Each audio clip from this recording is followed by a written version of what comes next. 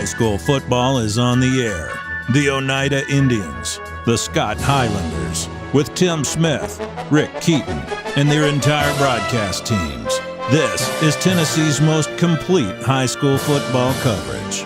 Sponsored by United Cumberland Bank, Scenic Foods, El Rey, Ray's Axe, Lumber King, Potter's Ace Hardware, Salvage LLC, and by title sponsor, First National Bank.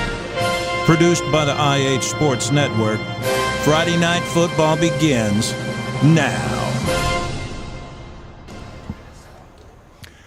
Good evening and welcome to Dr. M.E. Thompson Field and Jim May Stadium for tonight's region contest featuring the visiting Rockwood Tigers and the Oneida Indians. This is Kevin Akers along with Mark Matthews, John L. Strunk, and the voice of the Indians, Tim Smith, coming up shortly.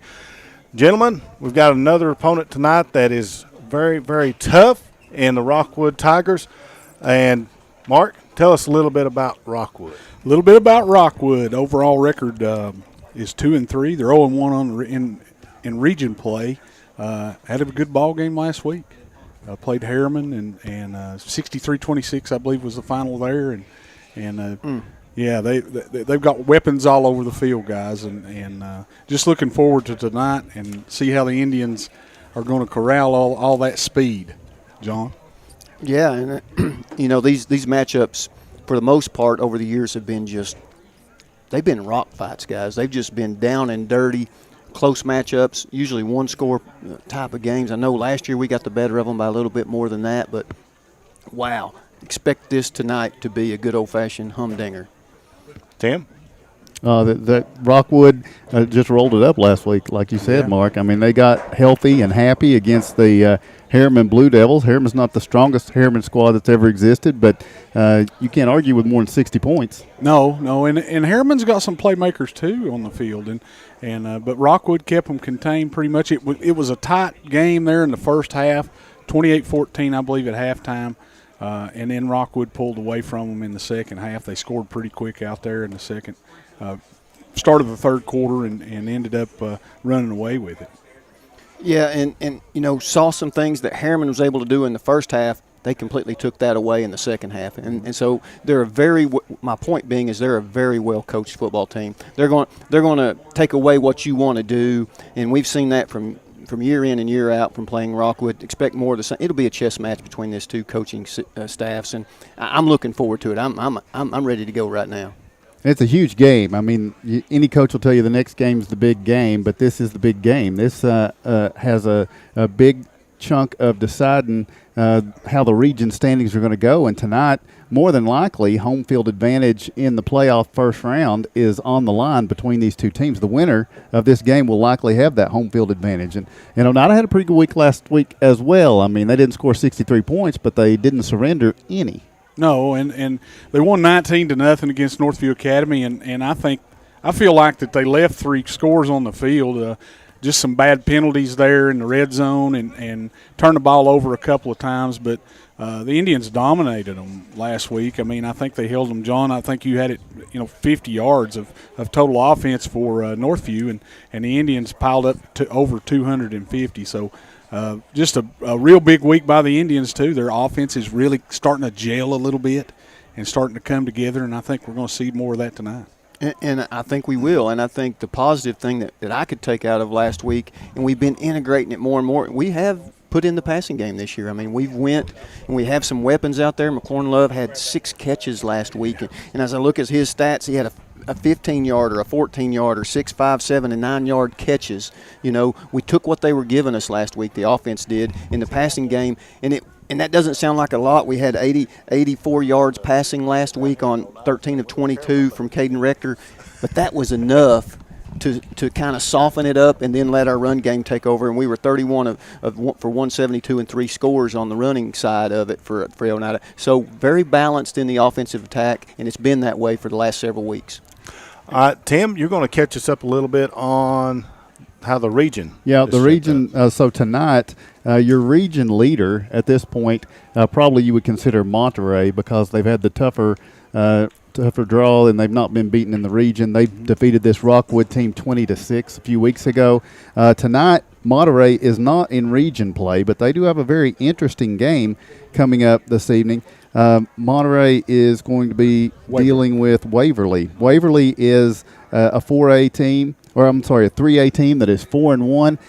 Folks will remember the flooding that happened a few weeks ago. Waverly is where that occurred. That's where Loretta Lynn is from. And so this team, they played their homecoming game at LP Field there. Isn't that what it's called, where Mike Keith calls the games, the Tennessee Titans, John L's hero? And so so Monterey is playing a very good Waverly team. They're 4-1, and they're out of region tonight. But now the two region games that are taking place, Wartburg is at York tonight. That's, in effect, an elimination game. The winner of that is going to go to the playoffs. The loser of that will not go to the playoffs if everything shakes out like we expect it to, and it probably will. So that's happening there, an elimination game. The playoffs start early in York tonight between the Bulldogs and between the Dragons. And here it's a battle for a possible home field advantage slot, and more than likely second place in the region, or first place. If Oneida can win it, then they can play for first place when they play Monterey 2 weeks from tonight right here. Yeah, they have to win tonight to set up that goal of playing for a region championship in 3 weeks against or in 2 more weeks against Monterey. And if we have a game next week, I don't know yet, but this tonight is for a home playoff game, basically. In second place in the region, and we this is a big football game for both of these teams. And you couldn't ask for a better setup if you're Oneida. I mean, you've played yourself into this position, and now you've got the 2 biggest games of the season are going to be here on your home field, which we haven't seen much of this year. And so take advantage of this crowd that we're hoping that'll come out tonight and in 2 weeks. And if you can get these 2 wins, man, to get a region championship again, how sweet would that be? All right, we've got a lot to come up here on the pregame show. We've got a special guest that's on his way that we're going to get here in just a few minutes. And also, we're going to break down the Oneida offense and the Oneida defense, and those parts are moving. So we'll take the part that's here and ready to go next. John L's going to talk about the Oneida offense. We'll get Mark with the Oneida defense probably first, or if our guest comes, we'll get him when we come back as you listen to Oneida football on the IH Sports Network. A responsible local bank must branch out into the community it serves. At First National Bank, we realize a community bank must be a strong partner with the community. That's why First National Bank doesn't have branches, but roots that are deeply embedded in the fundamentals and foundations set forth in the past, with a vision for fostering the potential for the future. Since 1904, First National Bank has had only one focus: you. First National Bank.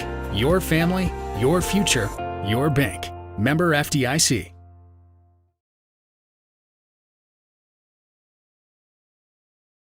El Rey is Scott County's home for great Mexican flavor. Located in Oneida Plaza, we're just up the sidewalk from Walmart. From our fresh chips that are made daily to our chicken or beef fajitas that are big enough to share, El Rey uses the freshest ingredients to serve authentic Mexican dishes that will be a hit with the entire family. Stop in before the game on Friday, or pop in on Saturday and watch college football on one of nearly a dozen screens while you eat. That's El Rey Azteca, open until 9 p.m. Sunday through Thursday and 10 p.m. on weekends.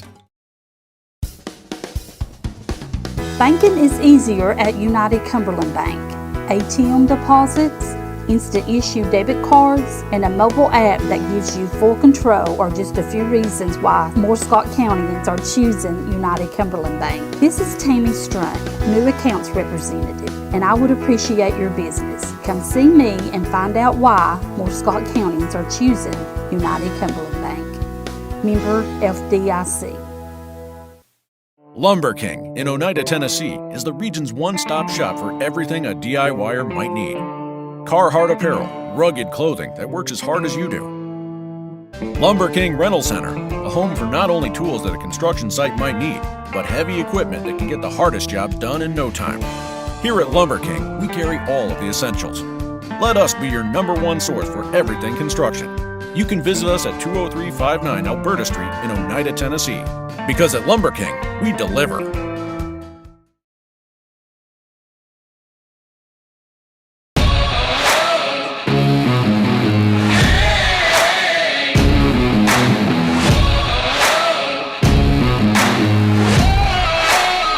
Welcome back to Oneida football here on the IH Sports Network, and tonight it's a big region matchup. The Rockwood Tigers are in town. Oneida's second home game is what this winds up being. The Indians have only had one home game prior to this. That was a win over Greenback, and Rockwood's the visitors, but it's only our second time here. So an interesting night as the Indians will also have homecoming festivities taking place at halftime. So, Mark, we were going to talk about the defense for Oneida this year. The defense, outside of the first two quarters up in Williamsburg, where it was exploited pretty heftily and some lessons were learned along the way there, the defense has settled in to be the strength, really, of this team and has come up with some big stops. And we're just going to break down the defense here and talk about it a little bit. First of all, talk about – yeah. Can I? Sure. Yeah, you're supposed to be offense, but of course. Okay, I'm going to nose in right here. See, get that? That's unusual. Yeah. Okay. Talk first about the job that this first-time coordinator, coach, has done for this defense and this team. Talk Was a little that bit one about of the questions? No, it's not. But You're just going off script. Let's satisfy him. Yeah. Well, I'll tell you what. I've really been impressed, and I've been around Coach Mark Martin for a long time. We called his football games back in the day, and a fantastic corner, receiver, safety. He was a exceptional athlete when he played, and he's a really great coach. He's a great defensive coordinator. He's been around a bunch of good coaches, and Coach Lambert, Coach May, and all these guys. Coach Lambert kind of has mentored him to be in this role. He's been around him since Coach Lambert came back in 2006, and he's been right here with him. And Coach Martin breaks down film every week. He's been in on Saturdays. That's where he's kind of learned how to do this, and I really feel like that Coach Martin has done a fantastic job. All right, so lining up, what are they doing? Well, they're running a four-man front. That's a 40 defense, and they'll run a five-man front. It's a 5-2 defense. They'll have a 4-3 will be a four-man front, four down linemen, and three linebackers, and a 50 will be a five-man front and two linebackers. So that's what they do, basically all the time. Seems to me like Coach Martin likes to stay in that four-man front more so than he does in the 50, and he's had really good success in that by the play of the front four. They've really played well so far and stopped the run. Great point. All right, so defensive line. Yeah, defensive line. There you go. You have four-man front, and usually when you switch into a 50 defense, you have extra down lineman, and that's geared to stop the run. And Coach Martin hadn't had to do that a whole lot because of the play of those front four, and he's got a lot of rotation there. C.J. King, Cameron Kidd, Briar Fry, Xavier Shoemaker. He's got Hunter Shoemaker, Garcia. Lorenzo. How in the world did I miss Lorenzo? He's done an exceptional job. All those down linemen, and he's got good rotation coming in and out of the ball game. And man, they have really had a great year of stopping the run, and really got after the quarterback last week. We had talked a little bit about that going into that game, that they needed to get more pressure on the quarterback, and they did so last week. They got after the quarterback. I'm going to ask you about that, about how they did that in just a minute, but let's move on to the linebackers. Ryland Duncan, Elijah Phillips anchoring it down. Matthew Brown some. Yeah, Matthew Brown get in there too. And listen, Elijah's he's probably the captain on the defensive side. He's just a sophomore, and he played last year and did a great job, and he does a great job has been doing a great job. He's a sideline-to-sideline guy, Elijah is, and he'll get after you, and he makes a lot of tackles during the game. Now, Ryland Duncan makes a lot of tackles. He makes a lot of big plays in the backfield. He'll blow them up in the backfield. He sends Ryland on a lot of blitz kind of stuff and coming up in those A-gaps in the middle, and Ryland's a big play guy too, and he made some huge plays against Greenback. Corners, Landon Lindbergh, Tate West, Todd Derrick Ryan, Jaden Anderson. Then you got your safeties and T.J. Meredith, McLaurin Love, Colton Doherty. Talk about that second. Well, listen, they had a rough go of it in the first game of this football season against Williamsburg.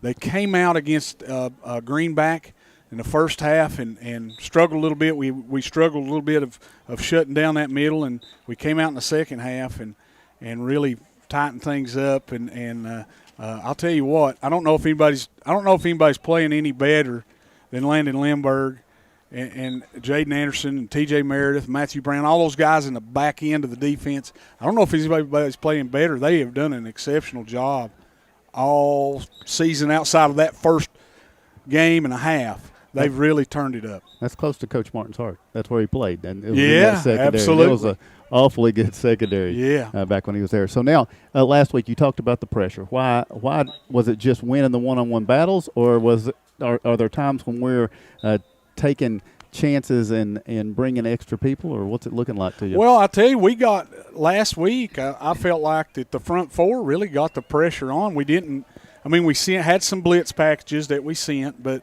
it seemed like that those down linemen really, you know, they must have challenged them in practice this past or 2 weeks ago and said, guys, we're going to have this. We've got to get after the quarterback more, and they did, man. That front four really got after it. Shoemaker and C.J. King. C.J. King was in the dang backfield. Just seemed like every play. He was a running back. It looked like he was a running back. They couldn't block him. He was back there pressuring the quarterback almost every play. Hunter Shoemaker coming off the edge from defensive end, man, he wreaked havoc back there too. And when you can get that quarterback to hurry up a little bit, he'll make errant passes, and that's what he did. And I know I'm not supposed to say anything, but I will. Garcia has probably been the most consistent down lineman that we've had all year long. Yeah. He's all region right now in my book. I agree. And we got about a minute, but Mark, talk about red zone, because the defense has really shown in the red zone. Yeah, and I think they take a little bit of, you know, they get it down in there, and this team hadn't let a whole lot of points be given up in the last several weeks, and since that 14 to Greenback, and they take a little pride in that. You know, we let them get down here, but we're not going to let them get in the dang end zone, and I think that goes back to that coaching staff and Coach Martin.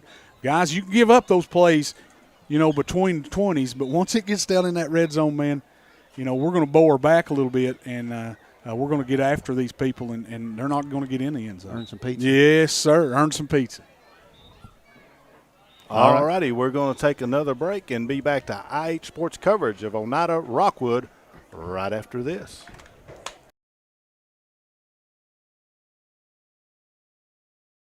Home-style cooking with friendly service and a relaxed atmosphere. That's Razak's. Razak's offers breakfast served daily, just like Grandma fixed it, and daily specials like country fried steak, turkey and dressing, and of course, a fish fry every Friday. Razak's has a full menu, ranging from quick and easy favorites like hamburgers and club sandwiches to comfort foods like pinto beans. And you'll love something off the grill, like grade A cut sirloin, ribeye, or shrimp kebabs. That's Razak's on U.S. Highway 27 in Helenwood. Razak's. Country cooking and great steaks. Odds are there's a Potter's Ace Hardware right in your neighborhood, with expert advice and the right tools and supplies to make your quick fixes even quicker. Around the block, what you need in stock, with people who know their stuff. Potter's Ace has a convenient location on Industrial Lane here in Oneida. Visit the helpful folks at Potter's Ace for all your home improvement needs. Potter's Ace, the helpful place. South Fork Physical Therapy is proud to support the Scott High Highlanders and the Oneida Indians. With offices in both Huntsville and Oneida, one of our 6 doctors of physical therapy are always close by. We regularly treat back and neck pain, general sprains and strains, vertigo or dizziness, TMJ disorders, as well as post-operative patients. We accept all insurances and flexible payment plans are available. At South Fork Physical Therapy, we strive to make your experience accessible, affordable, and enjoyable. Scenic Foods is about freshness, with meat cut in-store daily and special cut upon request. A deli that offers fresh meats and cheeses sliced to your choosing. A produce department offering fresh fruits and vegetables, and of course a full line of competitively priced groceries to meet your weekly shopping needs. Scenic Foods is about value and convenience. Don't have time to cook supper? Try our cheese sticks, pizza, and wings, as well as our fresh-made desserts and side dishes. Need to fill an empty pantry? We have all you need at Scenic Foods, located at 7352 Baker Highway in Huntsville.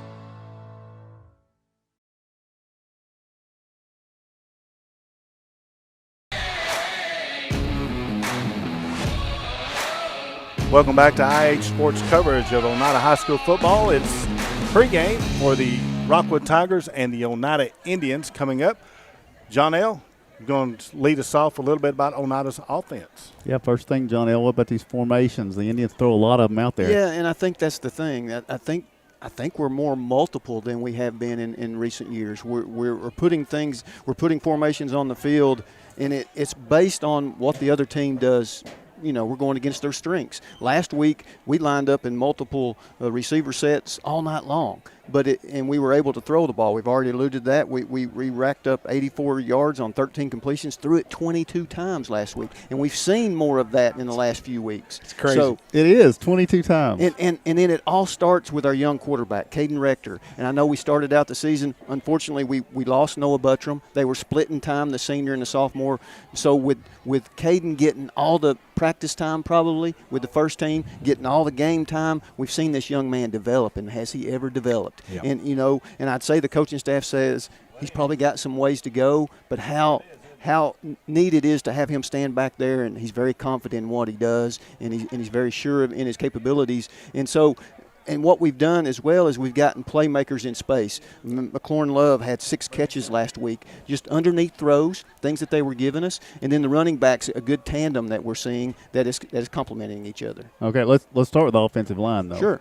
Okay. They've been able at times to control the line of scrimmage. Absolutely. And they're making nice holes. Now, there was, the first game, we had some issues. We did have some issues. And again, I'll go back to it. Week one's a liar sometimes. Well, it is, but although I think we averaged about 6 or 7 yards a carry in week one, we just turned the dang football over. Yeah. That's a great point. So the offensive line has been steady, and we've actually been able to play some people on that defensive line that we've talked about. We've actually been able to play one way and play a lot of guys and give some breathers playing defense and offensive line. Some years we have to play them 2 ways. We've been doing a lot of more one-way playing this year.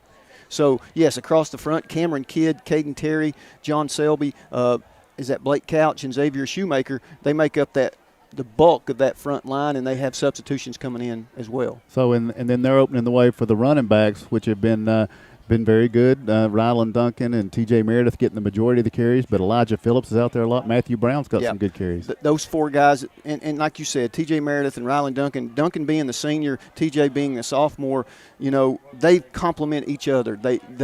They run in different ways. Rylan, he's got that more of a power downhill kind of run, but in space he can also make you miss. And then you got TJ with that burst of speed up the middle, man. You, like you said last week, Mark, it makes you think of his dad every time he hits that gap. And they just complement each other well.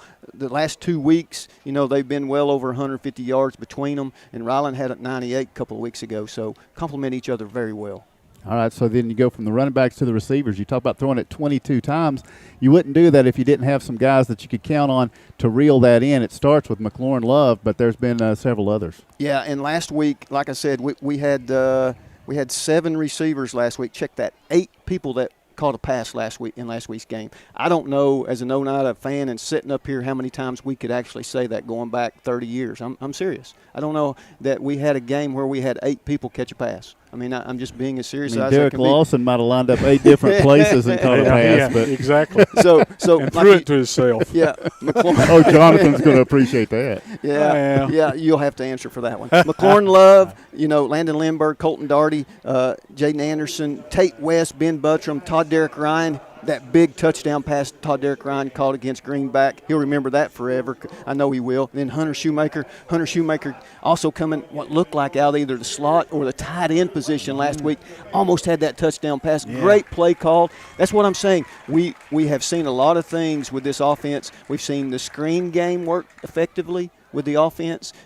Just a lot of neat things and formations that we're throwing out there. And we can line up and go heavy. And we can line up and get right in the eye and mash you in the mouth. And you talk about quarterbacks, Noah Buttram, you all alluded to it, but earlier this week he put on Facebook, Noah's done with sports right now. He suffered from concussions. It stinks. Hear that. He went 110% all the time. You hear that all the time, but he absolutely was 110% all the time. Just what a motor, and I just hate it for Noah for what, we enjoyed watching him, and it's a shame, but it is the right decision for him. Yeah, what a baller that Noah was. I mean, he is. I mean, he just gave every ounce of everything he had on the football field and on the basketball court, and you sure hate to see that kind of stuff go on. And then, of course, Caden got some snaps last year, got hurt, but Caden, like John alluded to, he's really taken over this year and gotten things done. So Caden does a great job and has stepped up, and now he knows it's going to be him for the rest of the year. And so, we talked about last week, though, I just noticed a time when he had that team under control. He's a sophomore, but he looked over to the side. He gets in the huddle. He barks it out and puts it in motion. Yeah, and he's the field general out there. I mean, he tells them where to go, what to do. And and John L's taking care of family business. Yes. That's a good thing. So red zone, though.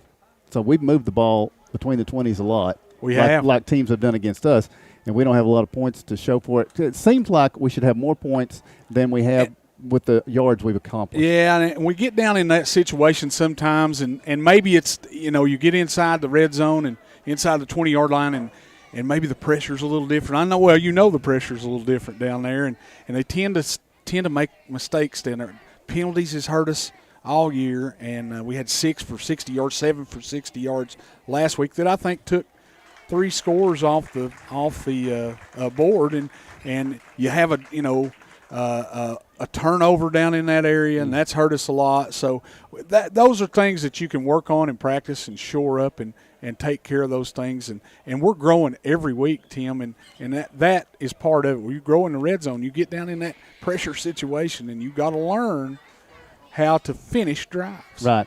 But one thing that I think is a shining light from last week, that play, it wasn't successful, okay? It didn't connect, the throw to Hunter Shoemaker, but Coach May is scheming ways to get guys open, and that's all he can do is get them in position, and he's getting them in position. And as the year goes along, there's been such improvement. You got to have hope that he's going to continue to do that, and then they're going to execute. Well, I promise you, he's going to continue to do that. I've been so proud of the way he has handled his role now. I mean, he's the head guy, and all that adjustment that he's had to make with him being the guy, and with this offense, it's kind of a new offense to us. So it was more run-oriented, just solely pounding the football. But now he's opened it up. I mean, 22 passes last week. That's unheard of for an Oneida football team in the last 15 years.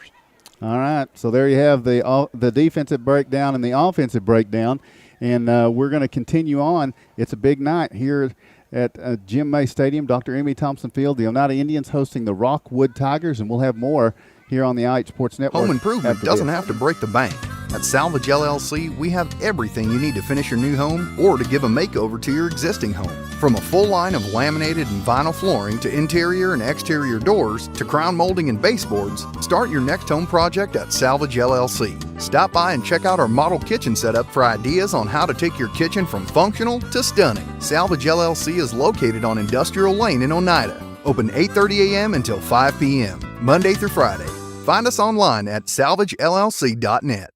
Life is about choices. When it comes to your internet service provider, you've got a choice. Telepage. Telepage is internet service provided by local people you know and trust. Different service plans are available, tailored to provide speeds that fit your everyday needs. Telepage now offers fiber internet in select areas, with plans starting as low as $45.41 per month. Speeds up to 1 gig are available. Call 423-569-8595 for more information. That's Telepage, located at 258 South Main Street in Oneida. Visit telepage.net.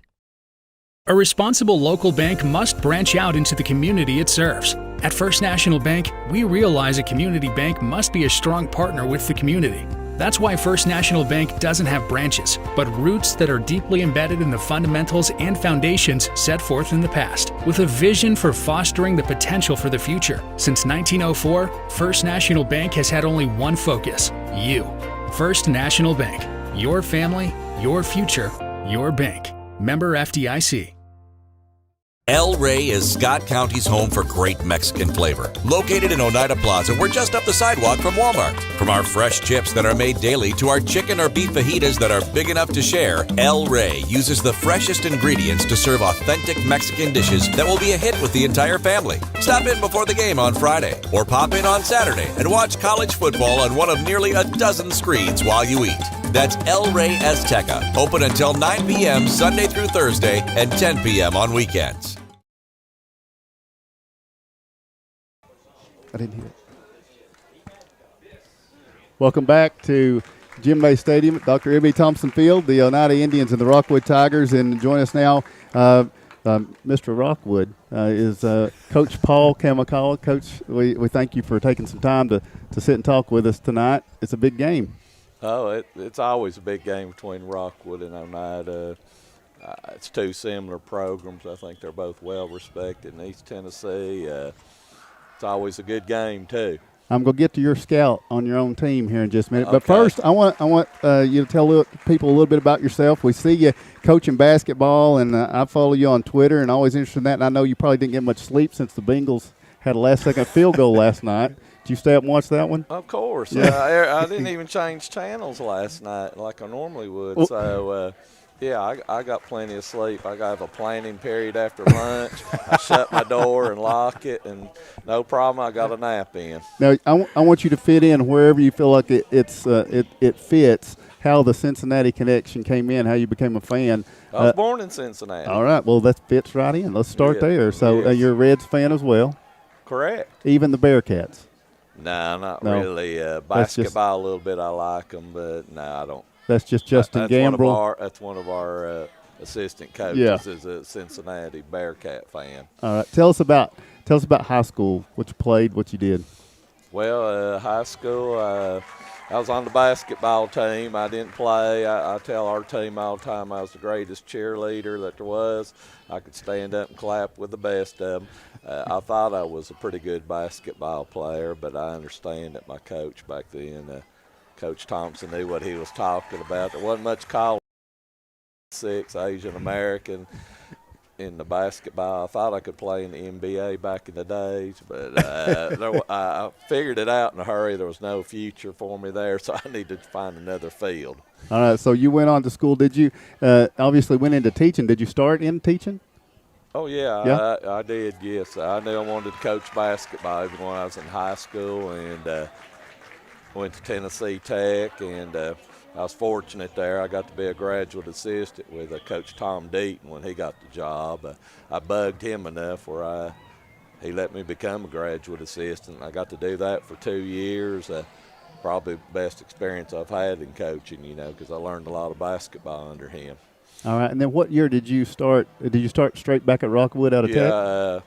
Well, I was a graduate assistant for 2 years from 80 to 80, 81, 81, 82. And I was going to stay another year. My father told me it was time to he said, you're not going to stay in school all your life, or I'd still be doing it right now probably, because I wanted to be a college coach. And but when by that point, there wasn't any jobs around, so I subbed the whole year at Rockwood High School and the junior high, and I helped the basketball team that year. And then the next year, 83, 84, I got hired on there and been there ever since. All right, so now you coached football there for a time as well, right? I've coached football. I've coached baseball one game. I'm the winningest head coach in Rockwood history at 1-0. I've coached golf, I've coached tennis, girls basketball, about anything you can think of.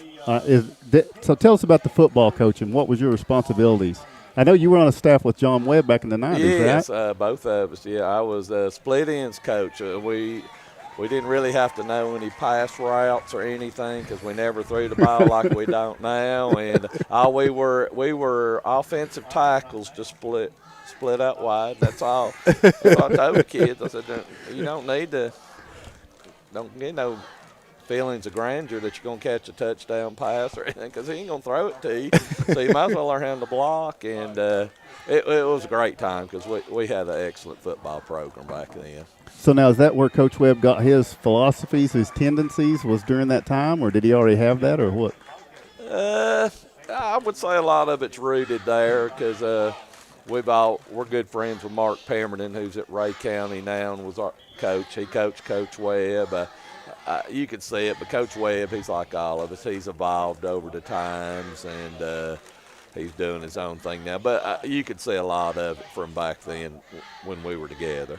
Now, talk to us a little bit about this team this year. It comes in 2-3, and I know you've had some injuries. The quarterback was out for a while, right? Yeah, our quarterback got hurt against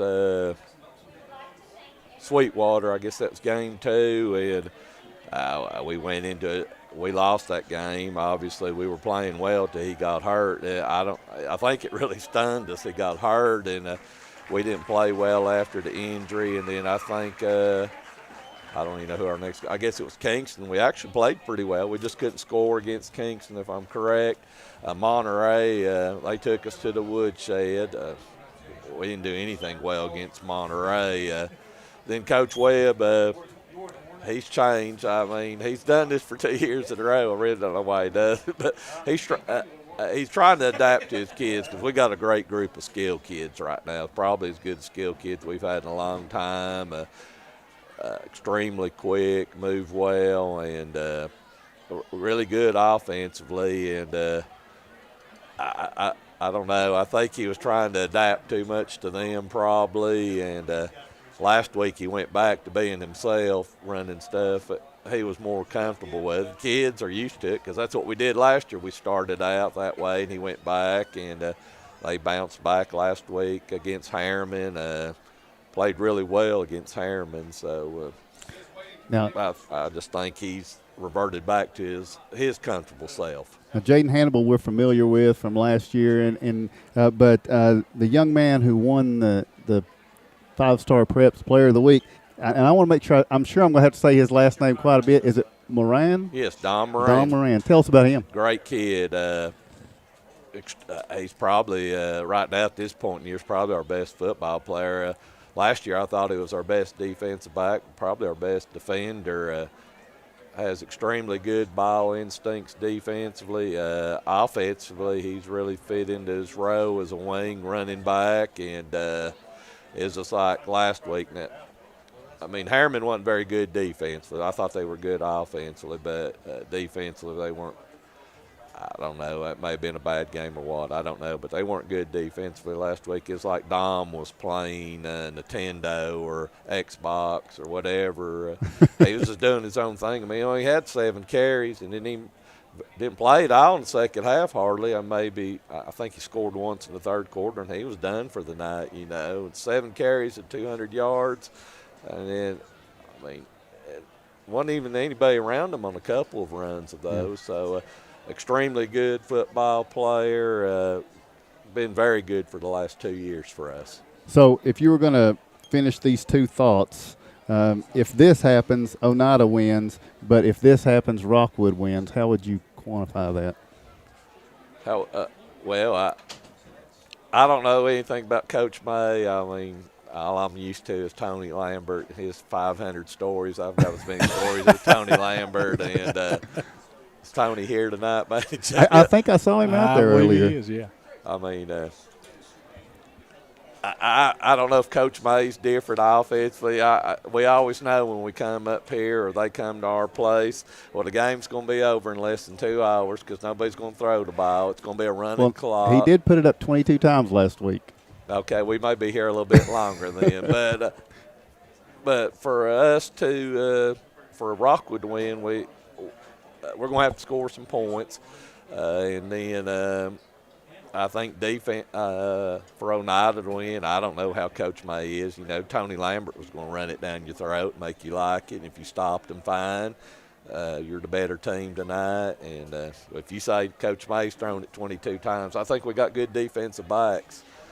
You know, all our skilled people are back there. So I really don't know. I know it's always a good ball game. I wouldn't think it'd be a blowout anyway, either which way. I think we both played good schedules, but I just like our skill guys. I don't know. I don't even know how y'all are defensively. I don't sit there and watch football film. You know, I watch the Bengals too much. I got you. I just got a couple more questions for you. Coach Paul Kamakawa, kind enough to join us tonight. One, I wanted to ask you about Nate Brackett. Your guys up at ETSU, and I saw he got a start last week. Is that right? Oh, yeah, my man, he is he's a walk-on, and he'll get on scholarship. We always said that Nate, once he decided what sport he was going to play, he would be great at. You know, if he had just played basketball in high school, he had offers, and they just really never appealed to him when he was a senior. So he went to ETSU, decided he'd give punting a try there, and He worked his tail off last fall there. Of course, they had the shortened season in the spring. But he's beat out an all-state punter who is on scholarship. They didn't even let him go on the road last week. Wow. Nate went, he kicked 5 times, had I forgot what his average was. He had 3 that pinned him inside the 20.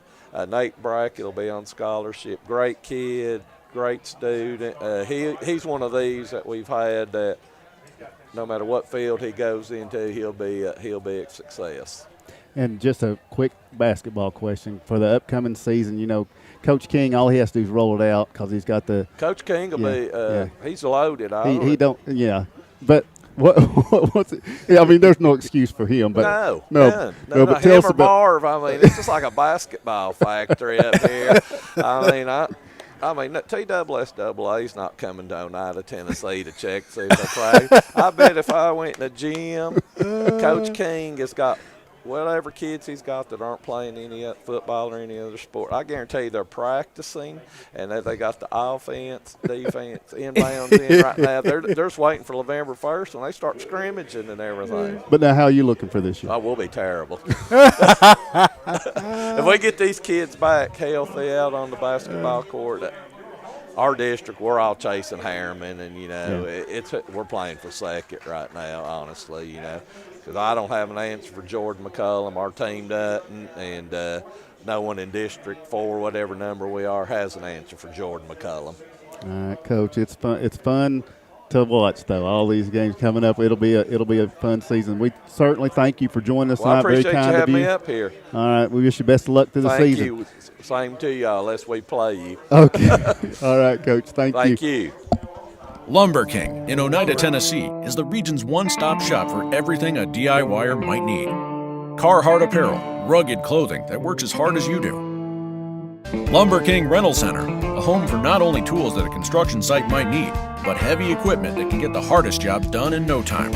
Here at Lumber King, we carry all of the essentials. Let us be your #1 source for everything construction. You can visit us at 20359 Alberta Street in Oneida, Tennessee. Because at Lumber King, we deliver. Home-style cooking with friendly service and a relaxed atmosphere. That's Razax. Razax offers breakfast served daily, just like Grandma fixed it, and daily specials like country fried steak, turkey and dressing, and of course, a fish fry every Friday. Razax has a full menu, ranging from quick and easy favorites like hamburgers and club sandwiches to comfort foods like pinto beans. And you'll love something off the grill, like grade A cut sirloin, ribeye, or shrimp kebabs. That's Razax on US Highway 27 in Helenwood. Razax, country cooking and great steaks. Odds are there's a Potter's Ace Hardware right in your neighborhood, with expert advice and the right tools and supplies to make your quick fixes even quicker.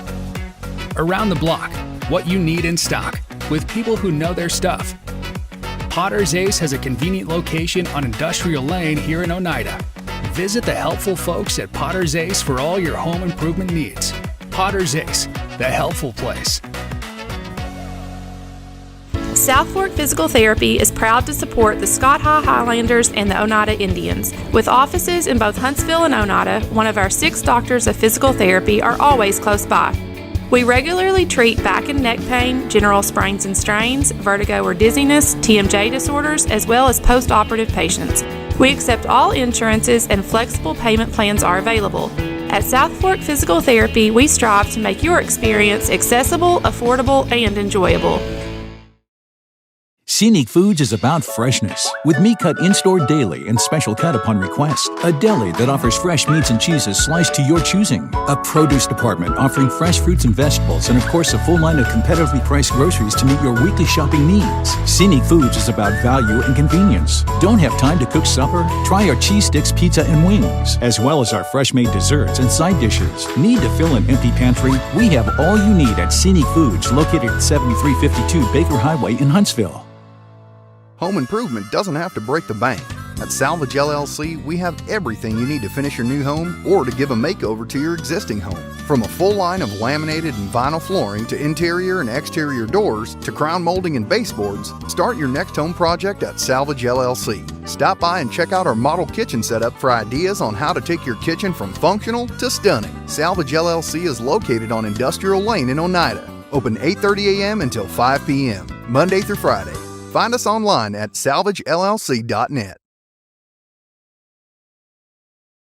Life is about choices. When it comes to your internet service provider, you've got a choice. Telepage. Telepage is internet service provided by local people you know and trust. Different service plans are available, tailored to provide speeds that fit your everyday needs. Telepage now offers fiber internet in select areas, with plans starting as low as $45.41 per month. Speeds up to 1 gig are available. Call 423-569-8595 for more information. That's Telepage, located at 258 South Main Street in Oneida. Visit telepage.net. A responsible local bank must branch out into the community it serves. At First National Bank, we realize a community bank must be a strong partner with the community. That's why First National Bank doesn't have branches, but roots that are deeply embedded in the fundamentals and foundations set forth in the past, with a vision for fostering the potential for the future. Since 1904, First National Bank has had only one focus: you. First National Bank. Your family, your future, your bank. Member FDIC. El Rey is Scott County's home for great Mexican flavor. Located in Oneida Plaza, we're just up the sidewalk from Walmart. From our fresh chips that are made daily to our chicken or beef fajitas that are big enough to share, El Rey uses the freshest ingredients to serve authentic Mexican dishes that will be a hit with the entire family. Stop in before the game on Friday or pop in on Saturday and watch college football on one of nearly a dozen screens while you eat.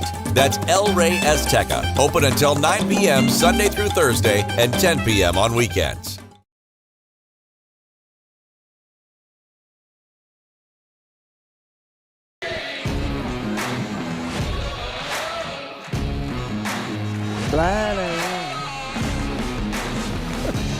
Welcome back to Jim May Stadium at Dr. M.E. Thompson Field. The Oneida Indians, the Rockwood Tigers tonight, and it's a big region matchup. There is a home playoff game on the line in this one tonight as Oneida hosts Rockwood. Only the second home game for the Indians. Mark, what have they got in store for them from the Tigers? No place like home. Coming. Yeah, yes, that's what it says. Great sign there by the cheerleaders.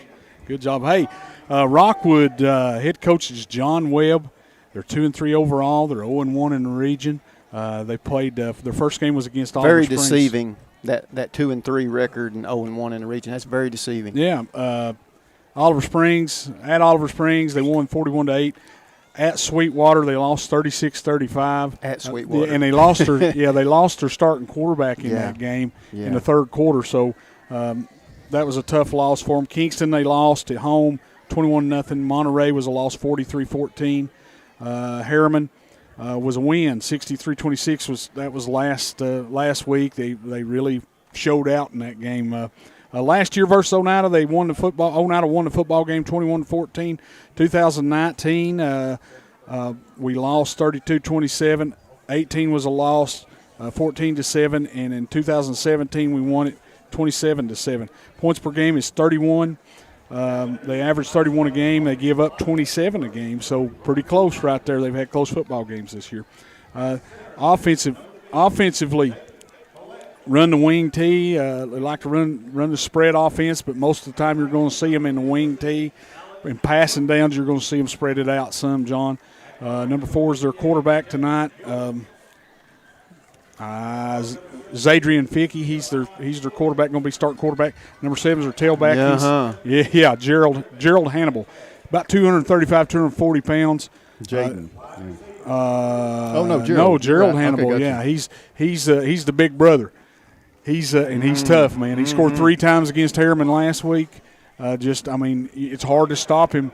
Those short yard situations, he got down inside on the 8-yard line, man, was pounding it in there. He's tough. Wingback number 9 is Dom Moran.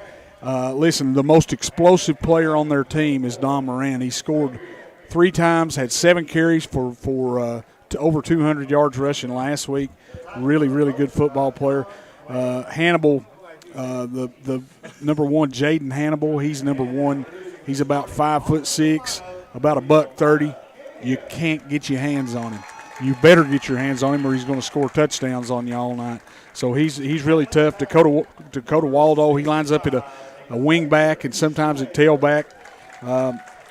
He had a touchdown last week. He also has a big part on the defense, plays safety some and linebacker. Defense, they run a 40. You'll see them in a 3-3 stack. Speed all over the field. They got a real good defensive line. Pass rush, pursuit to the football, hard to get to the edge on this bunch. Number 10, Landon Watts. He plays safety for me. He had 2 interceptions last week against Harriman. But they attacked the middle of the field against them. They was able to complete some passes downfield by attacking the middle of the field. Harriman was against this Rockwood defense. So we're coming in here. This is a really tough football team. And that's something we don't do necessarily. We don't go at the middle of the field. With our passing game, we're more to the edges and to the outside. We don't come inside. Going to be tough against this bunch. But we also, what we do well is run between the guard and the tackle, and I've seen a little bit of weakness there with Rockwood. All right, we'll take a break. We'll come back here a little bit from Coach May. John L's got some facts on this rivalry coming up for you as you listen to Oneida football. It's Oneida and Rockwood on the IH Sports Lumber Network. King in Oneida, Tennessee is the region's one-stop shop for everything a DIYer might need. Carhartt apparel, rugged clothing that works as hard as you do. Lumber King Rental Center, a home for not only tools that a construction site might need, but heavy equipment that can get the hardest jobs done in no time. Here at Lumber King, we carry all of the essentials. Let us be your #1 source for everything construction. You can visit us at 20359 Alberta Street in Oneida, Tennessee. Because at Lumber King, we deliver. Home-style cooking with friendly service and a relaxed atmosphere. That's Razax. Razax offers breakfast served daily, just like Grandma fixed it, and daily specials like country fried steak, turkey and dressing, and of course, a fish fry every Friday. Razax has a full menu, ranging from quick and easy favorites like hamburgers and club sandwiches to comfort foods like pinto beans. And you'll love something off the grill, like grade A cut sirloin, ribeye, or shrimp kebabs. That's Razax on U.S. Highway 27 in Helenwood. Razax, country cooking and great steaks. Odds are there's a Potter's Ace Hardware right in your neighborhood, with expert advice and the right tools and supplies to make your quick fixes even quicker. Around the block, what you need in stock, with people who know their stuff. Potter's Ace has a convenient location on Industrial Lane here in Oneida. Visit the helpful folks at Potter's Ace for all your home improvement needs. Potter's Ace, the helpful place. South Fork Physical Therapy is proud to support the Scott High Highlanders and the Oneida Indians. With offices in both Huntsville and Oneida, one of our 6 doctors of physical therapy are always close by. We regularly treat back and neck pain, general sprains and strains, vertigo or dizziness, TMJ disorders, as well as post-operative patients. We accept all insurances and flexible payment plans are available. At South Fork Physical Therapy, we strive to make your experience accessible, affordable, and enjoyable.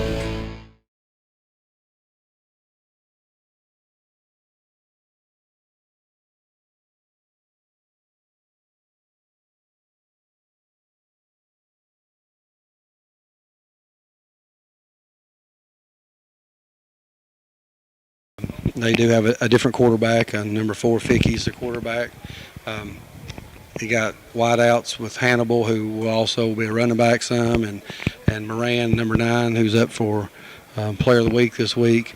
They will move them around at wideout and at running back, and then you have number 15, Waldo, at running back. He's a big, strong kid, and you know he gave us fits last year trying to slow him down, and we'll have our hands full with their offense because they can make so many plays with you just when you think you have them hemmed in and you think you've got them contained, and they can make a lot of plays, and it'll be a challenge for us to try to slow them down and keep them contained. All right, that's Coach Jimmy May on the offense of Rockwood. Here he talks about the Rockwood defense. Well, their defense, they're basically a 50 front, an odd front, like they have been a lot. They will go to a 40 when you get out to 3 and 4 wide receivers, but they're hard-nosed. They do a good job with Coach Allen and Coach Webb on the defensive side. We'll have to make sure we take care of their interior linemen, and it's a lot of the same guys on offense play defense, a lot of speed, and they're athletic, and we'll try to make sure we can stay on our blocks. We've got to, try to control the ball on offense so we can let our defense rest and keep their offense off the field. All right, and Coach Jimmy May also talking a little bit about the injury situation for the Indians this week. Well, we have some kids that are going to be out. Of course, Nick Gilbert's still out. He'll get checked again this weekend. Hopefully we can get him back. He's been out a couple of weeks. And Noel Buttram has still not been cleared yet, so he's still out. We have our punter, Ethan Anderson, has a broken hand, and so does Austin Thompson. Both of them have broken right hands. Austin was in the ball game last Friday, and Ethan was a Monday night in the JV game. So, we're other than that, which is a big hit to us because that's our punter who has been punting all year for us besides the first game. The rest of us are relatively injury-free, just the normal bumps and bruises you have, as the season goes on. And hopefully we won't get any more injuries. And, every time you get one, school our size, you've got to bump people around, and try to make sure you got backups and have people ready. So hopefully we won't have any more and we'll be able to compete. All right, John L., you got a little Twitter fact information we put out earlier today. Yeah, tonight is this year is the 87th year of Oneida football. Game 902 will be played tonight against Rockwood. The Indians have 579 wins in their history, 310 losses, and 12 ties. Last week against Northview Academy, Oneida won 19-0. Oneida has 57 wins and 26 losses in Week 7 games. That's where we sit this week. And only the second time that we'll be home in 2021. Let's enjoy it, guys. All right, so it's a big game tonight. The Oneida Indians, the Rockwood Tigers. We'll have Coach May's final thoughts, kickoff, and Oneida Rockwood coming up on the IH Sports Network. Scenic Foods is about freshness, with meat cut in-store daily and special cut upon request. A deli that offers fresh meats and cheeses sliced to your choosing. A produce department offering fresh fruits and vegetables, and of course a full line of competitively priced groceries to meet your weekly shopping needs. Scenic Foods is about value and convenience. Don't have time to cook supper? Try our cheese sticks, pizza, and wings, as well as our fresh-made desserts and side dishes. Need to fill an empty pantry? We have all you need at Scenic Foods, located at 7352 Baker Highway in Huntsville. Home improvement doesn't have to break the bank. At Salvage LLC, we have everything you need to finish your new home or to give a makeover to your existing home. From a full line of laminated and vinyl flooring to interior and exterior doors to crown molding and baseboards, start your next home project at Salvage LLC. Stop by and check out our model kitchen setup for ideas on how to take your kitchen from functional to stunning. Salvage LLC is located on Industrial Lane in Oneida. Open 8:30 a.m. until 5 p.m., Monday through Friday. Find us online at salvagellc.net. Life is about choices. When it comes to your internet service provider, you've got a choice. Telepage. Telepage is internet service provided by local people you know and trust. Different service plans are available, tailored to provide speeds that fit your everyday needs. Telepage now offers fiber internet in select areas, with plans starting as low as $45.41 per month. Speeds up to 1 gig are available. Call 423-569-8595 for more information. That's Telepage, located at 258 South Main Street in Oneida. Visit telepage.net. A responsible local bank must branch out into the community it serves. At First National Bank, we realize a community bank must be a strong partner with the community.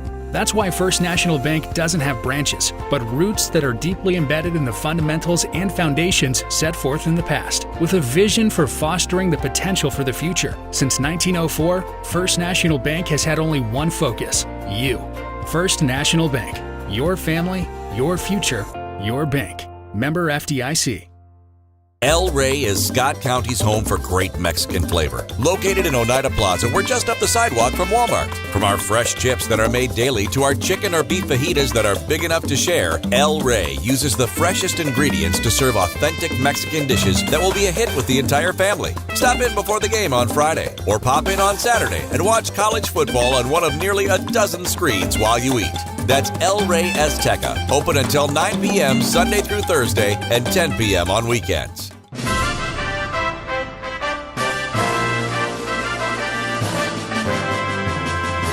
You're listening to Oneida High School football on the IH Sports Network with Mark Matthews, John L. Strong, Kevin Akers, and the voice of the Indians, Tim Smith. Sponsored by United Cumberland Bank, Scenic Foods, El Rey, Razax, South Fork Physical Therapy, Lumber King, Potter's Ace Hardware, Salvage LLC, and by title sponsor, First National Bank.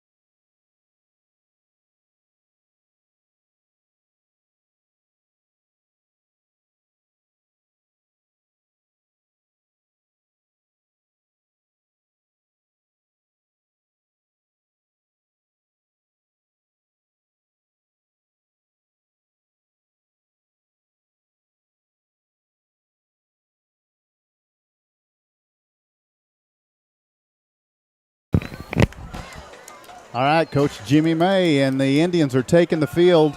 Guys, the toss, tell us about it.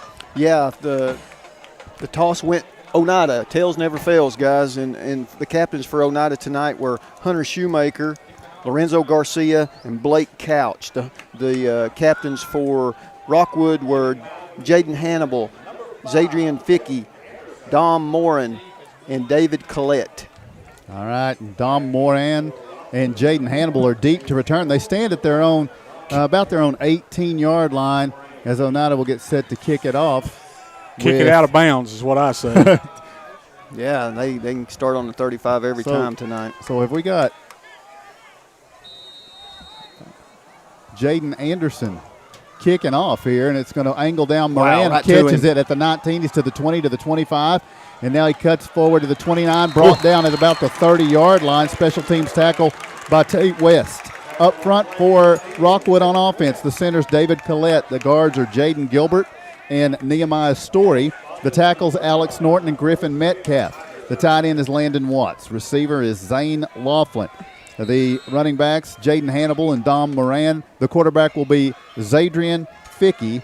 As we get set to go, the 2-3 Rockwood Tigers, the 5-1 Oneida Indians in a battle here in Region 2. Zadrian Fickey under center, turns and hands it off across the 30 to the 31, about a 2-yard carry on first down for Dom Moran. Tight set for Oneida.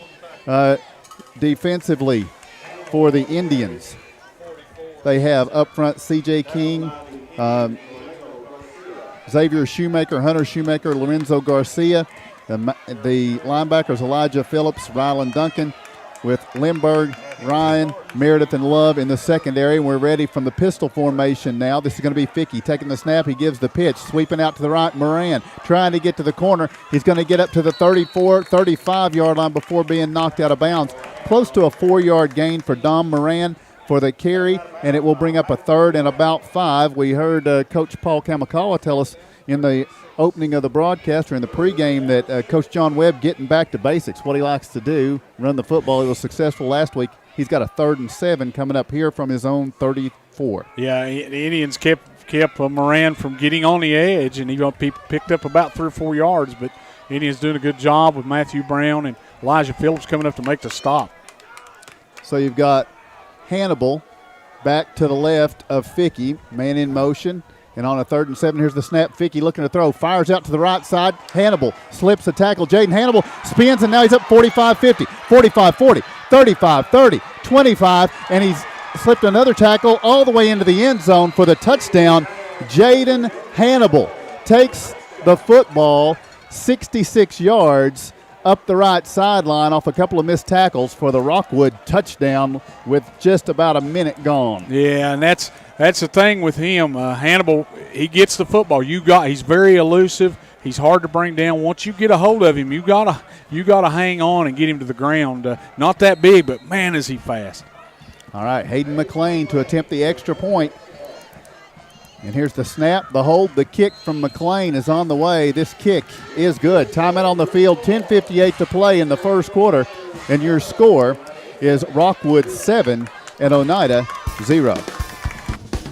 Banking is easier at United Cumberland Bank.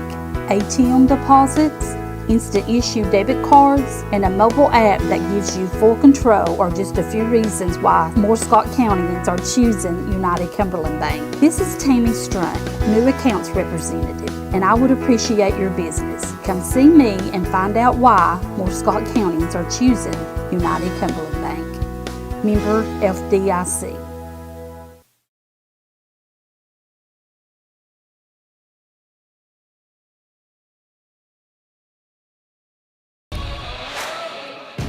Welcome back to Jim May Stadium at Dr. M.E. Thompson Field. The Rockwood Tigers, 3 plays, a 66-yard touchdown pass from Zadrian Fickey to Jaden Hannibal puts them on the board in this 2AA matchup, and now Rockwood will kick it off for Oneida. It's going to be Lindbergh from the 15. He's up to the 20, at the 25. Scoots past a man at the 30, out to the 32. Landon Lindbergh on the return, and Oneida will set up 1st and 10. Offensively, the Indians come out to face the Rockwood Tigers, and up front for Oneida. It's going to be Cameron Kidd, Caden Terry, John Selby, Blake Couch, and Xavier Shoemaker. Hunter Shoemaker, the tight end.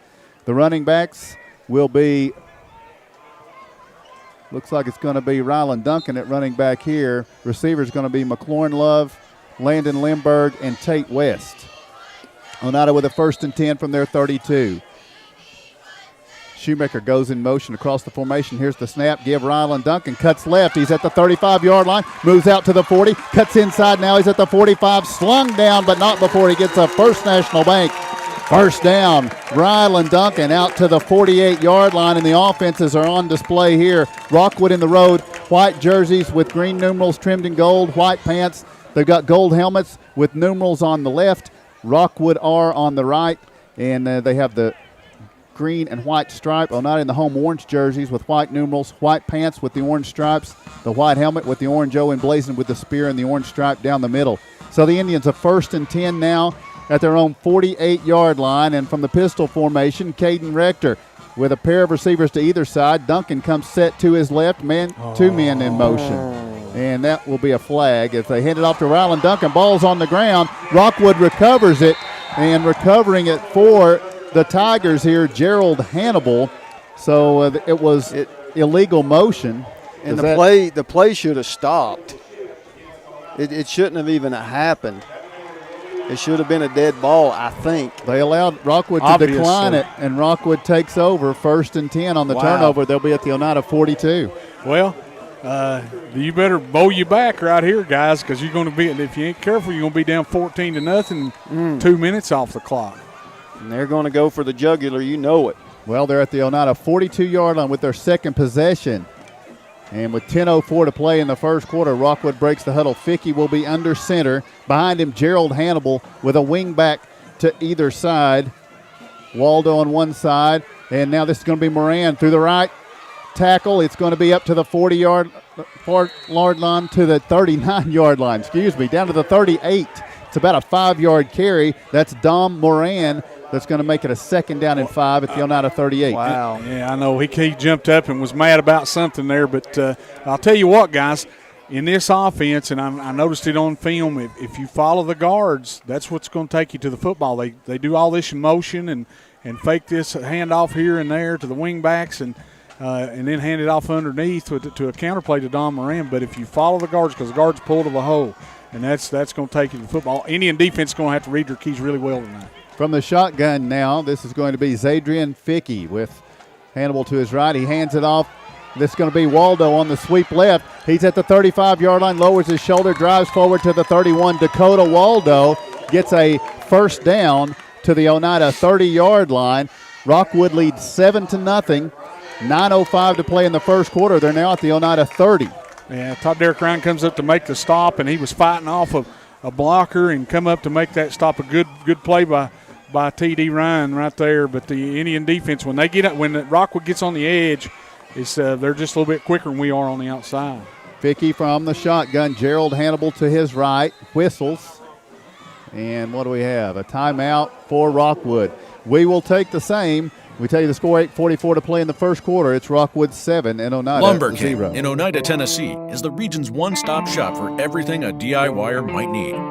Carhartt apparel, rugged clothing that works as hard as you do. Lumber King Rental Center, a home for not only tools that a construction site might need, but heavy equipment that can get the hardest jobs done in no time. Here at Lumber King, we carry all of the essentials. Let us be your #1 source for everything construction. You can visit us at 20359 Alberta Street in Oneida, Tennessee. Because at Lumber King, we deliver.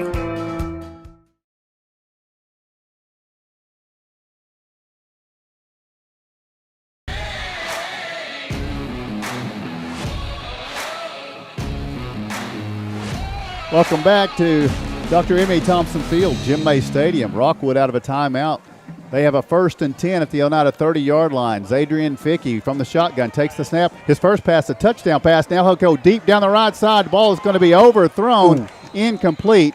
Hannibal tried to draw a flag. He waved the hand like he was being held by Landon Lindbergh, but the back judge didn't go for it.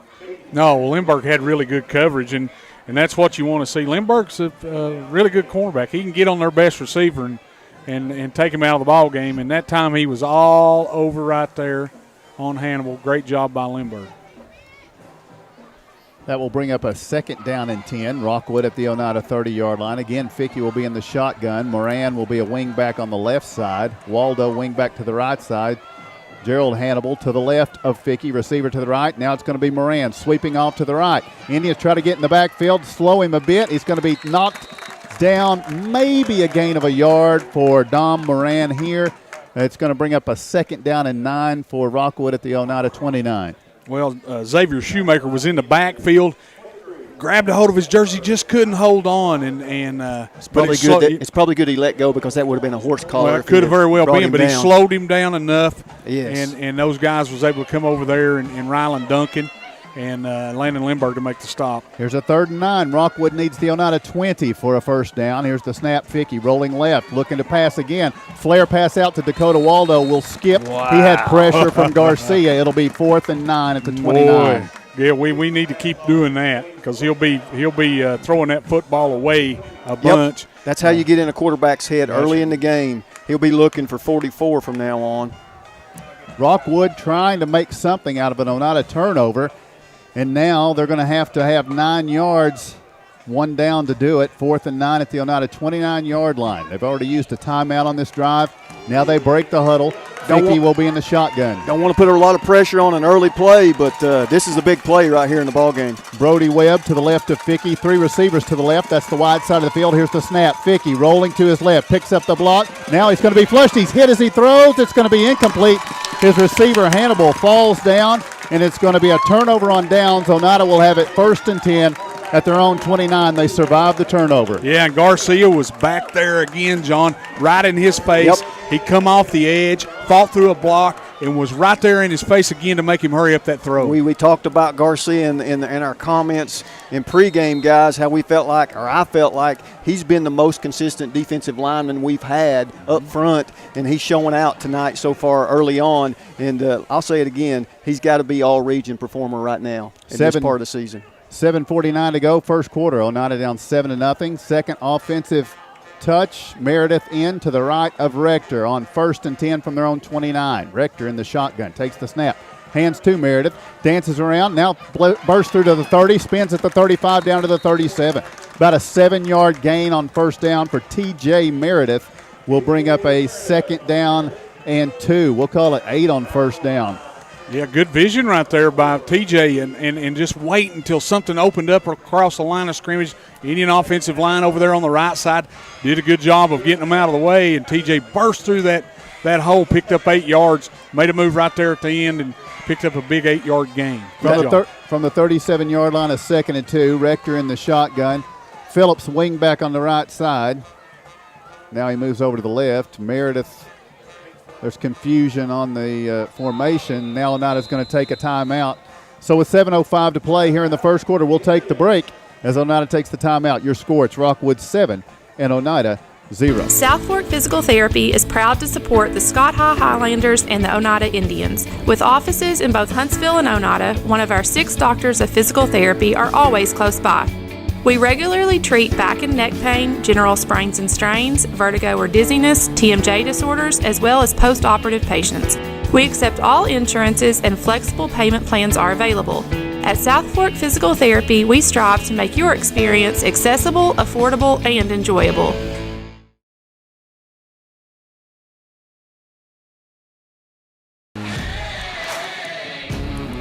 Welcome back to Oneida football.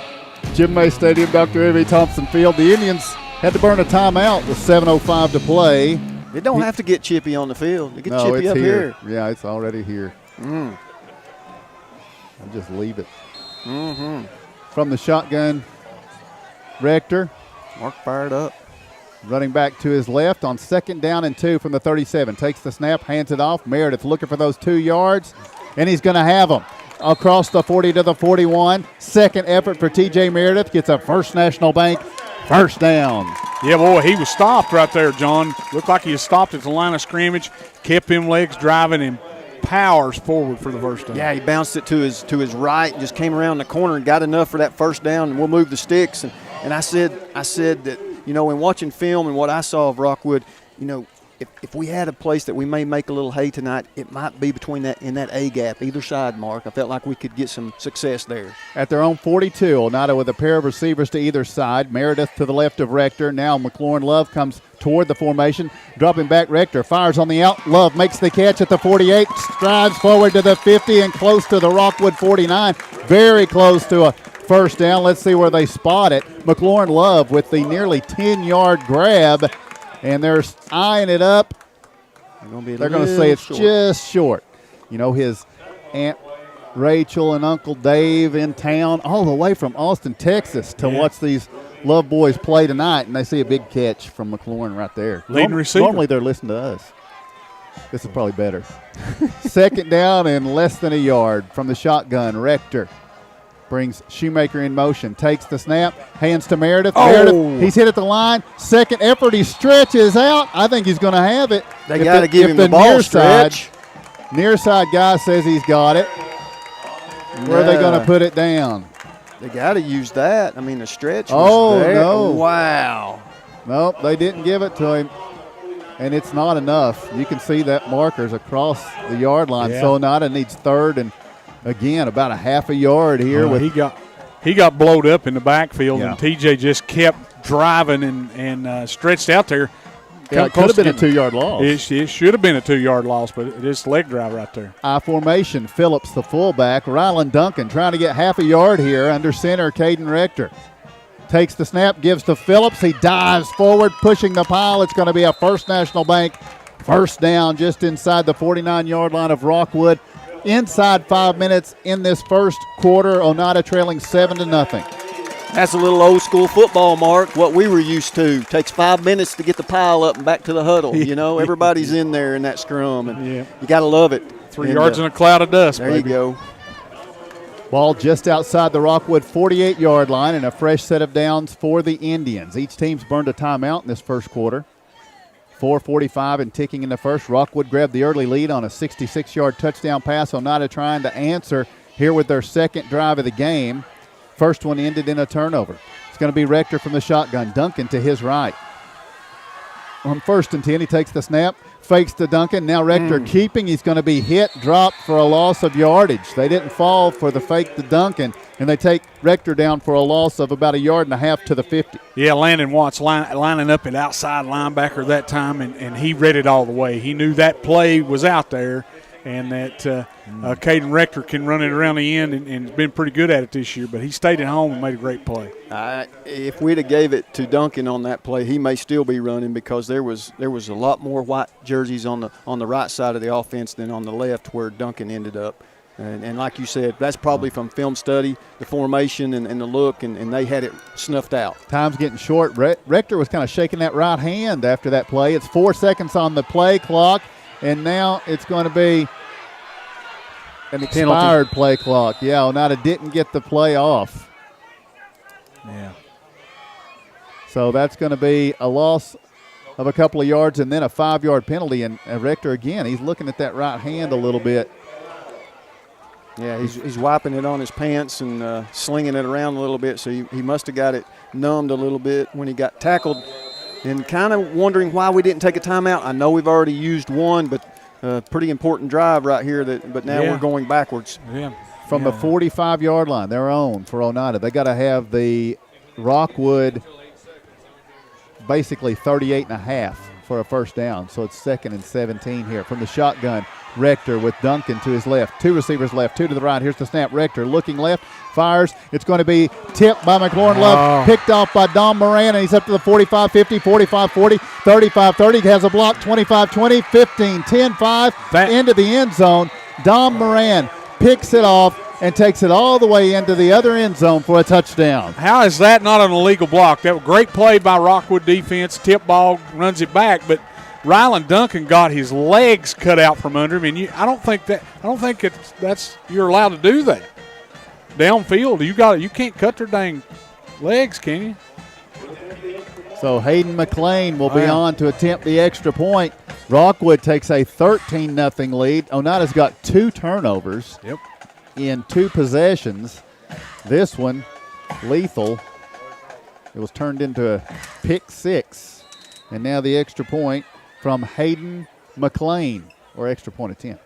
Snap, the hold, the kick from McLean is on the way. This kick is good. Timeout on the field, 3:03 to play, first quarter. The Rockwood Tigers, 14, and the Oneida Indians. Scenic Foods is 0. about freshness. With meat cut in-store daily and special cut upon request. A deli that offers fresh meats and cheeses sliced to your choosing. A produce department offering fresh fruits and vegetables. And of course, a full line of competitively priced groceries to meet your weekly shopping needs. Scenic Foods is about value and convenience. Don't have time to cook supper? Try our cheese sticks, pizza, and wings. As well as our fresh-made desserts and side dishes. Need to fill an empty pantry? We have all you need at Scenic Foods, located at 7352 Baker Highway in Huntsville.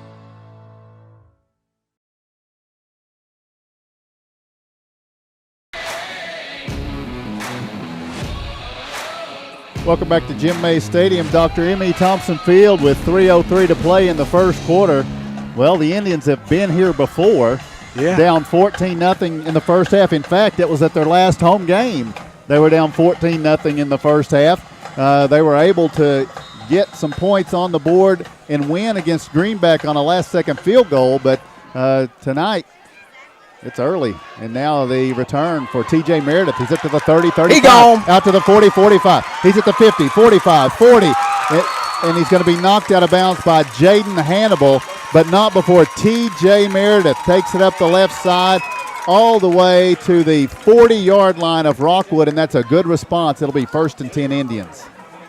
Excellent response, and we need a spark. We need something positive after these last two turnovers and the pick six. You know, we got to have a response, Mark. We got to get some points on the board is the biggest response we can make. Yeah, 2nd and 17, that penalty hurt us. It put us in a situation where we had to throw the ball downfield that. And I'll go back to it. I don't know why we didn't burn a timeout. I don't either. Split backfield, running back to either side from the shotgun, Rector. He takes the snap. He gives to Rylan Duncan. Duncan off the right side. He's at the 35. He's at the 30. Down to the 25-yard line. Stretches to the 24, I think. It's going to be a First National Bank first down. They will spot him down at the 25-yard line, but a 15-yard run cracked off by Rylan Duncan. Big hole opened up on the right side of that offensive line, and they blew it open. Rylan Duncan just scoots it down the field. I think this is a must-score drive right here. I'm with you, brother. We need some points. Got to have a response. I don't know. I mean, I know it's early in the third quarter. I'd like to. Don't get me wrong. I should say.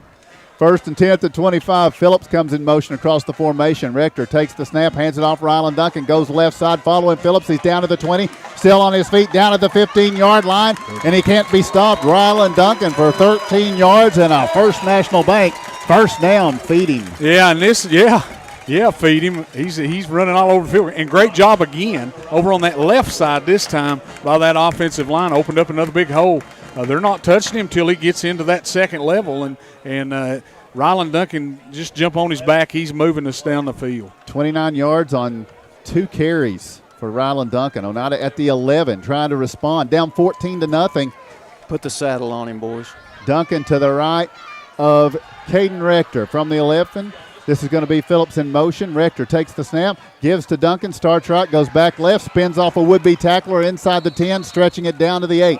3 yards on the carry for Rylan Duncan. It'll be 2nd and 7. Yeah, and that seemed like it took a little long to develop there. And the edge collapsed. Rylan got to the line of scrimmage, had nowhere to go, and the edge collapsed on him. He got what he could. He got a good hard three, I should say. But man, they're bringing their linebackers down now and filling the gaps. It's going to be a little bit harder as we get closer to the goal line. 2nd and 8.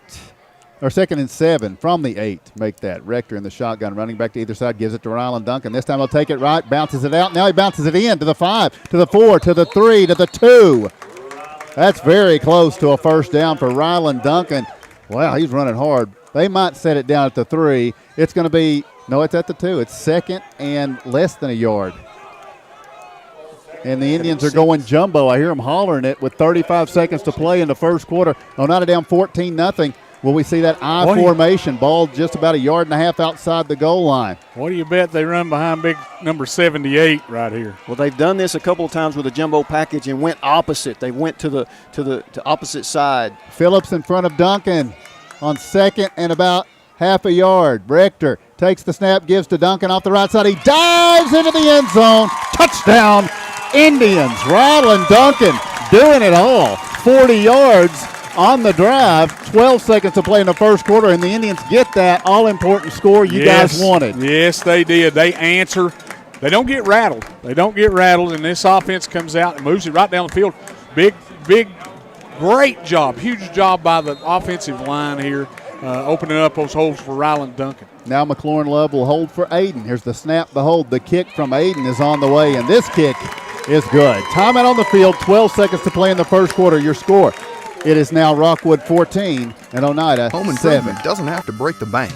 At Salvage LLC, we have everything you need to finish your new home or to give a makeover to your existing home. From a full line of laminated and vinyl flooring to interior and exterior doors to crown molding and baseboards, start your next home project at Salvage LLC. Stop by and check out our model kitchen setup for ideas on how to take your kitchen from functional to stunning. Salvage LLC is located on Industrial Lane in Oneida. Open 8:30 a.m. until 5 p.m., Monday through Friday.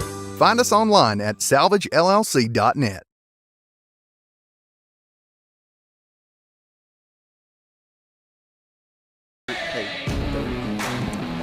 Welcome back to Jim May Stadium at Dr. M.E. Thompson Field. The Oneida Indians and the Rockwood Tigers have combined to put 21 points on the board in this first quarter. Rockwood has an offensive score and a defensive score. Oneida just had an offensive score. Big special teams play triggered that from T.J. Meredith. 12 seconds to go in the first quarter. Indians trail 14-7. Here's the kickoff. Backing up Jaden Hannibal. He'll receive it at his 12. He's at the 15, slow walking it to the 20. Takes a move to the right, now back to the left. Hannibal is going to be wrapped up and brought down as he stretches out to about the 27-yard line. There'll be time for one more play in this first quarter as the Tigers lead 14-7, and a home playoff game is on the line likely in this tilt between the Indians and the Rockwood Tigers. Yeah, you got to hold on, man. Once you get a hold of him, you don't let go because he's liable to get loose and score on you. So dangerous is Hannibal. And they got a couple. They got several on that side of the football, on the offensive side, that are dangerous. So here we go with the last play of the first quarter. They flipped him to the other side of the formation now. They've got him to the wide side. Vicky is under center on 1st and 10 from their own 27. Fakes the pitch, gives it to Waldo. Off the left side, he's at the 30. He's up to the 35-yard line, tripped up at the 36. That'll be a 9-yard carry. That's the end of the first quarter. We'll be back for the second. Rockwood will have a 2nd down and 1 when we return. Your score after 1, it is Rockwood 14 and Oneida Life is about 7. choices. When it comes to your internet service provider, you've got a choice. Telepage. Telepage is internet service provided by local people you know and trust. Different service plans are available, tailored to provide speeds that fit your everyday needs. Telepage now offers fiber internet in select areas, with plans starting as low as $45.41 per month. Speeds up to 1 gig are available. Call 423-569-8595 for more information. That's Telepage, located at 258 South Main Street in Oneida. Visit A responsible Telepage. Local bank must branch out into the community it serves. At First National Bank, we realize a community bank must be a strong partner with the community. That's why First National Bank doesn't have branches, but roots that are deeply embedded in the fundamentals and foundations set forth in the past, with a vision for fostering the potential for the future. Since 1904, First National Bank has had only one focus: you. First National Bank. Your family, your future, your bank. Member FDIC.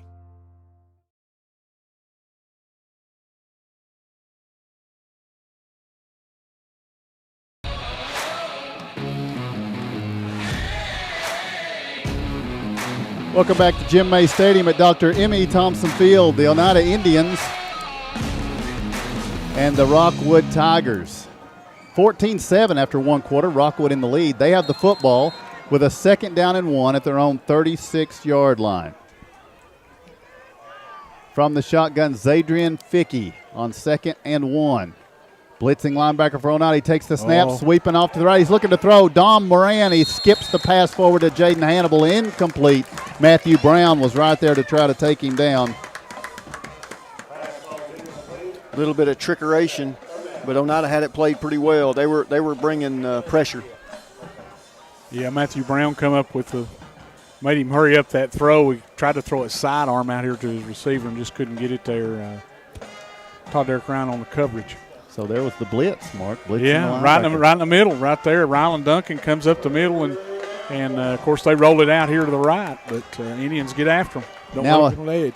A 3rd and 1. Fickey under center, takes a snap, trying to sneak for it over the left side, following the big uglies on the left side. It's going to be a first down for Rockwood.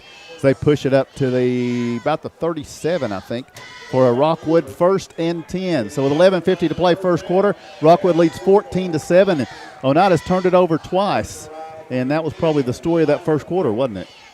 Oh, absolutely. I mean, they scored a 66-yard touchdown, and then they picked one off and run it back. So, I mean, Indians defense has not done a bad job against them. They stopped them on the one series, but yeah, that's only their second first down, really. Fickey from the shotgun, Gerald Hannibal to his right. Man comes in motion. He hands it to Gerald Hannibal off the left side, and he rumbles forward to the 45. He's at the 50. He's at the 45. Into the Indian secondary, down to the Oneida 41-yard line. Matthew Brown brings him down at the 40, but not before Gerald Hannibal rumbles for a big first down. A Craig Ironhead Hayward build on Gerald Hannibal. Just Christian Okoye. For those, Bettis. Yeah, you don't want to get in front of this guy. No, man, and I don't. He broke 2 tackles at the line of scrimmage, and that was from a linebacker and a defensive lineman. Got away from them, and man, he's pretty quick too. Yeah, and it gets ahead of steam, and so now under center, Zadrian Fickey with a 1st and 10 at the Oneida 40 now. They lead 14-7, looking for more. Fickey takes the snap, fakes the pitch, hands it off Don Moran. Good blocking. He's at the 35. Oh, Oneida got very fortunate. Ryland Duncan makes probably a touchdown-saving tackle. Don Moran still gets 9 yards down to the Oneida 31. Yeah, you just got to follow the guards, man, because they're pulling to the side that they're running to every single time. And if your defensive lineman, your linebackers got to read that and get downhill to that hole, because that's where they're going. Sounds easy. It sounds easy. It does. So both guards in unison are going the same way, you're saying. You got to fight That's through your 4 key. people That's my key. to get to the running backs, what you're saying, right? All right. 2nd down and 1 at the 31-yard line. Fickey from the pistol formation now. Waldo behind him. Webb to his left. Here's the pitch. Waldo trying to get out to the left side. Now accelerates. He's at the 30. Sheds off a tackle at the 25, down to the 20. And he's going to be down near the 15-yard line of the Indians before he is brought down here. So Dakota Waldo. Just so many choices and good choices for Rockwood offensively. They're to the Oneida 13 with a 1st and 10 now. And Waldo's probably the slowest of the bunch, and he's fast. So he gets to the edge pretty quick, and great job. They get outside, get on the edge, and Elijah Phillips brings him down before he gets in the end zone. Yeah, they're gashing us a little bit right now, and this set that they're lining up in is being very detrimental on our defense. 1st and 10 at the Oneida 13 from the shotgun. Fickey has Brody Webb to his left, Don Moran to his right. Hands to Moran over the left side. He's down inside the 10, down near the 5, stretching, or down inside the 10, sorry, about the 7-yard line. So that's going to be a gain on 1st down. Let's see.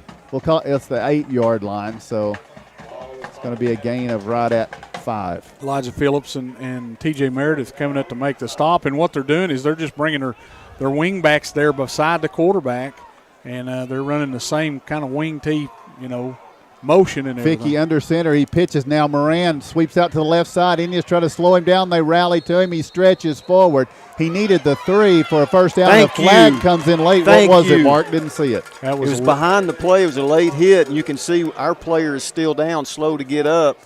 It's Lindbergh.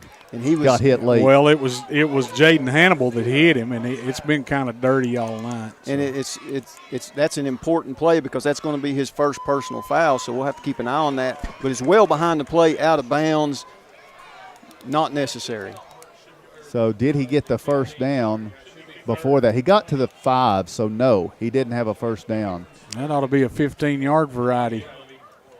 And I'm glad because the official that should have seen it didn't, and it came from the middle of the field, so glad it was caught. All right, so where are they stepping this off from? Actually, it looks like it's going to be a first down, and then it'll be a new set of sticks. Yep. Oh, okay. which is so they're moving disappointing. it back to the 18. So the 3 was a first down. Now it says 2nd and 10. They'll clean that up. All right, so there it is, 1st and 10. This ain't Penn State. Rockwood at the 18-yard line with a 1st and 10 after the personal foul. Fickey under center takes the snap, fakes the pitch, gives to Dakota Waldo, runs into some wall room. Not much there for Dakota Waldo this time as the Indians seal it up and stop him. Maybe a yard gain. It'll be 2nd down and 9. 8:25 and ticking in this first half. Oneida trailing 14-7 to Rockwood. Yeah, Garcia and also C.J. King on the stop right there, and they didn't get much movement on our defensive line that time. And what they're doing on this drive, guys, is they're ensuring that they get a lead blocker for their running back almost every play, and he's cleaning it out. If you notice, whatever play they're calling or formation, they're getting a lead blocker out there. At the 17, 2nd down and 9. Fickey has Brody Webb move from his left to his right. And now from the shotgun, Fickey, high snap, fakes the handoff to Waldo, rolling to his right.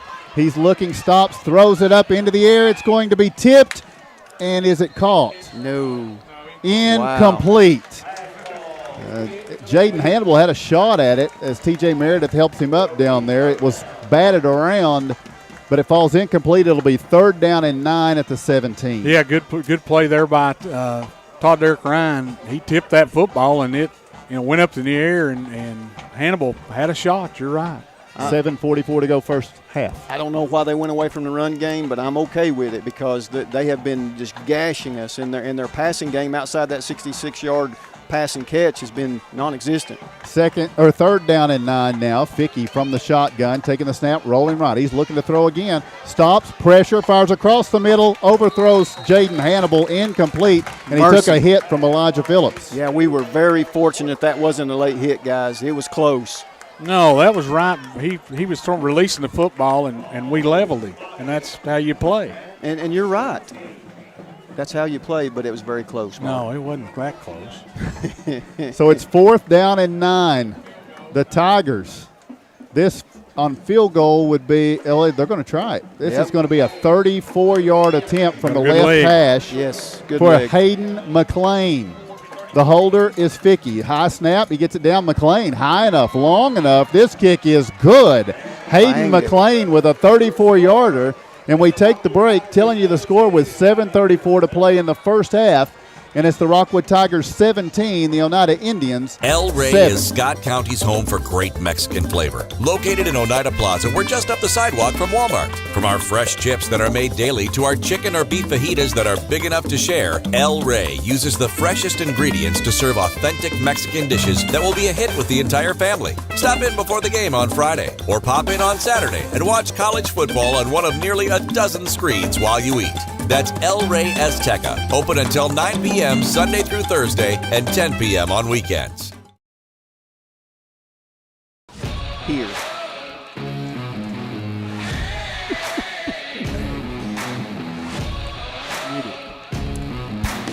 Welcome back.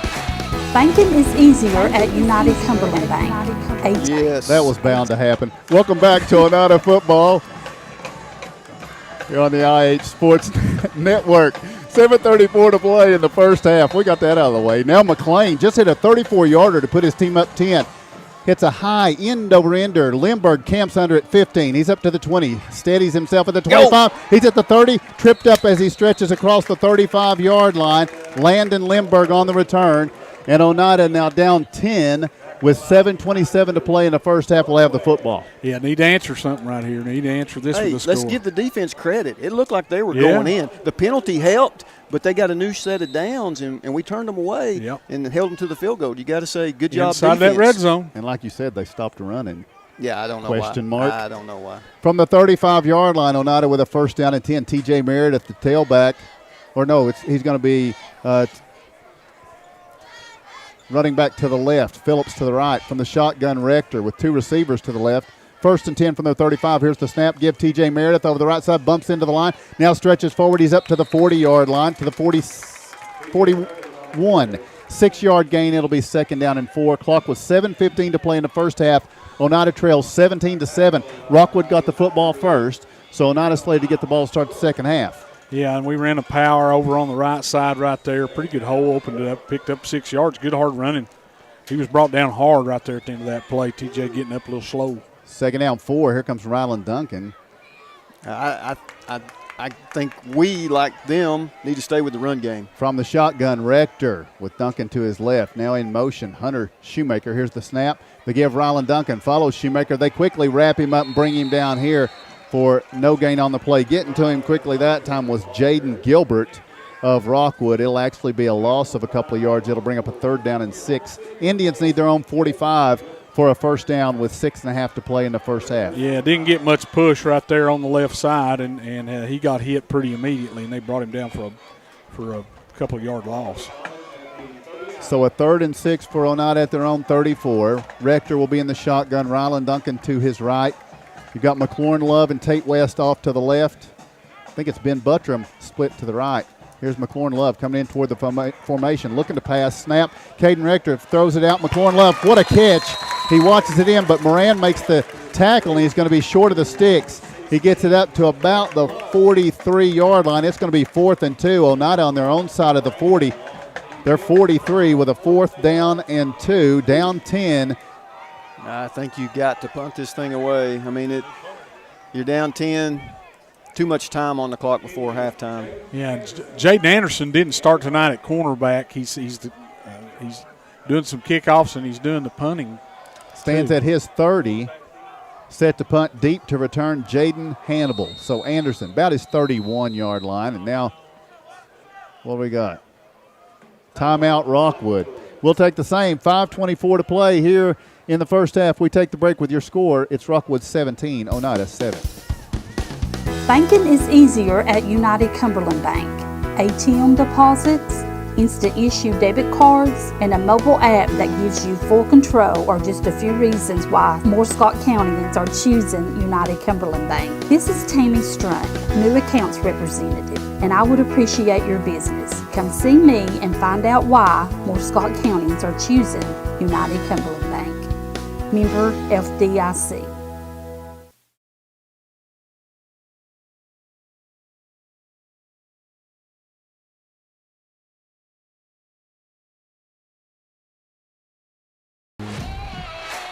Welcome back to Oneida football.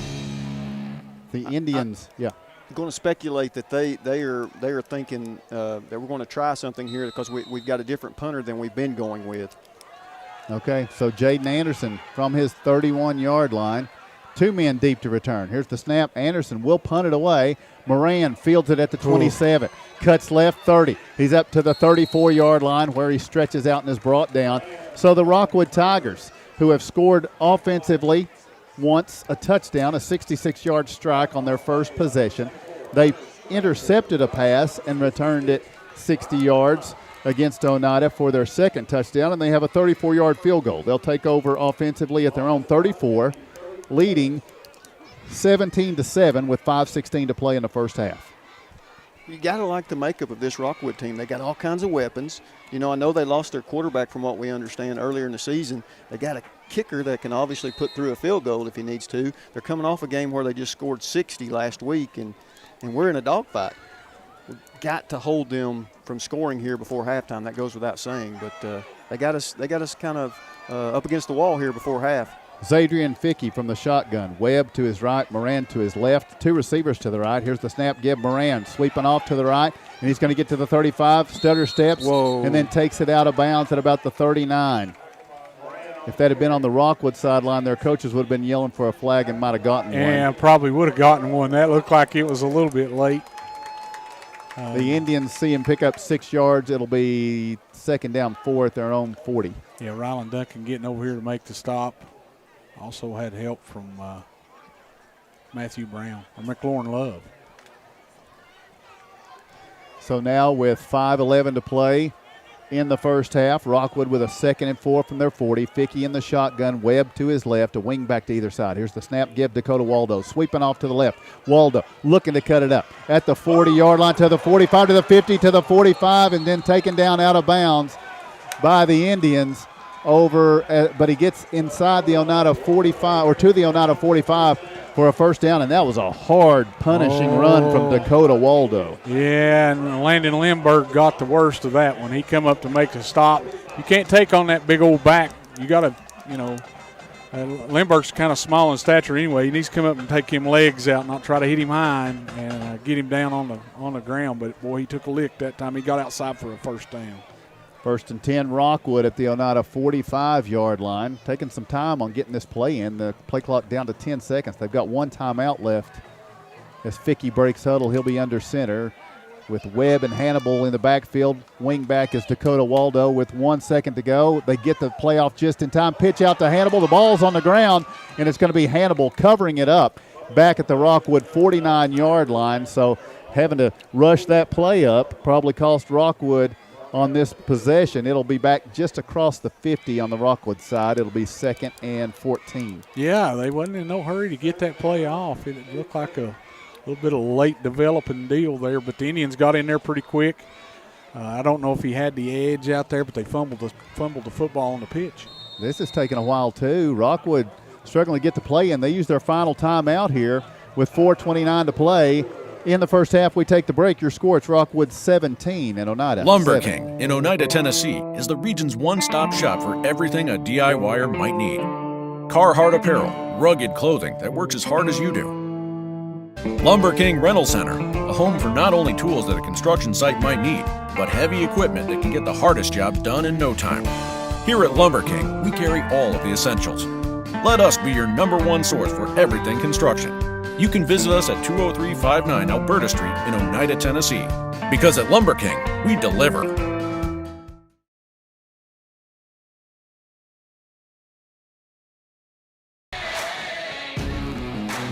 Welcome back to Oneida football. It is a region matchup with a home field advantage in the playoffs on the line for that first round, and Rockwood leads Oneida 17-7. The Tigers have burned all 3 of their timeouts. With 4:29 to play in this first half, they lead 17-7. They have a 2nd down and 14, just their side of the 50. Boy, tough offense and speed all over the field. We knew that coming in, and they've really had 2 explosive plays that's got them in the end zone. One on an interception, one on a 66-yard TD reception. Zadrian Fickey from the shotgun, a pair of receivers to either side. Moran comes in motion, snap, they fake to him, now looking deep down the left side, looking for Hannibal. Ball is in the air, it's going to be tipped incomplete. Hannibal wants a flag. Lindbergh was back there with him. Colton Daugherty providing coverage as well. Lindbergh says, ask for it all you want. That was a good run. Yeah. He patted him on the back. Yep. It'll be 3rd and 15. 3rd and 14. Lindbergh step for step with him, and he had help over the top with his safety and Colton Daugherty. And Daugherty didn't turn around and try to find the football. He was just going to make sure that he wasn't going to catch it one way or another. Yeah, and they had twin set to each side. That's where they started. They sent one in motion, and puts a lot of pressure on this Oneida defense to cover a lot of ground with all the weapons they have. Rockwood needs the Oneida 35. They'll snap it from their side of the 50 on 3rd down. Fickey from the shotgun takes the snap. Here's pressure. Fickey stops, fires on the out pattern, overthrows Waldo, incomplete, and Rockwood from midfield will now be forced to punt it. So the Indian defense comes up with a big stop again. And with 4:16 to play, Oneida's got 2 timeouts remaining, I think. Yeah, I believe you're right. They do. You're right. Another tough job. Good job by the Indian defense. They held firm. Got after the quarterback again right there. And so the Indians get the ball to start the second half. If you can just get a field goal out of this. Absolutely. And our return game has been really good, guys, tonight. Punt and kickoff. So looking for a good return here. Zadrian Fickey fields it at his 33, punts it away. It's angling toward TJ Meredith. He'll field it at the 17, cuts to his left, and a good sure tackle from Rockwood right there. It was Dom Moran not allowing TJ Meredith to squirm away. So Oneida has to start from their 16, 2 timeouts. 4:06 to go. Zach Wright for the Tigers got down number 6. Sorry I had to correct you, but that happens sometimes. You're not really sorry, though, are you? No, I'm not. Okay, then why did you say it? Sorry. You're still saying it. I know. He just looks at me and makes me feel that way. Anyway, Zach Wright come down and make a heck of a tackle. He didn't point at either one of us to talk either. He didn't. We need to be quiet. No, we will. Caden Rector from the shotgun has Rylan Duncan to his right from his own 16 with a 1st and 10. Rector taking the snap, handed to Rylan Duncan off the left side. He's up to the 20-yard line, stretches to the 21. 5-yard carry on 1st down, and it will be 2nd and 5 Indians at their 21, clock inside 4 minutes. Yep, plenty of time. Just run your offense and move the football down the field. We picked up 5 on 1st down. Really hard to hit a big home run type play against this team. They're so quick on the outside, and they recover well, and they fly to the football. Billy Kofer down for Rockwood, so they're stop and play here for just a minute. When we can stop and say that homecoming festivities are coming up at halftime, so there'll be a homecoming queen named tonight. We haven't hit on that much. No. It is homecoming here at Oneida tonight, and looking forward to that at halftime. Yeah, me too. The stands are full down below us tonight. I mean, the fence, the fence hangers down there to the right, they're all manning their positions. It's good to be back home. It is. August 27th. My goodness. That was the last time. That's a long time. Yep. We'll be back 2 weeks from tonight. We're off next week unless something happens. But he's trying his best. He told me that there was a couple of people that had bye weeks next week. One of them was Alcoa. Let's bring them in. And another one was he told me there's a team from Middle Tennessee also, Blackman. And I said, no, Coach, no, let's not schedule either one of those. We'll be back. You're trying to win a region, and you schedule somebody like that? Yeah. Nah. Oh, that ain't a good idea. We'll be back in 2 weeks for Monterey, and that will be if the Indians can't get a win here tonight, likely that'll be the last home game of the season. So a lot on this game. 2nd down and 6 for the Indians. Here's the snap. Rector, a little misdirection, hands to Rylan Duncan. They wrap him up in the backfield. He's trying to get loose. He does, but there's more rallying to him. They'll bring him down at the 16. So it's going to move backward, and now it's going to be a 3rd down and 10.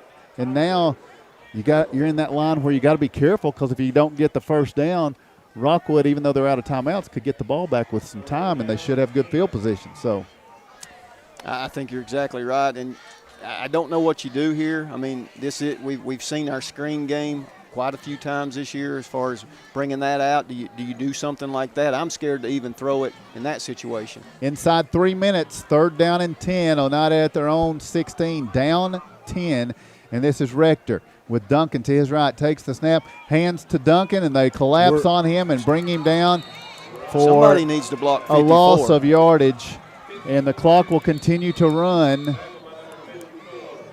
Right? Yeah, Ryan Thurman's he's got back in the backfield the last 2 plays. We're not blocking him. Nobody's even touching him.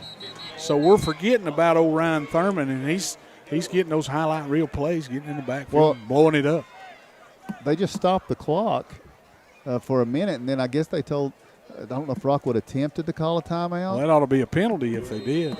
Jaden Anderson, well, we need to recognize the play clock has 30 seconds on it. We need to hold up here a little bit.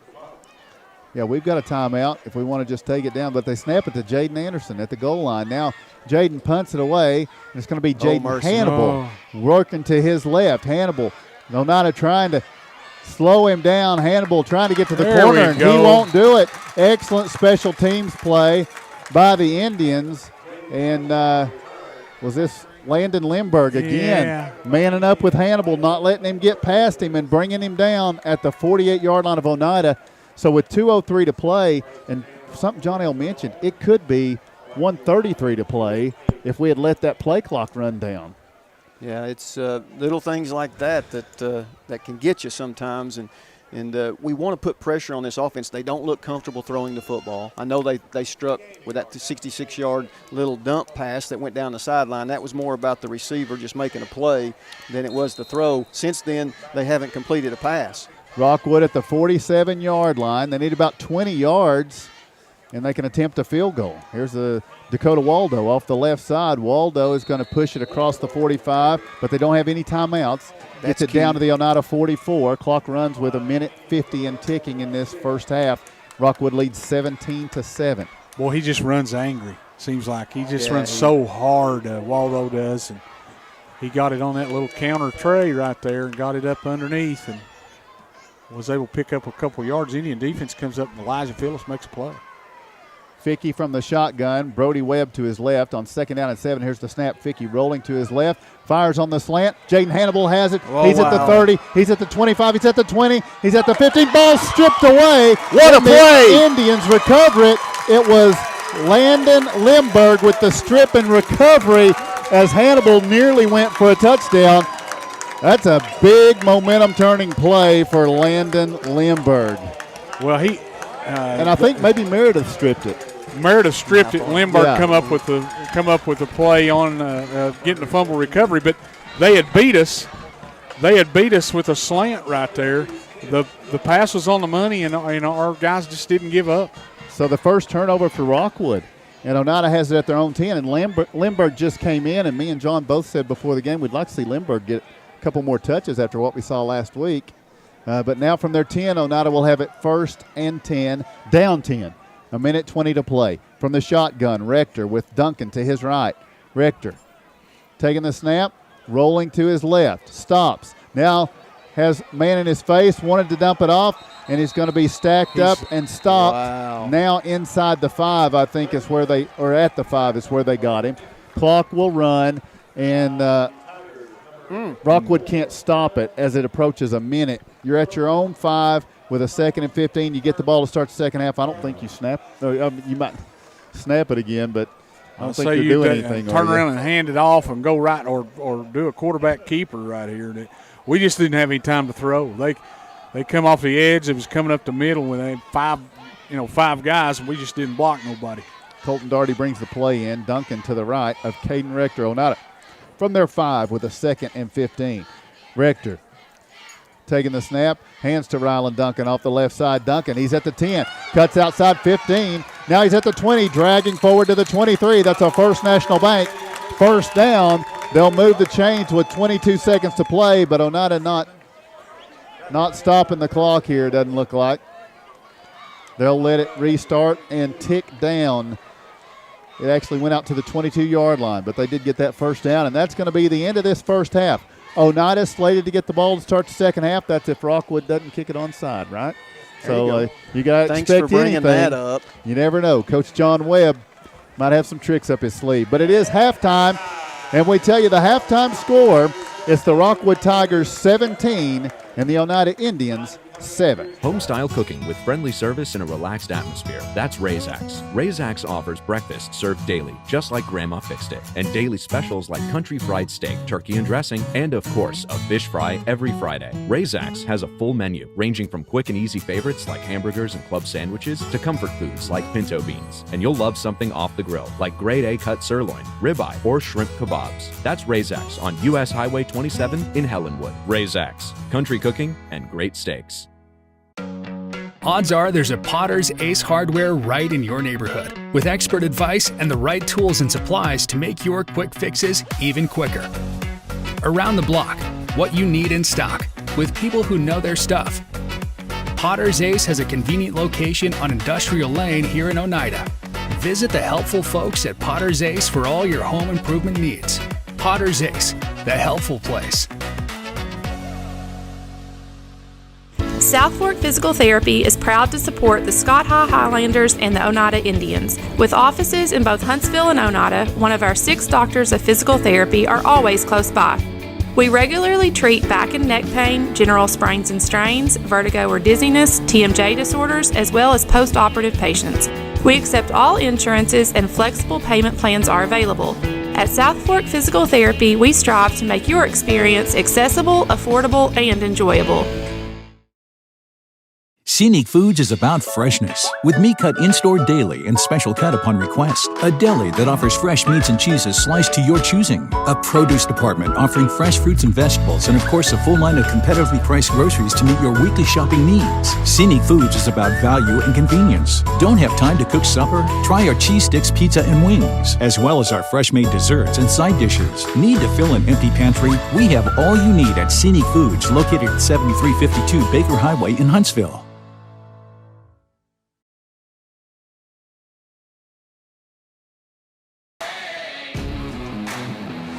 Welcome back to Jim May Stadium at Dr. M.E. Thompson Field. It is halftime. And homecoming festivities are coming up, but right now, Oneida trailing 17-7 at the half. And ladies and gentlemen, the Chick Magnet. Oh, my goodness. Yes, Stuart Jones. We're bringing some old-time Bill Hall. That's right. Nicknames. If you're listening out there, Bill, you've given me some names that stuck with me over the years for sure. He's helping us out because we're a little bit shorthanded on a couple of items tonight. We're trying to multitask, but he's going to give you a scoring recap of how this 17-7 took place. Well, Tim, we're going to try. Anyway, we've got a pretty good game going on here, but right off the bat we have let's see here. Jaden Hannibal took a pass out on the flank there and made a few of our guys miss and took it 66 yards to the house from their own 34. So right off the bat they're up 7-0 with 10:58 left in that first quarter. And then let's see, after that we went on offense and let's see, we have a 60-yard, tried to throw another pass and down the field and had a 60-yard pickoff, returned 60 yards for a touchdown for Rockwood, and that with 3:03 left to go in the first quarter. After that, we started getting some offense going on the ground, and we got to moving the ball a little bit, turned it over to that big offensive line, and Rylan Duncan followed his big guys up front to score, to punch one in with 12 seconds left to go in the first half on a 2-yard TD. He lunged over the goal line there, so that made it 14-7 Rockwood at that point. Then we kick it back to Rockwood, and they get they go down the field and score on a 34-yard field goal with 7:34 left to go in the half, and that's where we stand at 17-7. All right, thank you, Stuart. We appreciate your work on that, and you just continue to work for us if you would. Yes, sir. Thank you, Tim. All right, so we're getting ready for the halftime festivities. The Pride of the Tribe has taken the field, and you'll probably need this, won't you? Rachel Chitwood and Carmen Cron, I'm sorry, are joining us now. Ladies, what year in school are you, Rachel? I'm a senior. Carmen? I'm a senior too. Both seniors. All right. And tell us about yourselves. What do you plan on doing next year, Rachel? Honestly, I don't know. I know college is in the future for me, but I still haven't decided what or where, so I'm a little undecisive at this point. Well, there's no rush. Not sure what you're interested in studying either? Law is kind of a backup. I hate to call it a backup plan, but unless I just find something I'm really passionate about, I plan to go into law. Okay. Carmen, what about you? I am currently a sophomore at Rome State right now, and so I'll be applying for my program for occupational therapy assistant this November. Sounds like she's got plans, Rachel. I know. Yeah. I'm kind of being shown up here. No, that's all right. I feel ashamed. That's all right. Hey, I didn't know. I was at college for 2 years before I knew what I was going to do. Okay, so well, yeah, I don't feel so bad. I don't feel quite so bad now. Of course, I am here. So that's true. Yeah. Wow, brutal. So these ladies are going to take us through the homecoming. Now, this was originally supposed to happen at the Oliver Springs game, and then, of course, that game got canceled, right? But you had all the homecoming activities that week? Yes. What all took place that week? We had the parade as usual, which we all done the class floats and stuff, and then followed by that we were on the football field doing our homecoming festivities and games with the Powder Puff football game too. Oh, who won this? The sophomore class, actually. Wow. Well, did they have like a stud athlete, just somebody that couldn't be stopped? They were all pretty good, which they were coached by the football players too. Oh, well. Who coached the sophomores? That's what she did. Caden Rector and TJ and the football players, she said. Yeah, I mean, which football players? That was what I was after. Okay. TJ Meredith? Yeah. His dad helped him. I know how that happened. All right. So they won so did they do the dizzy bat thing? We didn't do that this year, but that's good. I used to teach. I had to do that in middle school one year, and I had the worst headache of my life after doing the dizzy bat, let alone not being able to stand. We're trying to fill some time here. Yeah, this is called a stretch. Any idea how close we are to go time here? Well, they're lining up on the corners of the field, so once they're lined up, I think we're good to go, but we're not quite there yet. All right. So you guys have you known who the winner is since back at Oliver Springs and had to keep it quiet, or did you just find out today? No. I couldn't keep it quiet that long, so no. So they didn't reveal that. Okay. Well, that's a good thing. All right. So you got the Pride of the Tribe. You got the candidates and their escorts. And you got Rachel Chitwood and Carmen Cron ready to bring you homecoming 2021, a little bit delayed as the Indians trail Rockwood here at halftime 17-7. So are you doing the announcing from both? All right, here we go.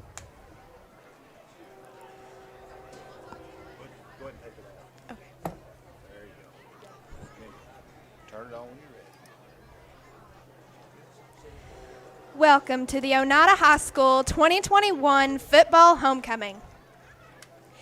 Now entering the field is your freshman candidate, Abby Crabtree. Abby is the daughter of Jennifer Perry and Tim Crabtree. She is a one-year member of the OHS soccer team.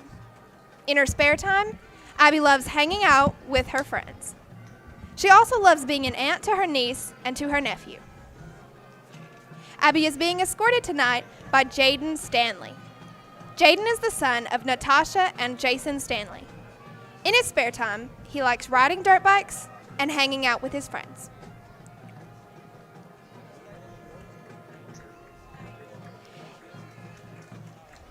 Your freshman candidate, Abby Crabtree. Now entering the field is your freshman candidate, Lexi Buttram. Lexi is the daughter of Mikey and Kelly Buttram. She is a member of the OHS cheerleading team. In her spare time, she loves to sleep or hang out with friends. Lexi is being escorted tonight by Cooper West.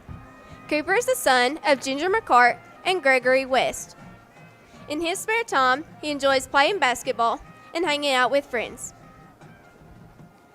Your freshman candidate, Lexi Buttram.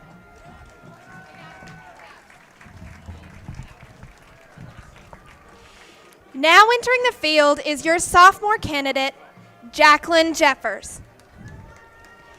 Jacqueline is the daughter of Mike and Christy Jeffers. In her spare time, she enjoys riding horses and razors while hanging out with her friends and with her cousins. Jacqueline is being escorted tonight by Aaron Lee. Aaron is the son of Sean and Ashley Lee. His hobbies include hunting, fishing, riding, and playing baseball. Your sophomore candidate, Jacqueline Jeffers. Now entering the field is your sophomore candidate, Sydney Claiborne. Sydney is the daughter of Tim and Sandy Claiborne. Sydney enjoys drawing, spending time with her animals, and listening to music. In her spare time, she helps her mom at the store. On weekends and evenings, Sydney can be found at the Golden Arches earning money. Sydney is being escorted tonight by Dominic Valdez. Dominic is the son of Crystal Herrera and Carlos Valdez. In his spare time, Dominic enjoys hanging out with family, playing video games with friends, playing soccer, and being outdoors. Your sophomore candidate, Sydney Claiborne.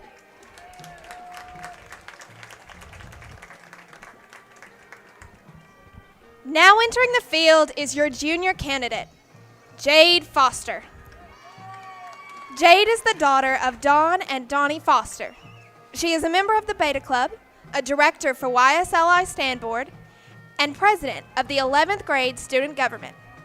Her interests include cooking, reading, and volunteering for service projects. Jade is being escorted tonight by John Jeffers. John is the son of Leif and Lisa Jeffers. He enjoys playing loud music, spending time with friends and family, and wearing his sunglasses at night. Your junior candidate, Jade Foster. Now entering the field is your junior candidate, Hope Rushing. Hope is the daughter of Brian and Ashley Griffith. Hope is a member of the Beta Club and FFA. In her spare time, she enjoys hanging with her pals. Hope is being escorted tonight by Eli Thompson. Eli is the son of Aaron and Rosemary Thompson. In his spare time, Eli enjoys hanging out with family, kayaking, and playing games with friends. your junior candidate, Hope Rushing. Now entering the field is your senior candidate, Sophia Matthews. Sophia is the daughter of Mark and Jamie Matthews. She is a 6-year member of the Oneida cheerleading team, a 2-year member of National Honors, and a 4-year member of the Beta Club. In her spare time, she loves to hang out with her friends and with her family. Sophia is being escorted tonight by Noah James. Noah is the son of Paul James and Kristen Renault. He is a 4-year member of the Oneida soccer team, and in his spare time, he loves to fish and to play ball with his bros.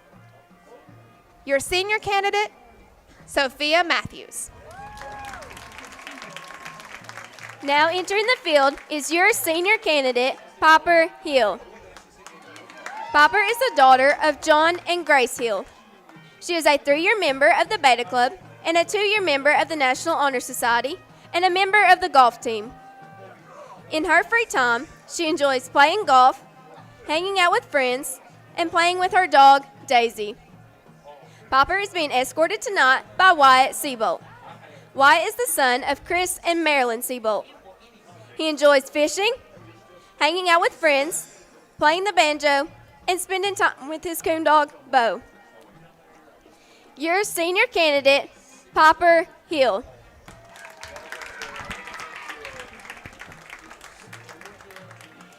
Entering the field is your 2021 Flower Girl, Jensen Marlowe. Jensen is the daughter of Andrea Marlowe and Aaron Howard.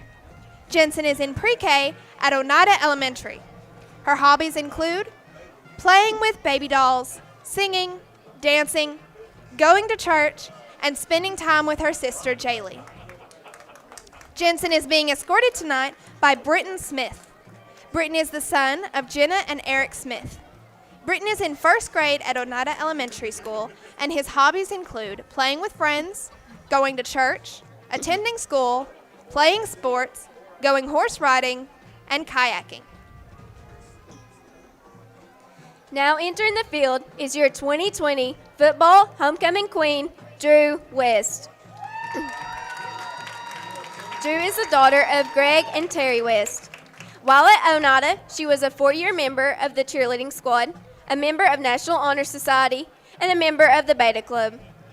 She also enjoyed being a part of Best Buddies.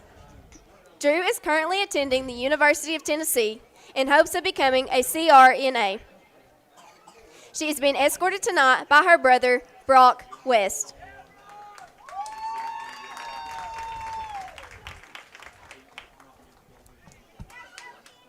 Now for the moment you have all been waiting for. Ladies and gentlemen, the 2021 Oneida Football Homecoming Queen is senior candidate Sophia Matthews.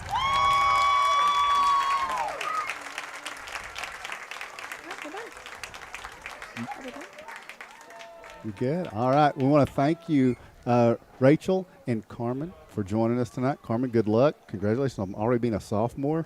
Thank I mean, you. you'll be working in 2 years.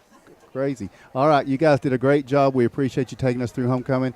And obviously, congratulations to Sophia Matthews. And now we got to deal with her dad for the rest of the second half. If we can fit his head in this press box after this. We're going to take a break. We'll be back. It's halftime.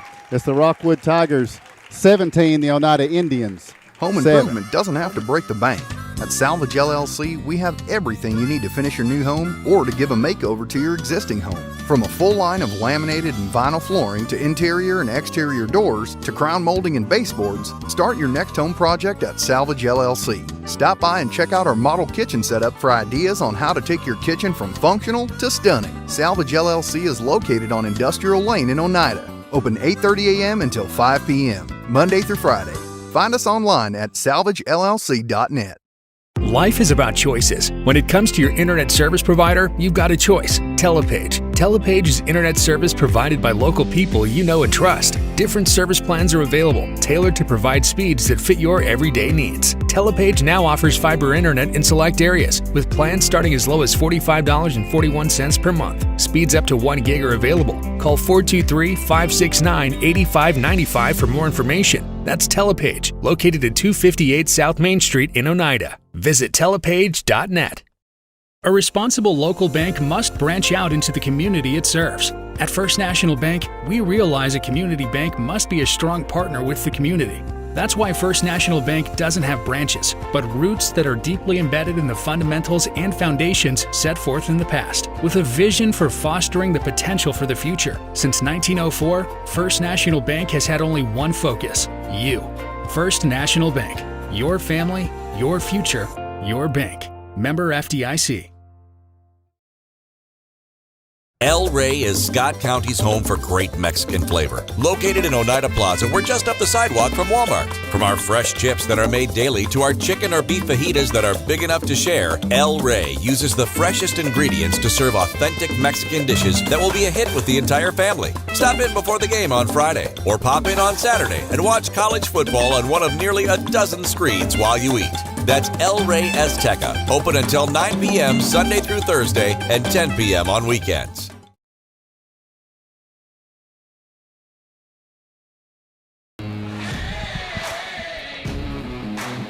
Welcome back to Jim May Stadium at Dr. Emmy Thompson Field. John, what do you got? We got a limited time here. This is the fastest stats in the business. Go get it. Okay, so first off, for Rockwood, carrying the ball, Gerald Hannibal, 2 for 23. Don Moran, 6 for 27. Dakota Waldo, 6 for 54. Zadrian Fickey, 1 for 3. Jaden Hannibal, 1 for -5. Total rushing yards, 16 carries, 102 yards for Rockwood in the first half. Passing the ball, Rockwood, 2 of 9 for 100 yards and a touchdown. 2 of 8 was Adrian Fickey for 100 yards and a touchdown. Don Moran also threw one, was not completed. Jaden Hannibal caught that one touchdown pass for 66 yards and a touchdown. Total first half, well, we'll go on to Oneida. Oneida, Caden Rector, 2 for -7. Rylan Duncan, 11 for 72 and a score. TJ Meredith, 4 for 19. Didn't see much of him late in the first half, not sure why. Elijah Phillips, 1 for 1. So total rushing, 18 of 85 for Oneida. Through the air, Oneida was 2 of 3 for 12 yards. The 2 catches, both by McLaurin Love. Total for Oneida was 97 yards of total offense. Total offense for Rockwood was 202 yards. Penalties. Oneida did not have a penalty in the first half, Tim. They had the one that was declined because of the fumble. Had no penalties in the first half. Rockwood had 1 for 15. First downs, even at 6. Turnovers, Oneida 2, Rockwood 1. All right, and at halftime, Sophia Matthews crowned 2021 homecoming queen, so that's where Mark is. He's congratulating his daughter, and he'll return here in just a few minutes. Here's some scores of interest at halftime. The Coalfield Yellow Jackets are leading Midway 21-7. Coalfield in a bounce-back game, up 2 touchdowns. This one, to me, is a surprise, though. Hampton is hosting South Green tonight, and that's going to be the winner of 1AA will come out of that. And right now, at halftime, South Green's up 22-6 at Hampton. Wow. Yeah. So. And if you're an Oneida fan, you kind of are interested about that because. Well, you know what happens is whoever loses this game will more than likely travel to the number 2 team. Yep. I mean, you know, different things could happen. You know, you could really throw some chaos in if Oneida went on to lose this tonight and then turn around and beat Monterey. You got a real tiebreaker fiasco. Well, we've been talking all year, just score watching, that you probably want to stay away from going to Hampton. It looks like you want to stay away from going to South Green too. It may be, but and those 2 teams don't like each other, from what I understand. All right, we'll take a break. Be back with the second half. Your halftime score, it is Rockwood 17 and Oneida 7. Banking is easier at United Cumberland Bank.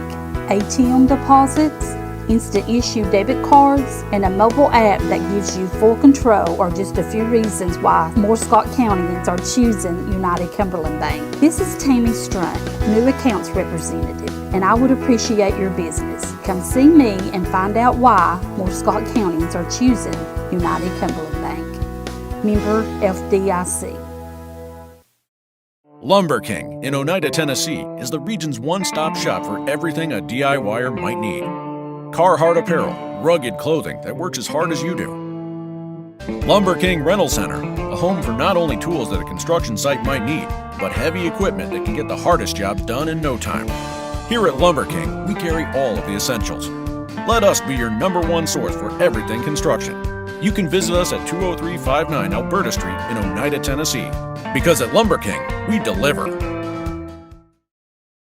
Home-style cooking with friendly service and a relaxed atmosphere. That's Razax. Razax offers breakfast served daily, just like Grandma fixed it, and daily specials like country fried steak, turkey and dressing, and of course, a fish fry every Friday. Razax has a full menu, ranging from quick and easy favorites like hamburgers and club sandwiches to comfort foods like pinto beans. And you'll love something off the grill, like grade A cut sirloin, ribeye, or shrimp kebabs. That's Razax on U.S. Highway 27 in Helenwood. Razax, country cooking and great steaks.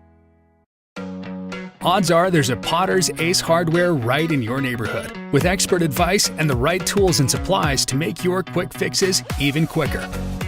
Around the block, what you need in stock, with people who know their stuff. Potter's Ace has a convenient location on Industrial Lane here in Oneida. Visit the helpful folks at Potter's Ace for all your home improvement needs. Potter's Ace, the helpful place.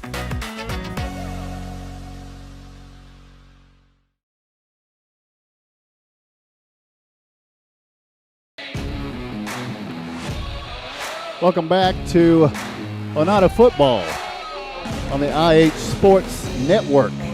We get set for the second half of action. Third quarter going to get underway with Oneida trailing the Rockwood Tigers 17-7.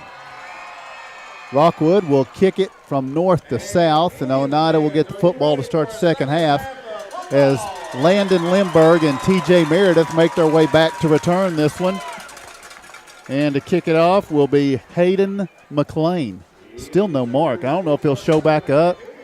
Maybe there's an after party or something going on, John. But it, looks like you'll get his pay for this second half.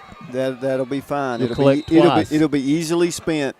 McLean kicks it off. It's coming toward Landon Lindbergh. He'll catch it at the 21. He's up to the 25. Stutters and skips forward to the 28, maybe the 29, where the Indians will set up 1st and 10.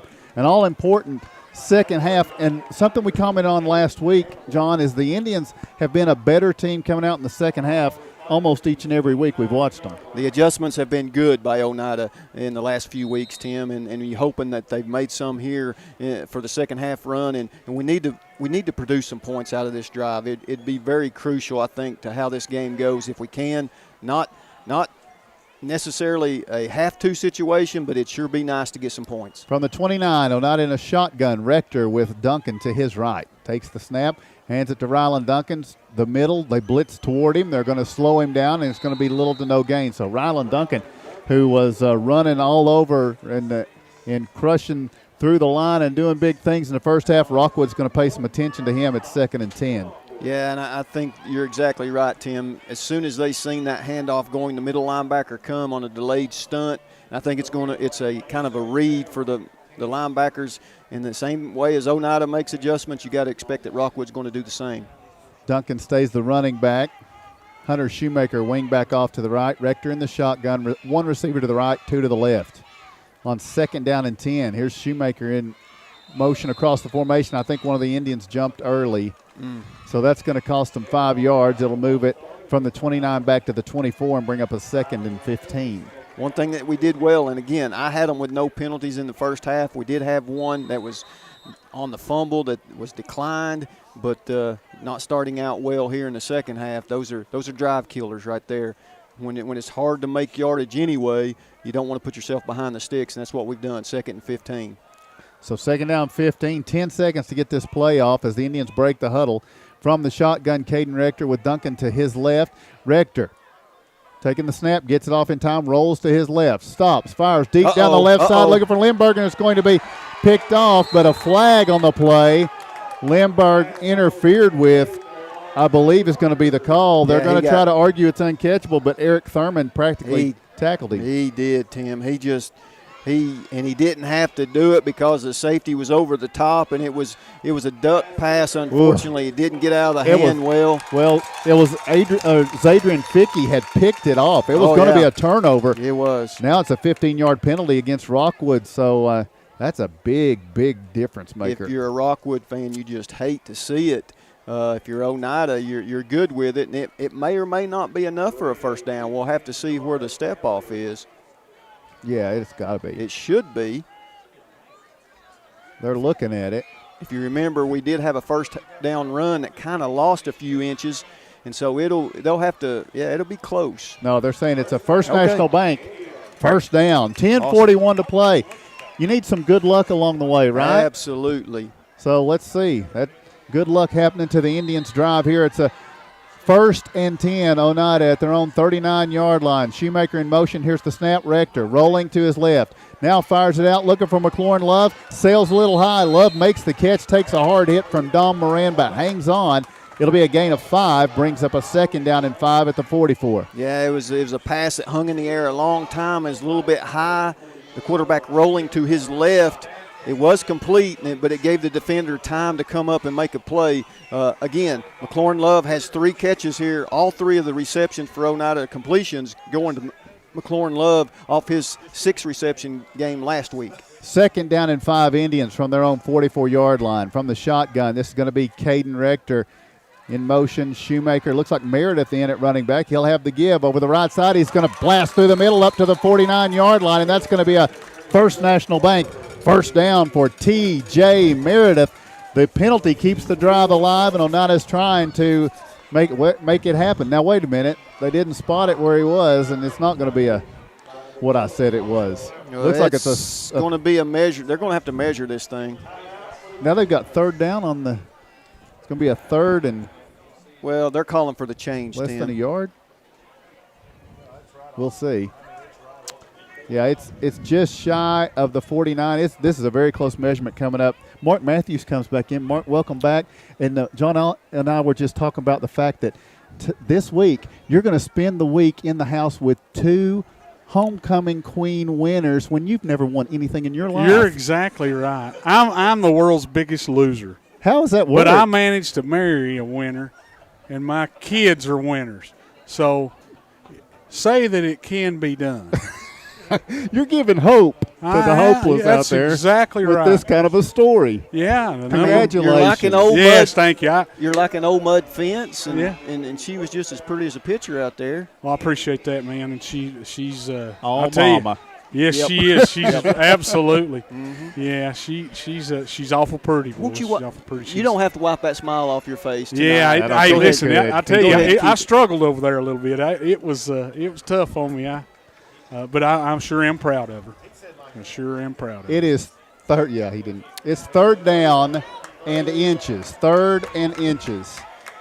Caden Rector is under center. We've seen the dive to the fullback in this situation every time. Maybe Rector Phillips keeps it. in front of Meredith on 3rd and inches. Snap. It is a Rector keeper. No. He pushes, and the second push is going to get it as he takes it across the 49, just shy of the 50. That is a First National Bank first down. Yeah, it didn't look like he had it at first, but he kept going, got them linemen in there pushing behind him, and picked up the first down. There it is. So now the Indians have had a first down by penalty. Now the first down earned, and we're going to have Oneida at their own 49 with a 1st and 10, trying to get to Rockwood territory. Down 17-7. Just a great job of getting the first down, keeping this drive alive. We'll go back to it. We need some points, guys. Meredith, the running back. Rector in the shotgun. Caden takes the snap, hands it off to Meredith. He threw the middle for the 45 to the 40. Cuts outside 35, now to the 32-yard line, and that is another First National Bank first down as the Indians get it to the Rockwood 32 on this first drive of the second half. Yeah, and I didn't get to say anything there at halftime, but I felt like the Indians was going to have to take control of the line of scrimmage. We're going to have to be able to run it between the tackles here in the second half, and that on that play right there, man, they opened up a big hole on the left side and blew it open. Big first down run by T.J. Meredith. Meredith remains the running back to the left of Caden Rector on a 1st and 10 at the 32 of Rockwood. Rector takes the snap, hands it to Meredith. He is greeted in the backfield and stopped at the 34-yard line. It'll be a loss of 2, and it will bring up a 2nd down and 12 for the Indians at the 34 of Rockwood with 8:30 and ticking in this third quarter. Yeah, as good as that last one was, That one was just as bad. We didn't block right 54 right there. He got in there quick. I'll say what I said in the first half. Somebody blocked 54. Yeah. I mean, he's coming free. I don't know what he's doing exactly, but he's coming free too many times.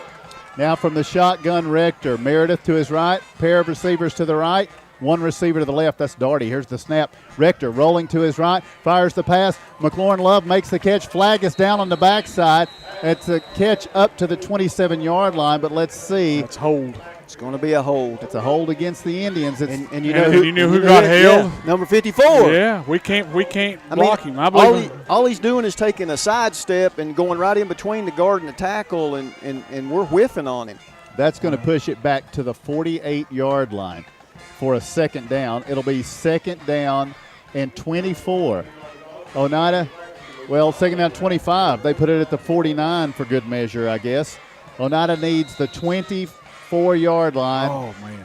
23-yard line, actually, for a first down. So it's second down 26. Yeah.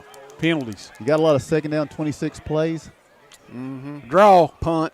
From the shotgun, it's Rector with Duncan to his right. First drive of the second half, Oneida down 10, but now with a second down 26. Rector takes the snap, drops back, flushed off to his right. He's going to take off on the run. He's at the 45, 40. He's at the 35, tumbled forward, but he picks up 16 of the 26 yards and gets back to a makeable position to the 32. Yeah, Tate West one sprung him too. He rolled out there. Tate come back, made a good block. Tate's coming off the field now. Yeah, I believe shook up a little bit. Yeah, but great block out there for Tate West. All right, maybe a hip pointer there for Tate. Oneida at the 32-yard line. So if they can get 5 yards, they'll be in what we know this year has been McLaurin Love's range. If they can get to the 27. No, I'm sorry. They need about 15 yards to get in the 34-yard field goal range. But they're looking for a first down on 3rd and 10. Here's the snap. Now Rector rolls to his left. He looks. He's going to be grabbed and brought down for a loss. He tried to get by the end, Landon Watts, and was unable to. He got rolled up right there, too, right at the end of that play. Yeah. So Oneida fans feel like they might have got into the headgear or the horse collar tackle of Caden Rector, but it moves the football to the 38 and now brings up a 4th down, and Oneida's going to go for it here on 4th down and about 15, 16. And that's something he's going to learn. I mean, he gets out here. You got to let go of the football right there. You weren't going to get the edge. Wasn't going to get the sideline on him. You got to let go of the football in that situation. And when you say let go, throw it away. That's what I mean. They need the 23. They snap from the 38 on 4th and 15. Rector brings Love in motion, takes the snap. He drops back, heavy rush. Rector flushed out to his left, lobs it up for Rylan Duncan. Couldn't make the catch. Probably would have wound up short anyway. So it's going to be a turnover on downs. We've played half of the third quarter. Oneida with the first possession, and they come up empty. Rockwood stops them on downs, and now the Tigers will take over 1st and 10. Pretty good field position at their own 38. Yeah, we just didn't block anybody, guys. I mean, he's not got time to sit back there and look at anybody. A screen. And the blocking looked like they were letting them through on purpose. I don't know. I don't know. Maybe you're right. You're right. And if we, it's kind of a lob pass in that situation. You had to wait a long time, get it to him a little bit quicker so he can get turned around upfield and maybe make a move on the guy that's coming up to clobber him. Even if on that, you got to chip block him and slow them down just a second before you release them.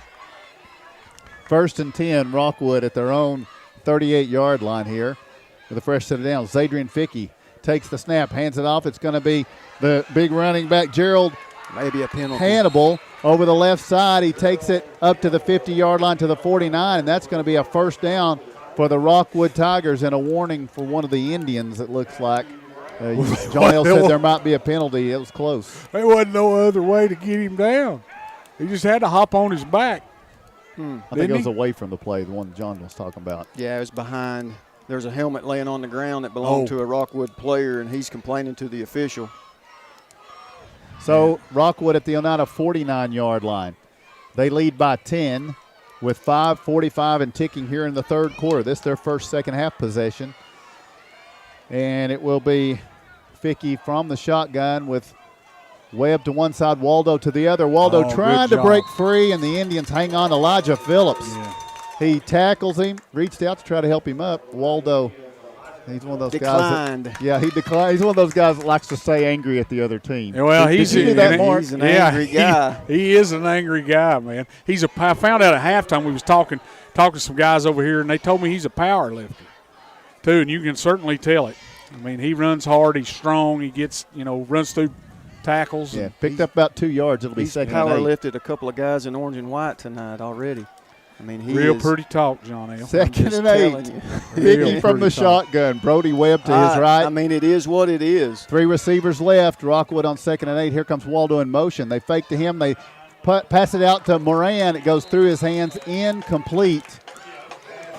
I don't know. Hannibal looked like he was going up the sideline. Was that a backward pass? I don't know. It looked like it. It was 3rd and 8. Yeah, I mean, I have it right in my line of sight. It was a forward pass. If he threw it again, I think there would have been a penalty. I would have hoped there would have been. Of course.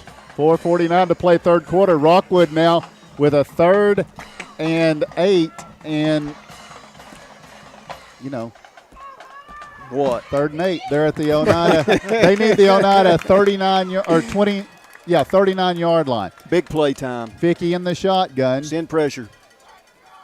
Vicky takes the snap, rolling to his left. There's that slant from Hannibal. Vicky is going to be flushed forward. He's going to be hit and dropped as he gets inside the 45. Now it'll be 4th and about 2 or 3. They may choose to go for this. I think you're exactly right, Tim. They will.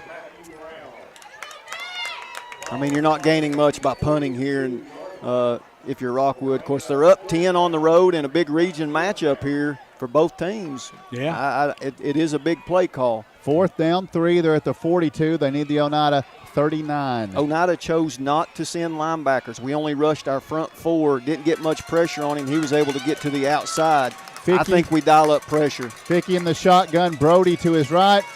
Wing back in motion out of the backfield. Moran out to the right. They try to draw Oneida off. No whistle. They thought they had him. And now Rockwood takes a timeout. So it looked like Oneida stepped into the neutral zone. Yeah. But we'll take a break with 3:55 to play third quarter. Your score, it's Rockwood 17. South Fork Physical Therapy is proud to support the Scott High Highlanders and the Oneida Indians. With offices in both Huntsville and Oneida, one of our 6 doctors of physical therapy are always close by. We regularly treat back and neck pain, general sprains and strains, vertigo or dizziness, TMJ disorders, as well as post-operative patients. We accept all insurances and flexible payment plans are available. At South Fork Physical Therapy, we strive to make your experience accessible, affordable, and enjoyable.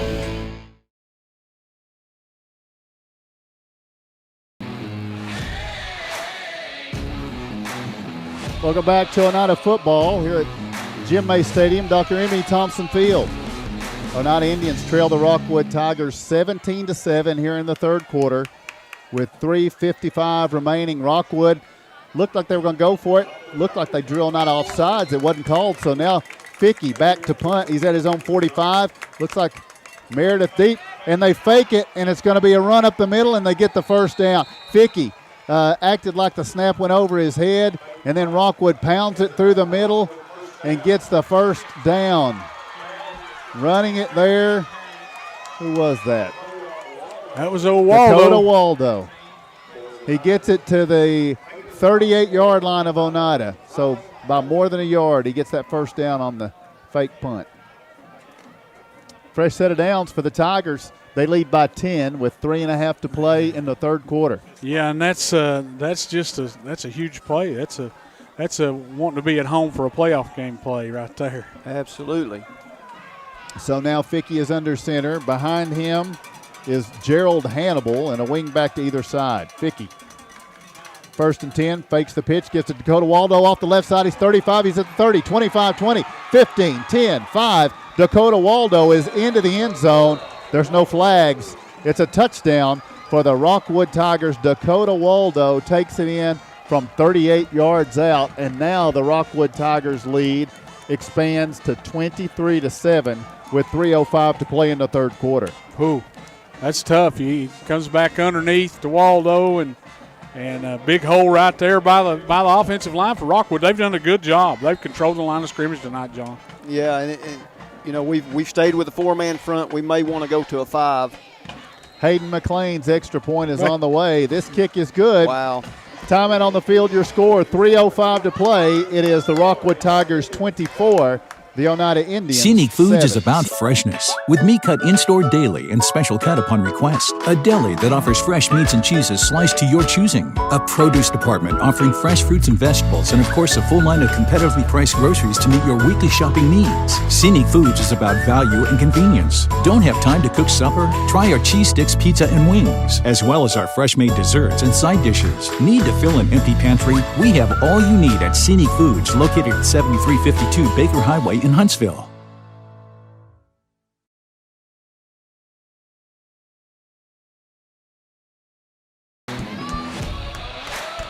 Welcome back to Jim May Stadium at Dr. M.E. Thompson Field with 3:05 to play here in the third quarter. It is the Rockwood Tigers 24 and the Oneida Indians 7. Oneida will get their second possession of this second half, and you don't have many possessions left. You're going to have to probably get some points out of all of them, aren't you? You sure are, and we just haven't had an answer for their running game, and they've just done a good job up front. They have handled the line of scrimmage. They've controlled it so far tonight, John. And they've done a good job. I mean, if I'm Rockwood, I'm not throwing it the first time. It'd be nice to get a quick special team score. McLean's going to kick it off, and T.J. Meredith and Landon Lindbergh are back to return it. They're at their own 15-yard line. So does the fake punt become the play of the game? Pretty big play. And they turned it right around into 7 points. So this will be Hayden McLean. He'll make his way to the football for the Tigers. And this is going to be Lindbergh making the catch at the 16. Steps back to the 15. Now he's to the 20, 25. He's out to the 30. Sees the lane at the 35 to the 40. 45. Cuts inside 50. 45 down to the 43-yard line of the Rockwood Tigers. Landon Lindbergh with a special team spark. We saw Meredith return one to the 40 earlier. This one they're going to spot for Lindbergh at the 44 with a 1st and 10 for Oneida. Boy, it's been a bright spot all night for the Indians is our special teams play. There's a flag down on that side. Yeah, I think the sideline's going to get a warning, or maybe there were some coaches that I think they thought that block that sprung him was a block in the back. No, that was a legal block. Well, Coach Webb doesn't agree with you, Mark. I can see that from here. Yeah. The officials are discussing it. He ain't pointing at Huntsville. Let me tell you that. Hey, I want to say, give a shout out to Hudson Culver. He's out there listening to us tonight. Glad he's out there with him and his dad, Blake Culver. I just want to say hello to them. Hello, Hudson. Glad to have you along. You got anything, John L? To old Hudson? Glad he's here. Absolutely. He's not here. He's listening. There you go. Pay attention. Golly. 2:51 to play in the third quarter. This is try to have a moment, and he ruins it. 24-7. I don't want to get you. Attention to detail, John. Yeah, come on, man. If y'all don't quit making me keep stats. Richter under center. He's got, look, it's the old cowboy package. That's the first time I've seen it this year, I believe. Meredith comes in motion. Here's the snap and the give. Meredith sweeping off to the right. He cuts it forward at the 42-yard line. He will be taken down at the 41, but that's going to be a gain of right at 3 yards. Yeah, run the old jet sweep out of that rascal, something we hadn't seen in a while. And I think the last time we saw it was maybe Williamsburg. We tried it a time or Did two we? there. Yeah, I think maybe. Okay. No, we didn't. He picks up 3. It'll be 2nd down and 7. Just make it up as you go. That's what I do. Still the cowboy package. Richter under center, bringing Lindbergh in motion. Misdirection. Here's going to be a hold. Meredith, there was a big hole, but a flag comes down. That the line judge right there in the middle threw it right down almost instantly. Not sure what happened there. I mean, it was Meredith enough for a first down if they spot it there. You're exactly right. Chop block, right? I mean, it went quick, and he's trying to explain what he saw to the offensive line. They didn't understand what was going on, but so it's going to move Oneida back.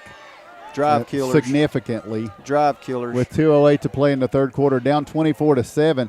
The football is going to be set down at the Oneida 45-yard line. To get a first down, Oneida needs the Rockwood 35. So you're talking about 20 yards necessary here with 2 minutes and ticking in the third. Penalties weren't a problem in the first half. They've absolutely ran us off the rails in the second. Yeah, the turnovers was our problem in the first half. But we kind of overcame that and was in the ball game.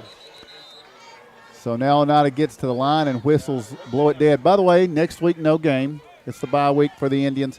And then 2 weeks from tonight, Monterey comes in here. Now Monterey beat this Rockwood team 20-6. Rockwood's beating Oneida 24-7 right now. On 1st and 20 from the shotgun, Rector taking the snap, rolling to his left, stops, fires, nice pass. It's going to be batted away though by a quick breaking safety, Jaden Hannibal. And I say nice pass because Tate West was open, a nice design. Yeah. Tate was wide open, but Hannibal with that speed knocks it away. It'll be 2nd and 20. Just, I'm shaking my head because I'm watching these safeties. These safeties are not going to let us throw those kind of throws. And I know we've been scoped out and they've seen it on tape, probably seen what we did last week. They're just sitting those safeties back there, and they've already got a pick 6 on us tonight. So with 1:36 to play in the third quarter, Oneida trailing by 17 from their own 45-yard line. Rector in the shotgun, Meredith to his left. Pair of receivers left, one to the right. Here's the snap. Rector again rolling to his left. Stops, looks, fires across the middle looking for McLaurin Love, and it's going to be incomplete. Hannibal there again as he and McLaurin Love battle for the football. It's incomplete. It will be 3rd down and 20 for Oneida. Yeah, just a tough situation to be in right here. Got the penalty, backed us up, man, and it's 3rd and long. And 2 down territory, you got to punt it away if you don't make this first down. I think you about have to because unless you get a lot of yards. Yeah, I think it's got to be 4th and short. 4th and 5 or less, you would think? Yes, I would imagine so. Yes. 3rd down and 20 from the shotgun, Rector. They need the 35 of Rockwood. Here's the snap. Rector dropping back, and it's going to be a screen to Hunter Shoemaker. Shoemaker through the middle. He's at the 50. He's driving forward to the 47, 46-yard line. So it's going to be a 4th down and 11 with 1:15 and ticking in the third. Will Oneida go for these 11 yards on 4th down just across the 50? Don't see any sign of the punting unit. They're going for it. I think you have to. I mean, you got a minute left in the third quarter. You're down 3 scores. You need something. Yep. Yeah, you need a big play right here. We need to convert this or at least get it close. Rector with a 4th down and 11. They'll snap it from the 46, and Coach John Webb wants a timeout. 47 seconds to play in the third quarter. We'll take the break with your score. It is Rockwood 24, Oneida 7. Home improvement doesn't have to break the bank. At Salvage LLC, we have everything you need to finish your new home or to give a makeover to your existing home. From a full line of laminated and vinyl flooring to interior and exterior doors to crown molding and baseboards, start your next home project at Salvage LLC. Stop by and check out our model kitchen setup for ideas on how to take your kitchen from functional to stunning. Salvage LLC is located on Industrial Lane in Oneida. Open 8:30 a.m. until 5 p.m., Monday through Friday. Find us online at salvagellc.net.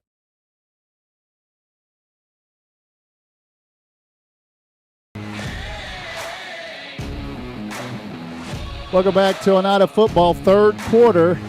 Rockwood 24 and Oneida 7. And it is the Rockwood Tigers trying to get a 4th down stop against the Oneida Indians.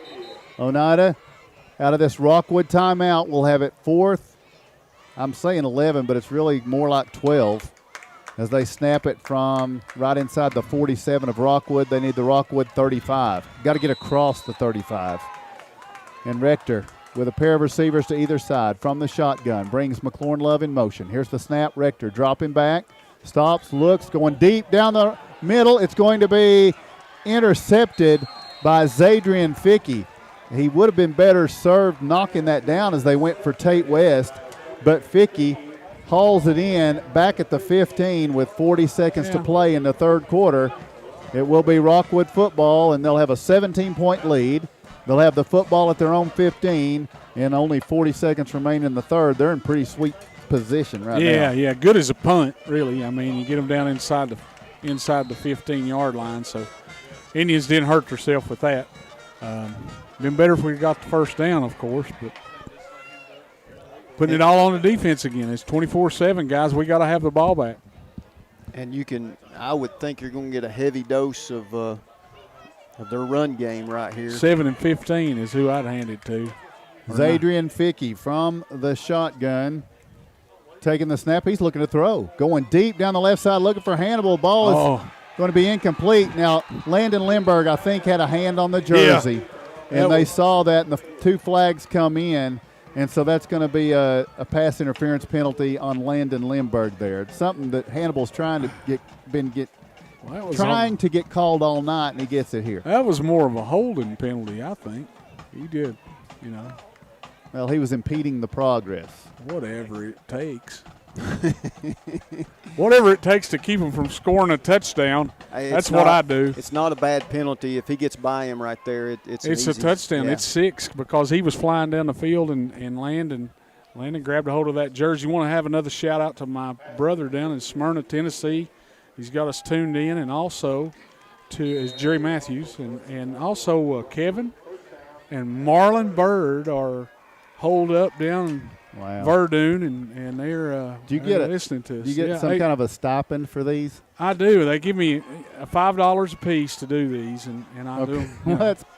You got a little side game. Got a little side game. You're making 4 times the amount you're 33 making here. seconds. Here is the handoff. This is going to be sweeping to the right side at the 35-yard line. Gerald Hannibal's out to the 40, to the 43, to the 44.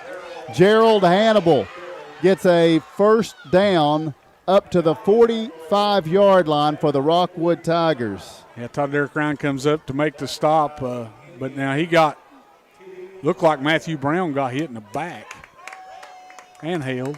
Well, I'm glad you got on the party. I thought I was the only one. No, that was a mugging. All right, that may be the last snap of the third quarter. With 18 seconds to play, we'll see. No, it won't be because the play clock is just milliseconds ahead, so Rockwood's going to have to snap it from their own 45 with a 1st and 10. Under center, Fickey pitches it out left side. It's going to be Moran trying to get out to the corner. Moran to the 50, cuts it back inside, close to a face mask as a flag comes in late. We'll sort it out when we get back. The third quarter has come to a close, and we tell you the score at the end of 3. It is the Rockwood Tigers. Well, hang on a second. The flag may necessitate another play, and one of the Indians is down.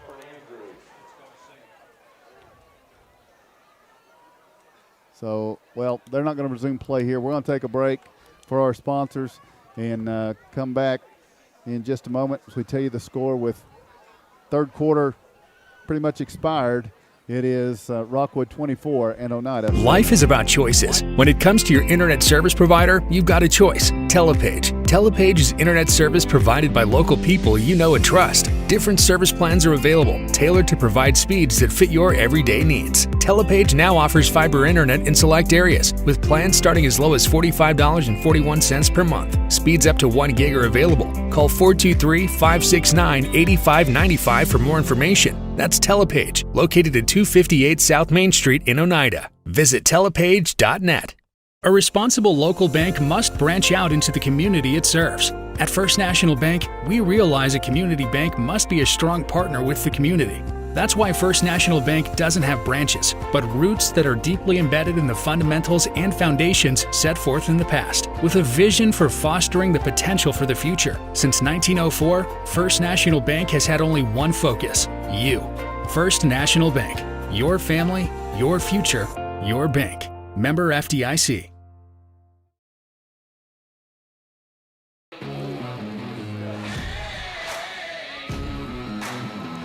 Welcome back to Jim May Stadium at Dr. M.E. Thompson Field. The fourth and final quarter set to get underway. And the Oneida Indians are down 17 with 1 quarter remaining. The further bad news, Rockwood has the football with a 1st and 10 at the Oneida 42 in this battle for potentially a home playoff game. Rockwood decidedly in the advantage right now. They have a wing back to either side. Fullback is Brody Webb. Here's the snap. Misdirection. Moran trying to get outside. Hunter Shoemaker shuts it down. Loss of 2 yards. Nicely done by the Oneida left defensive end as he slows down last week's 5-star Preps Player of the Week, Dom Moran. It'll make it a 2nd down and 12. Yeah, Shoemaker fought off a block right there and just got a hold of Moran for a 2-yard loss. Great job by Hunter Shoemaker. And that's what they've done all night long. They have, they have taken our end and just knocked them out on that play, and it just opened it up for big gains in their run game. And Hunter was able to fight through and realize what they were doing and get around the block. Rockwood running this clock down as you should. Absolutely.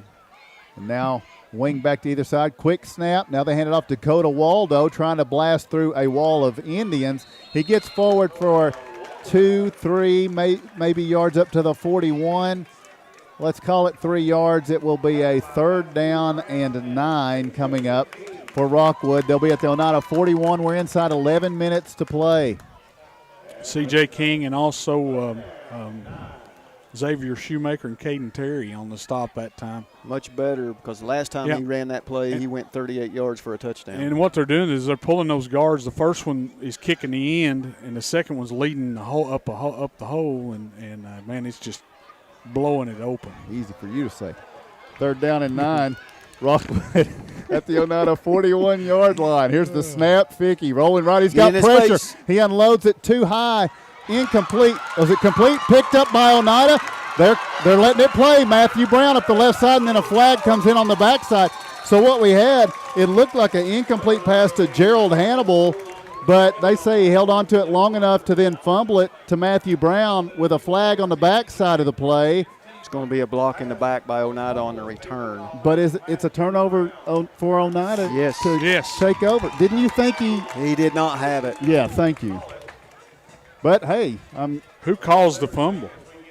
Who come up to make the hit? Was that Colton Darty? I think it was one of the linebackers there, Tim, or Mark. It would have been the left side linebacker. And that's it.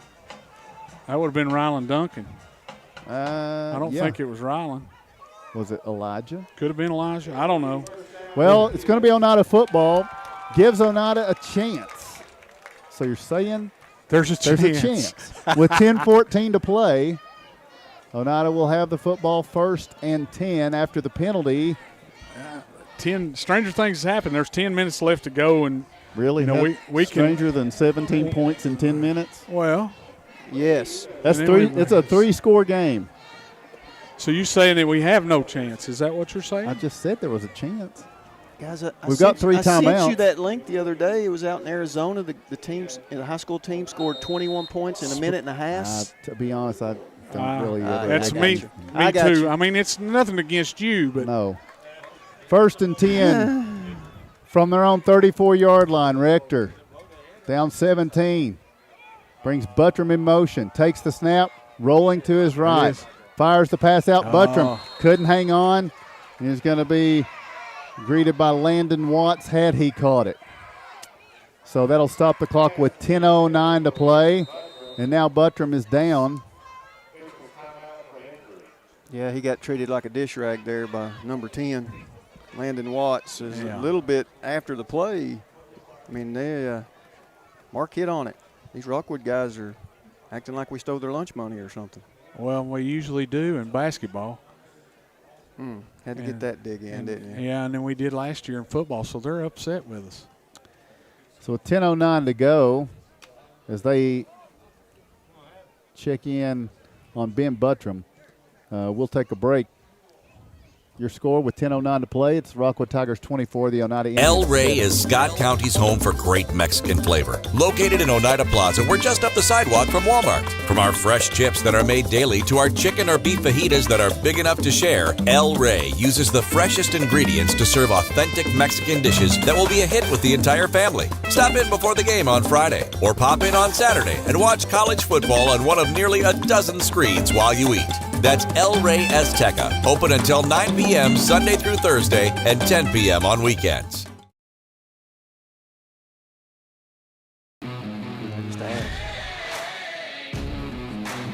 Welcome back to Oneida football, 10:09 to play. It is Rockwood 24 and Oneida 7. And I'm going to put this out here. Put it out there, John L. Just do it. The player that's being attended to for Oneida, if he is injured and has to leave the game, it was unnecessary. It was unnecessary, and something that didn't need to happen. What do you think? I mean, I'm jail time, something like that? I'm just saying it's disappointing if the young man can't continue. So some interesting scores, at least to me, maybe not to you all, but I'll throw them out there just to see. South Green and Hampton at halftime. South Green was winning at Hampton 22-6. What? Yeah, that's for the championship of 1A. Wow. Or 1AA. It's 22-22 now. Oh. Yeah, tied up now. Hampton has stormed back. You tricked us there, Tim. Well, no, I just told you what. I told everybody what halftime score was, and that's what it was. Cumberland Gap looks like they're going to make their way into the playoffs. They're leading Happy Valley right now, 28-12. Good for them. The Panthers. 10:09 to go. That was more like sound a cougar. It's sound effects with Tim. I mean, he just from the shotgun does it all. That was from the board. That wasn't Tim. Caden Rector with T.J. Meredith and Hunter Shoemaker. Here's the snap, pitch, and this is going to be. That one didn't work. No, that was Jarek, wasn't it? Jarek Hewling. Yes, it was. Lined up at receiver, and they tried to bring motion and pitch it to Jarek Hewling. And Coach Jacob King said, okay, that didn't work. Get him out and never put him in again. We'll get him in basketball, boys. With Oneida back to the 30. That's a loss of 4. It'll be 3rd down and 14. Yeah, and you want to put Jarek in those situations because he can turn it upfield and get going in a hurry. He's out there at receiver now. Well, it's 2-down territory for the Indians here from the shotgun as Oneida snaps it from their own 29. Man comes in motion. Here's the snap. Rector rolling right. Eludes Dakota Waldo. Fires the pass. Early arrival by Jaden Hannibal. It will be interference as he got up to Hunter Shoemaker before the football got there. And it will be interference against Hannibal, and that's going to be a First National Bank first down for the Oneida Indians. Keeping it alive. Yeah. He went through the receiver that time to make that play. That's unacceptable. A little bit early. It's very unacceptable. Yeah. And I'm getting kind of sick and tired of it. Well, you've only got 9 minutes and 19 seconds more. So you're both sick and tired? Both of those, yes. Very much so. That. I don't know what I'm going to do next week without you guys. 1st and 10 Indians at their own 45-yard line. Well, I'm not sending you no text anymore. I'm going to tell you that. Are we just going to come here and broadcast next week even though there's no game? We can. Just 3 hours of us talking? We can make it up like we normally do. Caden Rector from the shotgun with Meredith to his left. Oneida down 17. Here's the snap. Rector dropping back with pressure. Now he's going to cut up the middle in the vacated area. He gets to the 45, 50, all the way up to the Rockwood 46-yard line. Hello, darling! Jarek Hewling comes out. Payback. Puts big number 7. Hannibal on his back. Jarek Hewling? Yes, sir. Payback. Take that. Now Coach King is he's saying, no, I'm serious now. Seriously now. It's time for him to go. Second down and 1. From the 46-yard line. Wow. Rector with 8:30 and ticking. Rector takes the snap, dropping back. Plenty of time. Flushed left. Now a flag comes in. He throws across the middle, and McLaurin Love becomes defender to knock it away from a would-be interceptor. It's going to be 2nd and 19 now. Is this a hold somewhere around midfield? Probably 2nd and 23. Yeah, that's a hold. Yep, it's a hold from the 49. So Oneida will have it at the 39-yard line. Oh, my goodness. And they will need the 45. And this is something we. Oh, by the way, that's 16. They'll be 16 yards away. Several holding penalties last week. They didn't hurt us like they did to have tonight, but we had. Rockwood's a handful. I mean, this front 7 is maybe as good as we've seen. Yeah, it's tough. 3rd down. Shouldn't it be 2nd down? It is second. Second down, 16. Calm down. 5 wide. And here's the snap. Quick screen out to McLaurin Love. He's got a couple of blockers. And McLaurin Oh, he's hit hard at about the 42, drives forward to the 43. And that was another hard hit from Landon Watts. He's the one that made the hit earlier on Ben Buttram. That pushes it up to the 43. Now it's going to be third down. Watts needs to get off of juice.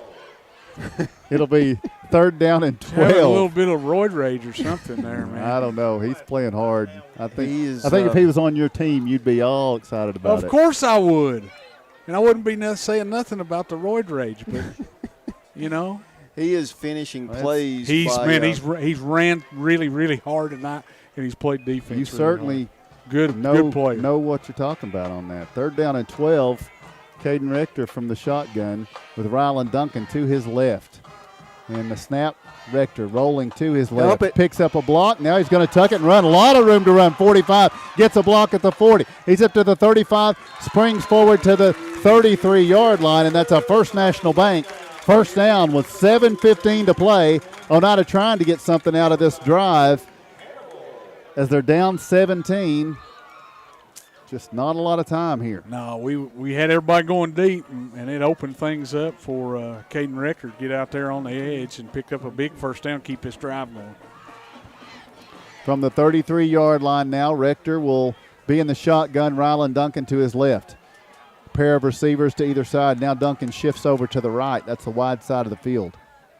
Rector takes the snap on 1st and 10. Looks, pumps. Now he fires. He's hit as he throws. Ball falls incomplete. Probably some miscommunication there, and Rector's slow to get up. But he's up. Yeah, he got drilled. That backside defensive end man come in and just hammered him. Got to pick that guy up.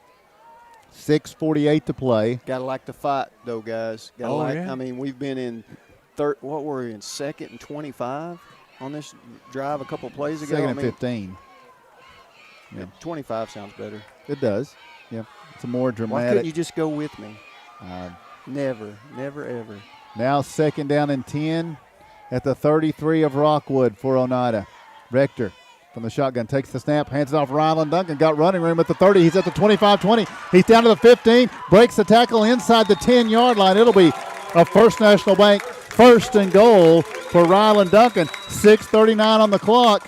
If you can get a quick one here, it's would be very helpful. Yes, that was a big run by Rylan Duncan. Had them spread out, had them going downfield.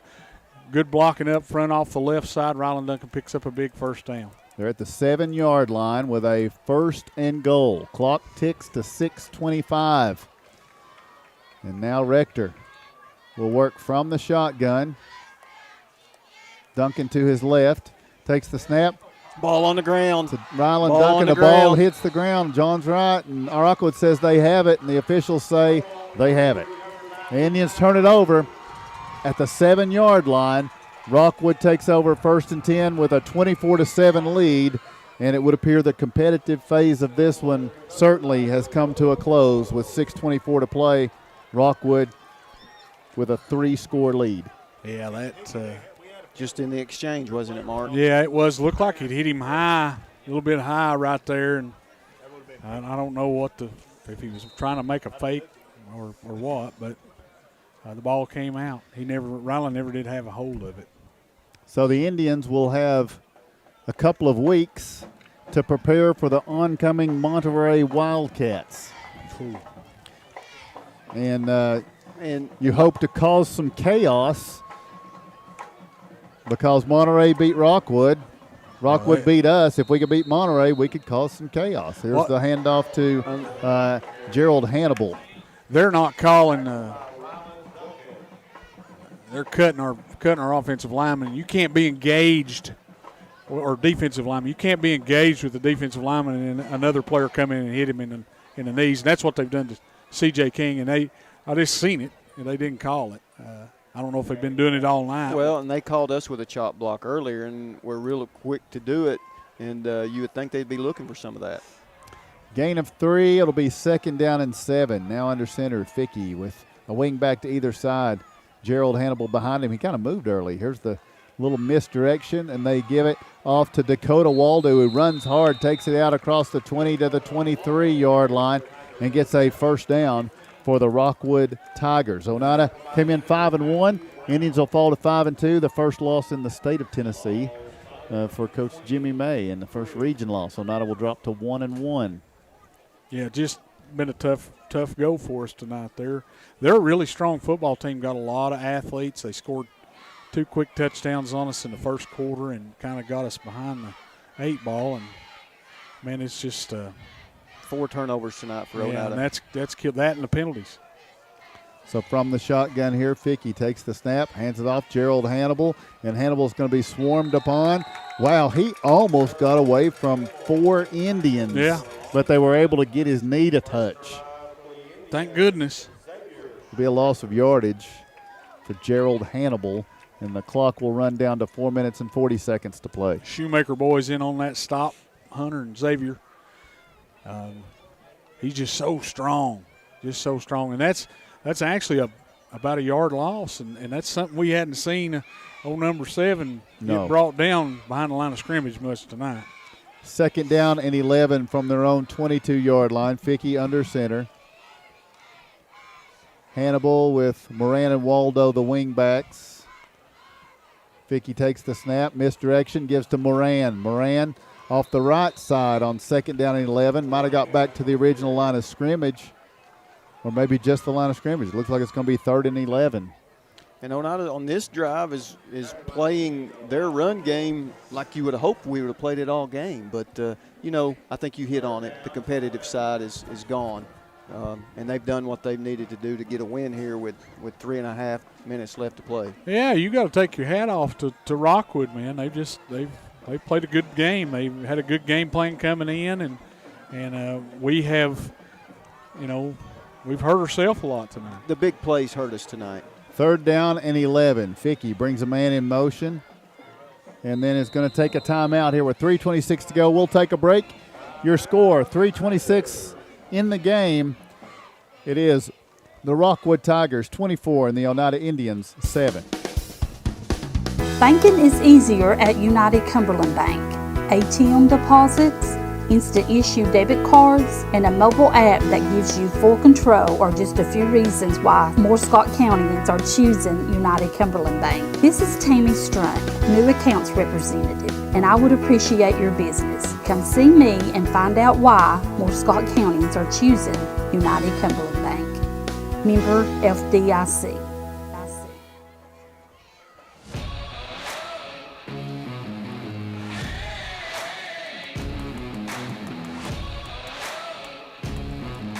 Welcome back to Jim May Stadium at Dr. M.E. Thompson Field. We're in the 4th quarter, but not for much longer. 3:26 to play.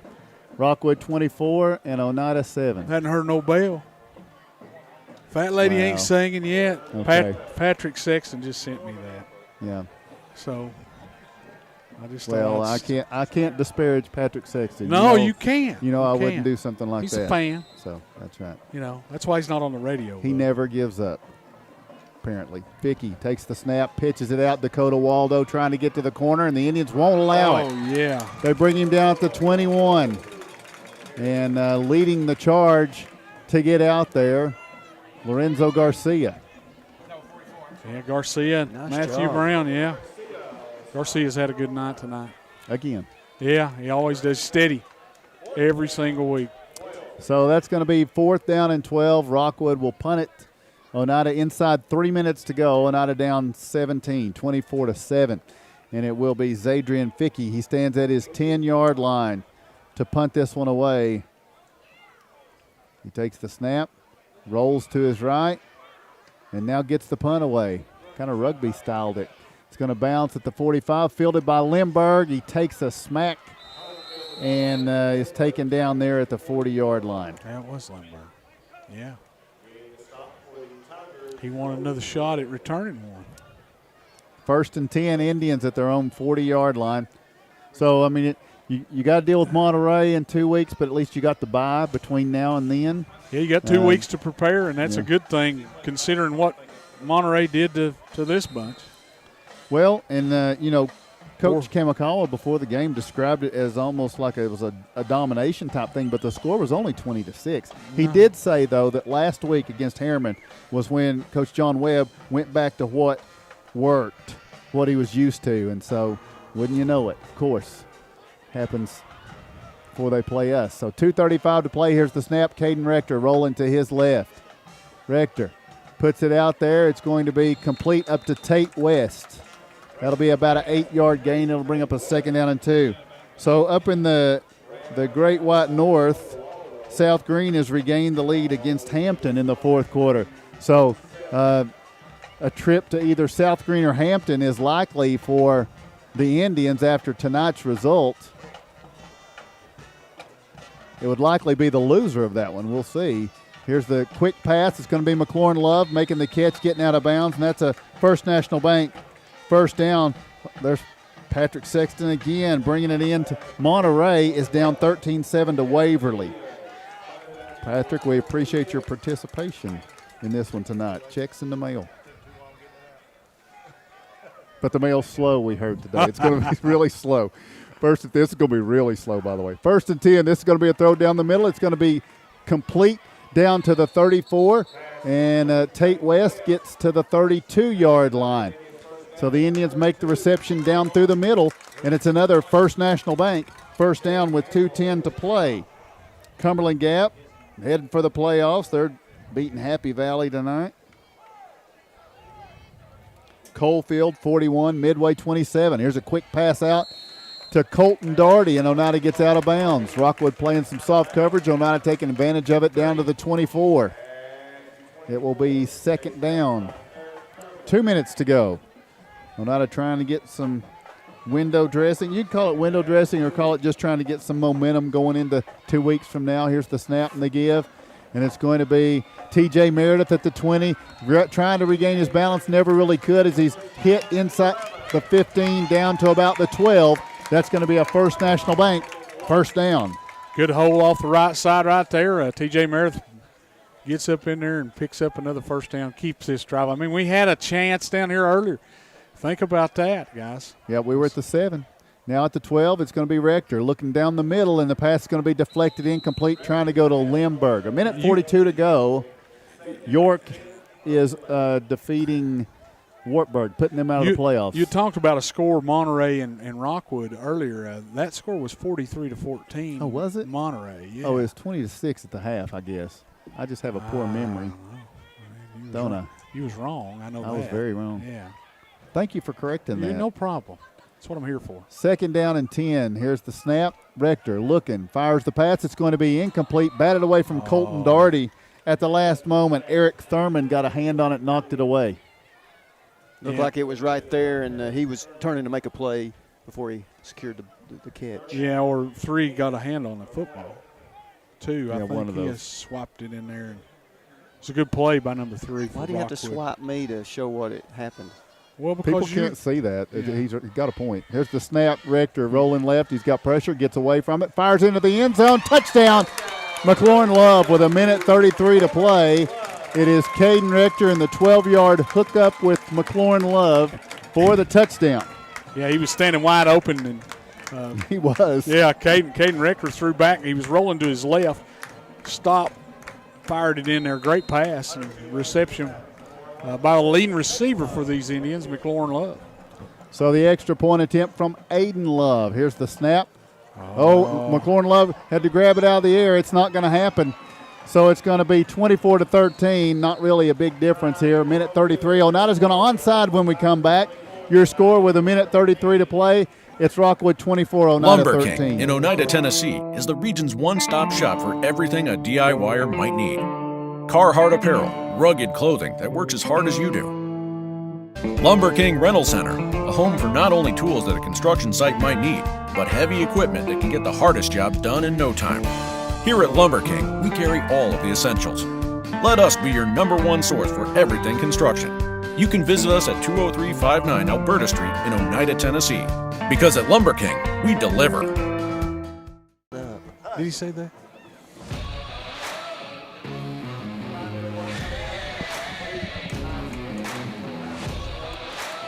Welcome back to Oneida football. Jim May Stadium at Dr. M.E. Thompson Field. The Oneida Indians get on the board late. It's a minute 33 to play.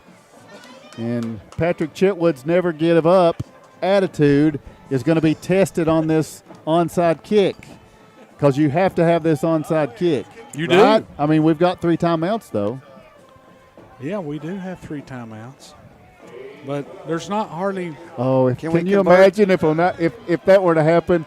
I can't imagine life with Patrick if Oneida were to somehow find a way to come back. Enough but I'll deal with it. I hope we do. Here we go. Aiden Love with the onside kick.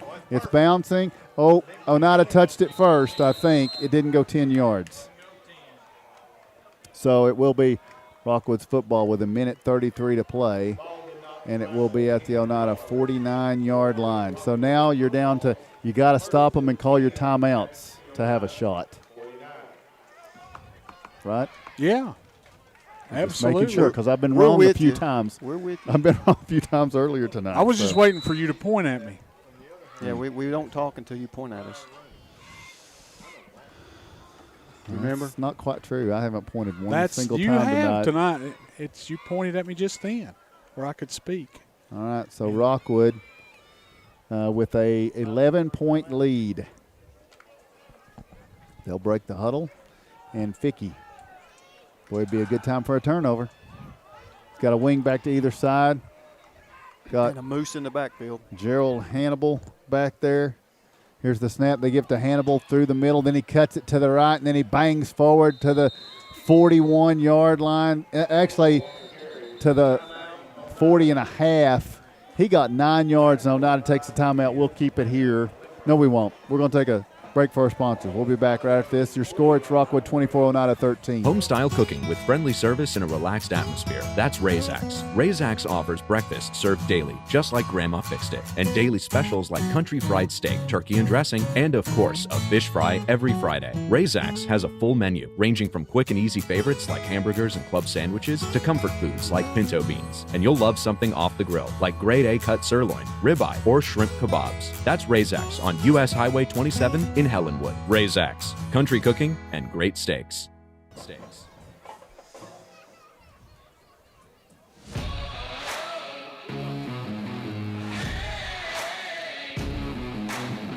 Welcome back to Jim May Stadium at Dr. Emmy Thompson Field. 1:24 to play. Rockwood 24 and Oneida 13. Indians have 2 timeouts, but Rockwood's just 1 yard from a first down. In fact, the marker already says they have one. They do not. It's second and less than a yard. But you would have to keep Gerald Hannibal from getting a yard. The referee wants to pump up the volume. Yeah. Raise the roof. He's wanting the fans to cheer for him. That's what that was. Yeah. Here's the snap, and it's going to be Fickey on the carry. He takes it to the 38-yard line, and that's going to be a first down. The Indians are going to continue to try to give themselves a chance and call a timeout here, though. And you know, with guys, 1:19 to play. Go ahead. This game kind of boils down, in my mind, to a couple of plays. You give up a pick six. I mean, you're down 11. You give up the pick six, and you also give up on the first drive a 66-yard touchdown pass out in the flat where we had the guy tackled for no gain, and he escapes 3 tackles and scoots down the sideline. Those 2 big plays are the difference here. Plus, you give up a fake punt that went for a score. Yeah, In that drive. Yeah, that kept that drive alive. And so next play, I think, wasn't 2 or it? 3 plays, and that's football, right? Yeah. In these big games, it comes down to those big plays, and they made more of them tonight than we did. I think there may be a penalty down here on the field, a personal foul, maybe. Well, some jawing. Well, from who? Oh, I wonder. Oh, was it us? Yeah. Okay, well, I didn't know because Hannibal had one earlier, and the reason I asked is because if he had another one, that would be a stinging situation. No, we just a little extracurricular activity, and we got the said player on the sideline. You just throw that word around. What? Yeah, you know, guys, though, you want home field advantage, obviously, but we've hardly been at home all year anyway. We've been road warriors. Yeah, and let I me mean, ask you this. is there really that much difference in going to Hampton, going to South Green? Well, there is for hosting us. One of them later. It's for us. Oh yeah, for us there is. So here is Rockwood. So they're going to snap it here with 1:19. See that? And they go to a knee, but was that their left guard that? No, that was the dang center when he snapped it and he shot out trying to kill somebody.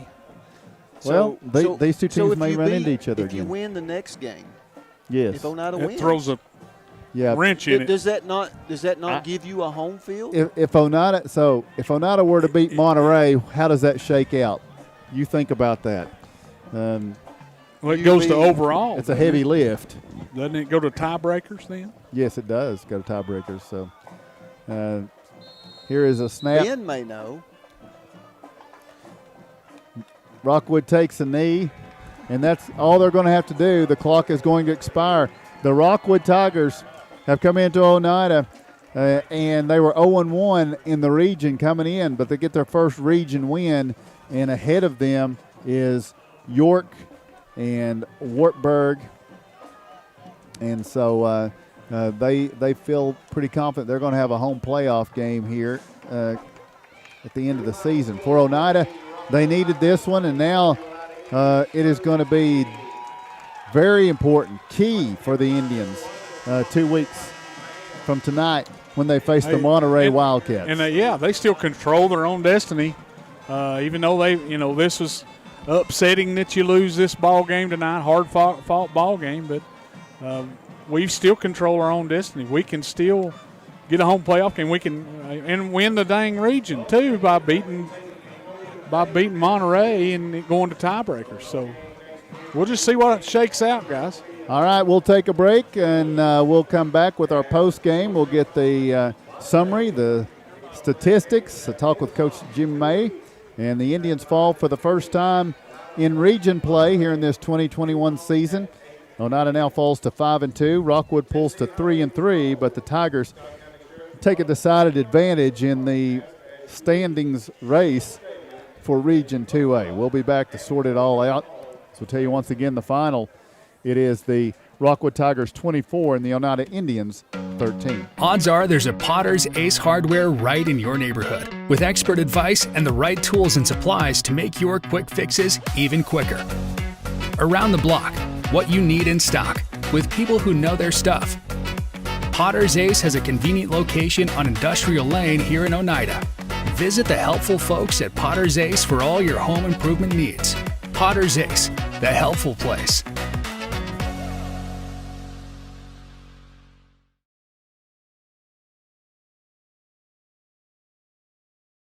South Fork Physical Therapy is proud to support the Scott High Highlanders and the Oneida Indians. With offices in both Huntsville and Oneida, one of our 6 doctors of physical therapy are always close by. We regularly treat back and neck pain, general sprains and strains, vertigo or dizziness, TMJ disorders, as well as post-operative patients. We accept all insurances and flexible payment plans are available. At South Fork Physical Therapy, we strive to make your experience accessible, affordable, and enjoyable. Scenic Foods is about freshness, with meat cut in-store daily and special cut upon request. A deli that offers fresh meats and cheeses sliced to your choosing. A produce department offering fresh fruits and vegetables, and of course a full line of competitively priced groceries to meet your weekly shopping needs. Scenic Foods is about value and convenience. Don't have time to cook supper? Try our cheese sticks, pizza, and wings, as well as our fresh-made desserts and side dishes. Need to fill an empty pantry? We have all you need at Scenic Foods, located at 7352 Baker Highway in Huntsville. Home improvement doesn't have to break the bank. At Salvage LLC, we have everything you need to finish your new home or to give a makeover to your existing home. From a full line of laminated and vinyl flooring to interior and exterior doors to crown molding and baseboards, start your next home project at Salvage LLC. Stop by and check out our model kitchen setup for ideas on how to take your kitchen from functional to stunning. Salvage LLC is located on Industrial Lane in Oneida. Open 8:30 a.m. until 5 p.m., Monday through Friday. Find us online at salvagellc.net.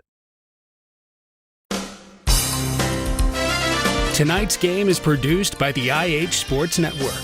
No part of the audio or video from tonight's game may be redistributed or retransmitted without the express written consent of the IH Sports Network and Liberty Press Incorporated.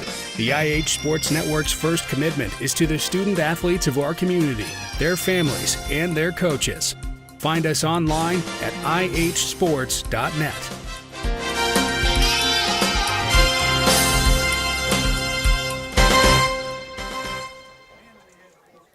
Welcome back to Jim May Stadium, Dr. M.E. Thompson Field. The final tonight, it is the Rockwood Tigers 24 and the Oneida Indians 13, a big region matchup, and the Rockwood Tigers come out on top, and they did a great job from the very beginning.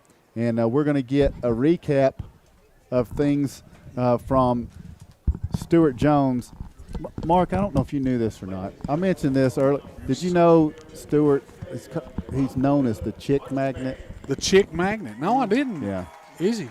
At least in the 90s you were. Among other things. I don't know if it's still working the 90s, or not. Snack bar, a few other things. Again, another shout out to, You're not even going to the one and only nickname connoisseur, Bill Hall. So he had another shout out there. All right, Stuart's got the recap on this one for us. All right. So most of our scoring did come in that first half, Tim.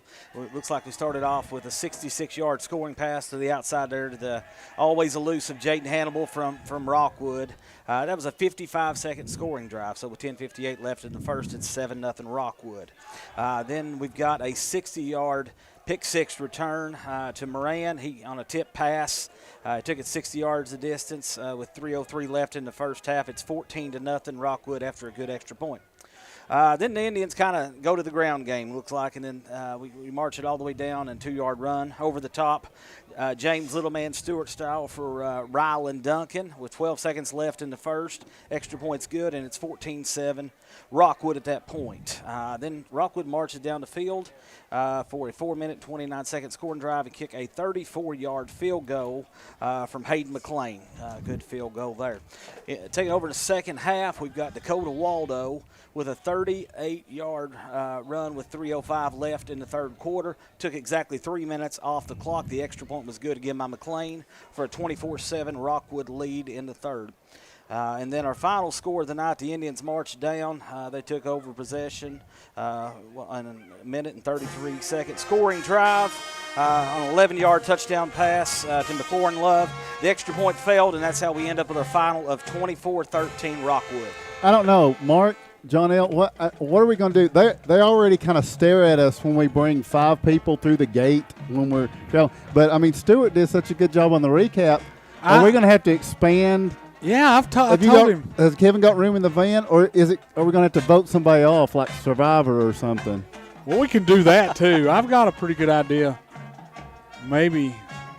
As long as you all don't stick me with stats. John L's over there sweating right now, getting that recap together on all the stats. So I can handle the recap of the scoring drives, fellas, but beyond that, I don't know. He's wanting to travel with us. I think he is. Stuart, John L. has a sweating condition. You shouldn't have. Yeah, that wasn't nice. You should have. Glandular. He has a glandular problem. Yeah. Among others. In this October humidity, don't we all? The main one is sitting up here in between these guys on Friday night, but we won't go any further than that. Thanks for having me, fellas. I've enjoyed it. I wish we could have enjoyed the win tonight, but that happens sometimes. We're going to get back to work, I'm sure, Coach May, and a couple weeks from now, welcome the Monterey team up here, I guess. So appreciate it again. All right, thanks, Stuart. We appreciate you. We'll take a break. We'll tell you once again, John L's quickly adding these up. Stats are coming as Rockwood gets the win here tonight. Your final, as we take the break, it's Rockwood 24, Oneida A responsible 13. local bank must branch out into the community it serves. At First National Bank, we realize a community bank must be a strong partner with the community.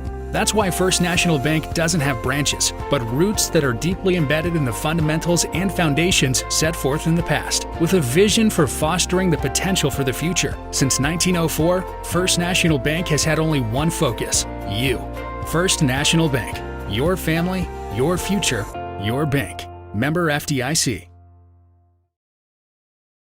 El Rey is Scott County's home for great Mexican flavor. Located in Oneida Plaza, we're just up the sidewalk from Walmart. From our fresh chips that are made daily to our chicken or beef fajitas that are big enough to share, El Rey uses the freshest ingredients to serve authentic Mexican dishes that will be a hit with the entire family. Stop in before the game on Friday or pop in on Saturday and watch college football on one of nearly a dozen screens while you eat. That's El Rey Azteca, open until 9 p.m. Sunday through Thursday and 10 p.m. on weekends. Banking is easier at United Cumberland Bank.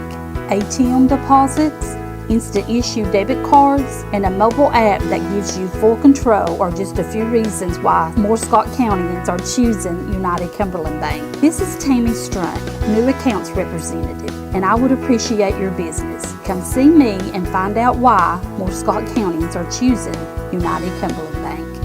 Member FDIC. Lumber King in Oneida, Tennessee is the region's one-stop shop for everything a DIYer might need. Carhartt apparel, rugged clothing that works as hard as you do. Lumber King Rental Center, a home for not only tools that a construction site might need, but heavy equipment that can get the hardest job done in no time. Here at Lumber King, we carry all of the essentials. Let us be your number one source for everything construction. You can visit us at 20359 Alberta Street in Oneida, Tennessee. Because at Lumber King, we deliver.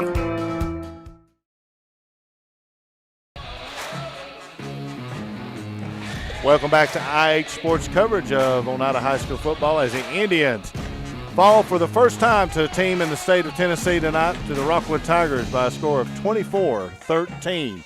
Mark, what's your final thoughts on tonight's game? Well, not your final thoughts. We'll get that in a little bit. But yeah, pretty good football team in Rockwood, Kevin. And I knew it coming in. You know, we was going to have a tough time containing their speed. They've got it all over the field, and it doesn't help when you have 4 turnovers and however many penalties. We had 100 yards worth of penalty.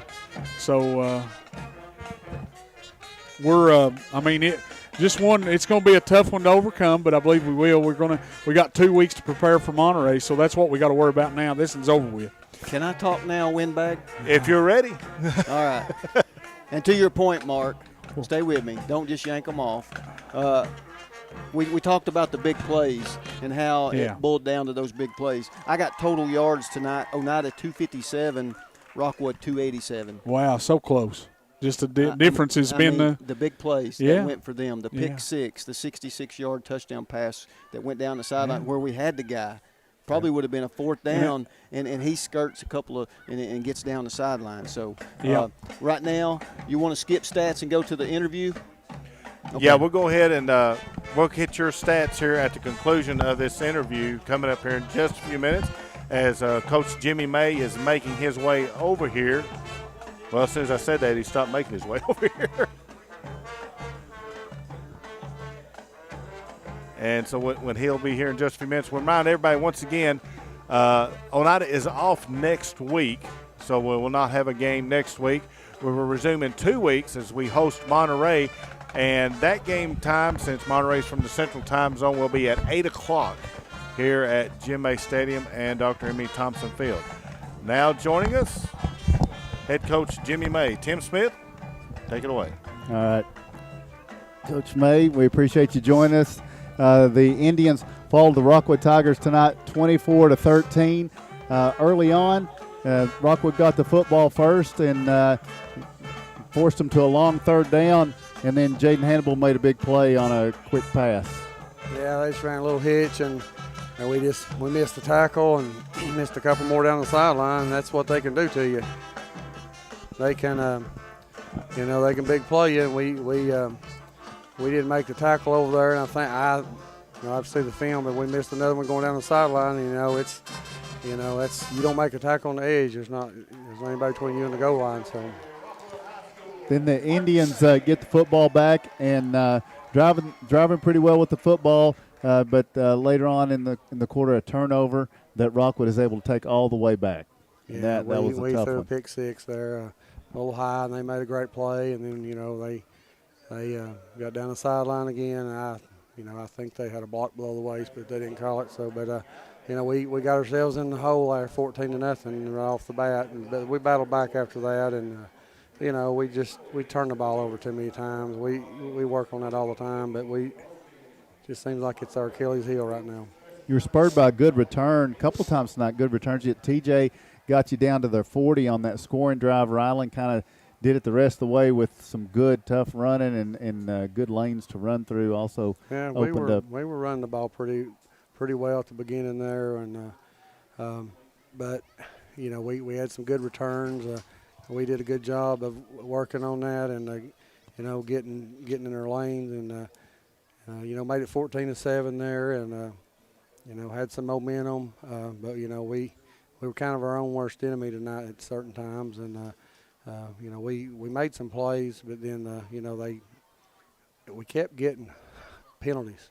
Besides the turnovers, the penalties, we'd make a first down, and all of a sudden now it's first and 25 or second and 20, and playing behind the chains is hard for us, and that's things we got to after see the film we got to correct those.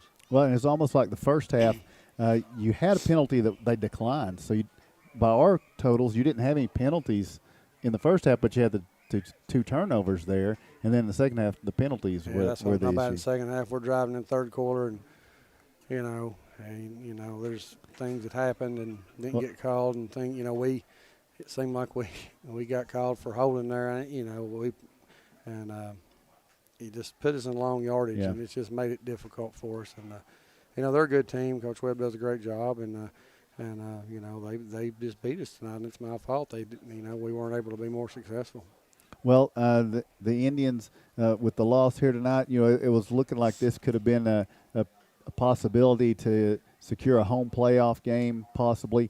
And that's not completely out of the picture. There's still things that could happen, but it now revolves around getting a win 2 weeks from tonight when the Monterey Wildcats come in here. And Monterey, we talked to Coach Kamakawa before the game. He said that Coach Webb had changed things, from the way he was doing them then a little bit to last week. But Monterey, no doubt, is a good team. They are a good team. I watched them on film. They're big. They got a good quarterback, and they got a good running back. And, they'll be difficult for us, but we'll prepare. They don't have as much speed as Rockwood does, but they have other things you got to, they're going to try to just run over you. it's not all lost. I mean, we can make this a three-way tie. We'll beat Monterey. The three-way tie goes to overall record. So, we could finish 8-2 if we won out, and they could finish 8-2, and I think Rockwood has 3 losses, so there's a possibility we still could have a home playoff game. If things work out. But we have to do. Like I told the kids before the game, it's all about us. It's what we do. If we got to take care of what we're supposed to do, and but we. Right now I don't have another game. I've been trying to find a game for next week, and I can't find anybody. So, if I did, I had to give up the COVID win. But it's just, we just got to come out and get ready for Monterey and start there, and can't worry about, doing 3 things. We got to just worry about them because they're going to be a challenge. They're a good team. I don't know if anybody's seen them, but they're a good team. We've seen them in person. Coach Martin has, and Coach McDowell, and we've seen them on film, and they're very good. So is that still a possibility, or is there for next week? I've talked to some people yesterday, and, it depends on if, it's going to have to be a home game. Because, I only have 3. And, I don't know. I wait this weekend. If somebody, had a cancellation because of COVID or something, might be a possibility. But it's not looking like it now because we're already into Friday, and I didn't want to call anybody today. But it's just, I did call some people, and they were on fall break, and they didn't want to. Mm-hmm. Basically, they didn't want to practice, to be honest with you. That's what they tell me. So we're on fall break too, but it's not looking like it at the moment. All right. So, so health-wise, out of tonight, how did things happen? It looked like at one point that Caden was kind of shaking his hand. Is it okay, or did it just get a little stinger in there or something? I don't know. He didn't say anything. Okay. He had his ankle retaped. He kind of got rolled up. It was kind of maybe could have been a horse collar, but I don't know. But he came back in the game and made some good decisions and threw the ball well, especially going down there. We got in our little NASCAR set, just trying to, of course, we have the ball down here and fumble, and I just at the 7. Things like that. Just I don't know. We've got to take better care of the ball. I think Ben Buttram, he's got his left ankle hurt. We had a couple of kids one got a cast today, and and one got yesterday, broken hands, younger kids, and but I don't think anybody else. And I asked them, they don't tell me. Now they'll wake up tomorrow and feel a little different, but we'll see. Nobody's told me anything else. I'll go in there and make sure, that if I can, and hopefully we come out healthy. We've been getting a little better, and we just got. It's not over. The season's not lost. We just got to keep playing. Things didn't work out tonight, and we got beat by a team that was better than us tonight and just beat us. So what will your schedule look like this week? You'll be practicing, you said? Yeah, we're going to practice. we'll have regular Monday, Tuesday, Wednesday like we normally do, and then we'll see from there. You know, we'll see. Something might jump up and you know, somebody might have a game that we can do, but you know, it's not looking like it. But we'll try to keep as normal as possible. Of course, I'll give them Friday off so we can go watch somebody and and try to give our kids the best opportunity. All right, Coach. The Indians 5-2 now with a huge game. Pretty good crowd tonight for homecoming. Pretty good to be home. Yeah, we haven't played a home game in over a month, so I wish a little different outcome. But the kids, they don't understand how they come to practice and they work hard, and and I'm glad to be their coach, and I'm proud of them. They played hard. It just didn't work out tonight. Sometimes it happens.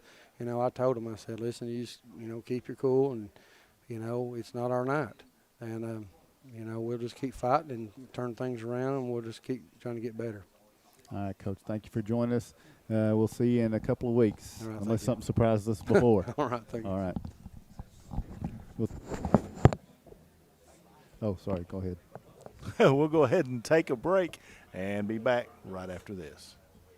Home-style cooking with friendly service and a relaxed atmosphere. That's Razak's. Razak's offers breakfast served daily, just like Grandma fixed it, and daily specials like country fried steak, turkey and dressing, and of course, a fish fry every Friday. Razak's has a full menu, ranging from quick and easy favorites like hamburgers and club sandwiches to comfort foods like pinto beans. And you'll love something off the grill, like grade A cut sirloin, ribeye, or shrimp kebabs. That's Razak's on U.S. Highway 27 in Helenwood. Razak's. Country cooking and great steaks. Odds are there's a Potter's Ace Hardware right in your neighborhood, with expert advice and the right tools and supplies to make your quick fixes even quicker.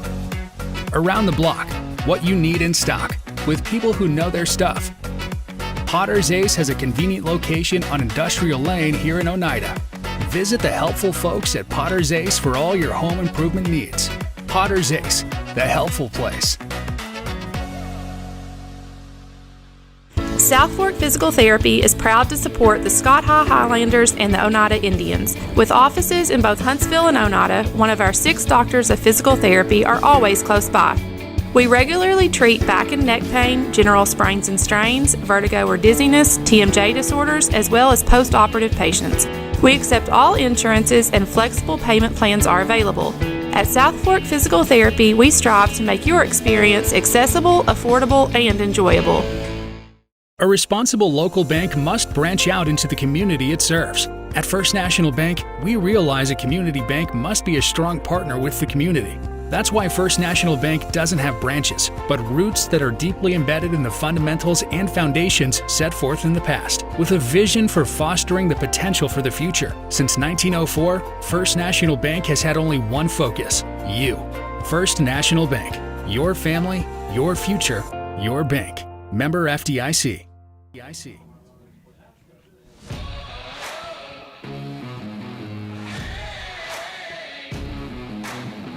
Welcome back to Jim May Stadium at Dr. M.E. Thompson Field as the Indians fall tonight by a score of 24-13 to the Rockwood Tigers.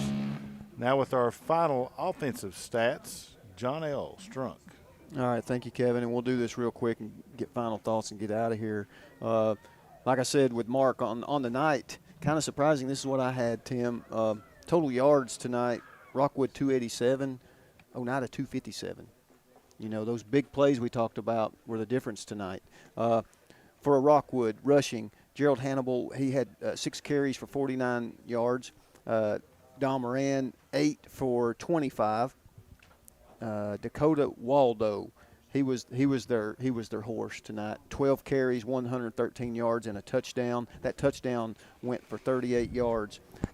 Vicky had 2 carries for 5 yards, and Jaden Hannibal had a carry for a loss of 5. Total on the ground for Rockwood, 29 carries, 187 yards, and a touchdown. Through the air, Zadrian Vicky was 2 of 8 for 100 yards and a score. That score was their very first drive. It went 66 yards, but most of that was on the run after the catch after he made us miss with Jaden Hannibal on that. And basically they didn't complete a pass in the second half, guys. I didn't realize that until I was doing stats. For Oneida, Caden Rector, 6 carries for 43 yards. Rylan Duncan, I had him 13 for 94 and a touchdown.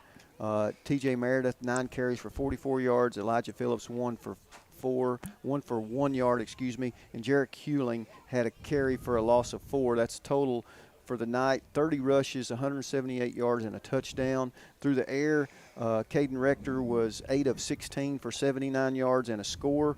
Coming late, McLaurin Love had 5 catches tonight, guys, for 32 yards and a score. So he's had 11 catches in the last 2 games, McLaurin Love. Very good for him. Hunter Shoemaker had a catch for 9. Tate West, I think he had 2 catches, guys, and I think it was for 18 yards. It was going fast and furious there at the end. Colton Darty had a catch for 8.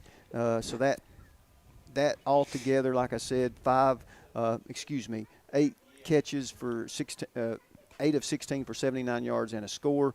Total offense, as we said, 257 for Oneida, 287 for Rockwood. Penalties, 7 penalties for Oneida for 70 yards, 3 penalties for Rockwood for 40 yards. First downs, pretty close. I had Oneida with 11, Rockwood with 12, and then 4 turnovers for Oneida, 2 for Rockwood. So, again, the big plays tonight, the pick 6, the 66-yard scamper down the sideline, that's the difference tonight, guys, as we lose by 11. Yeah, it was. Before I get your all's final thoughts, just want to give a shout-out to I've got several coworkers down in Roane County and a friend of mine down in Morgan County that's listening to tonight's game. Of course, that's all the you people. And Mark with the shout-outs. A friend. We're supposed to believe that. Well, you've got a friend. Well, not many of them, but the ones that's I'm your listening friend, Kevin. is going to give me down the road because I got to work with these cats Monday. You're going to live hard next week. Yes, I am. You didn't say any names. Yeah, go ahead. Go ahead. No, I ain't getting that. Yeah, throw some names out there. Come on. Do you not know their names? Yeah, but if we'd have won, I would have. But since we lost, They don't mention my name. Good luck with that. Oh, by the way, go ahead. No, please. Well, I was going to get Mark's player of the game. Well, there's a lot of guys out there had things that went right for them tonight. We played, on again, off again on defense, but I'm going to have to give it to Lorenzo Garcia. He's been disruptive all season long. He's been right there a number of times, and he had 4 stops tonight.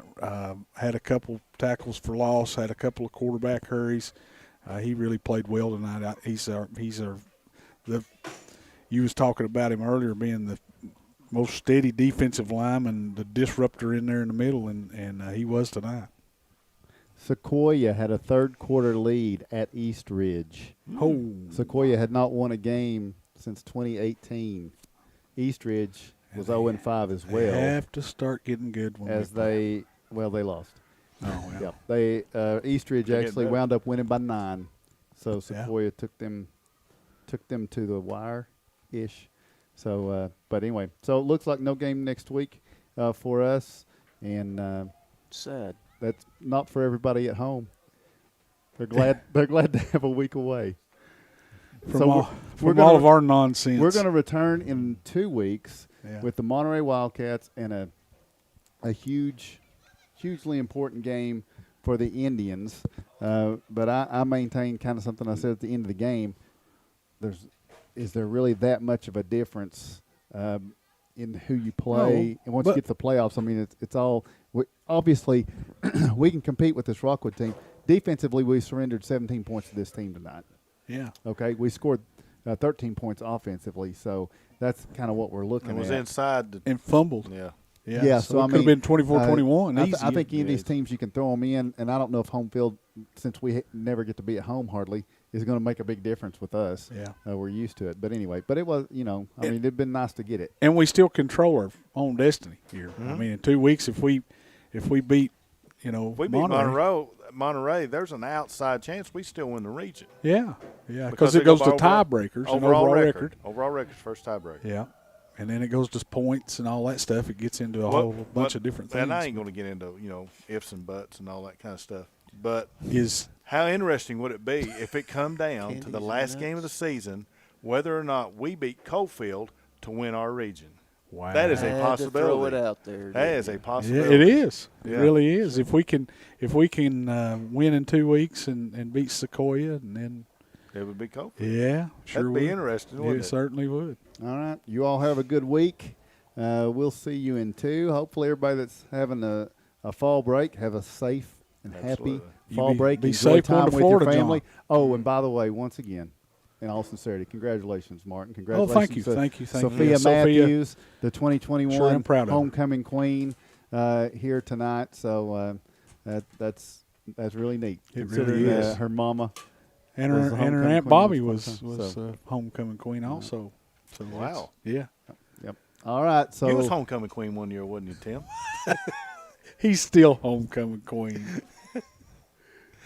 That's that. we have drug on too long. Well, clearly. okay, that goes back to years ago, and we'll talk about that some other time. No, I'm good.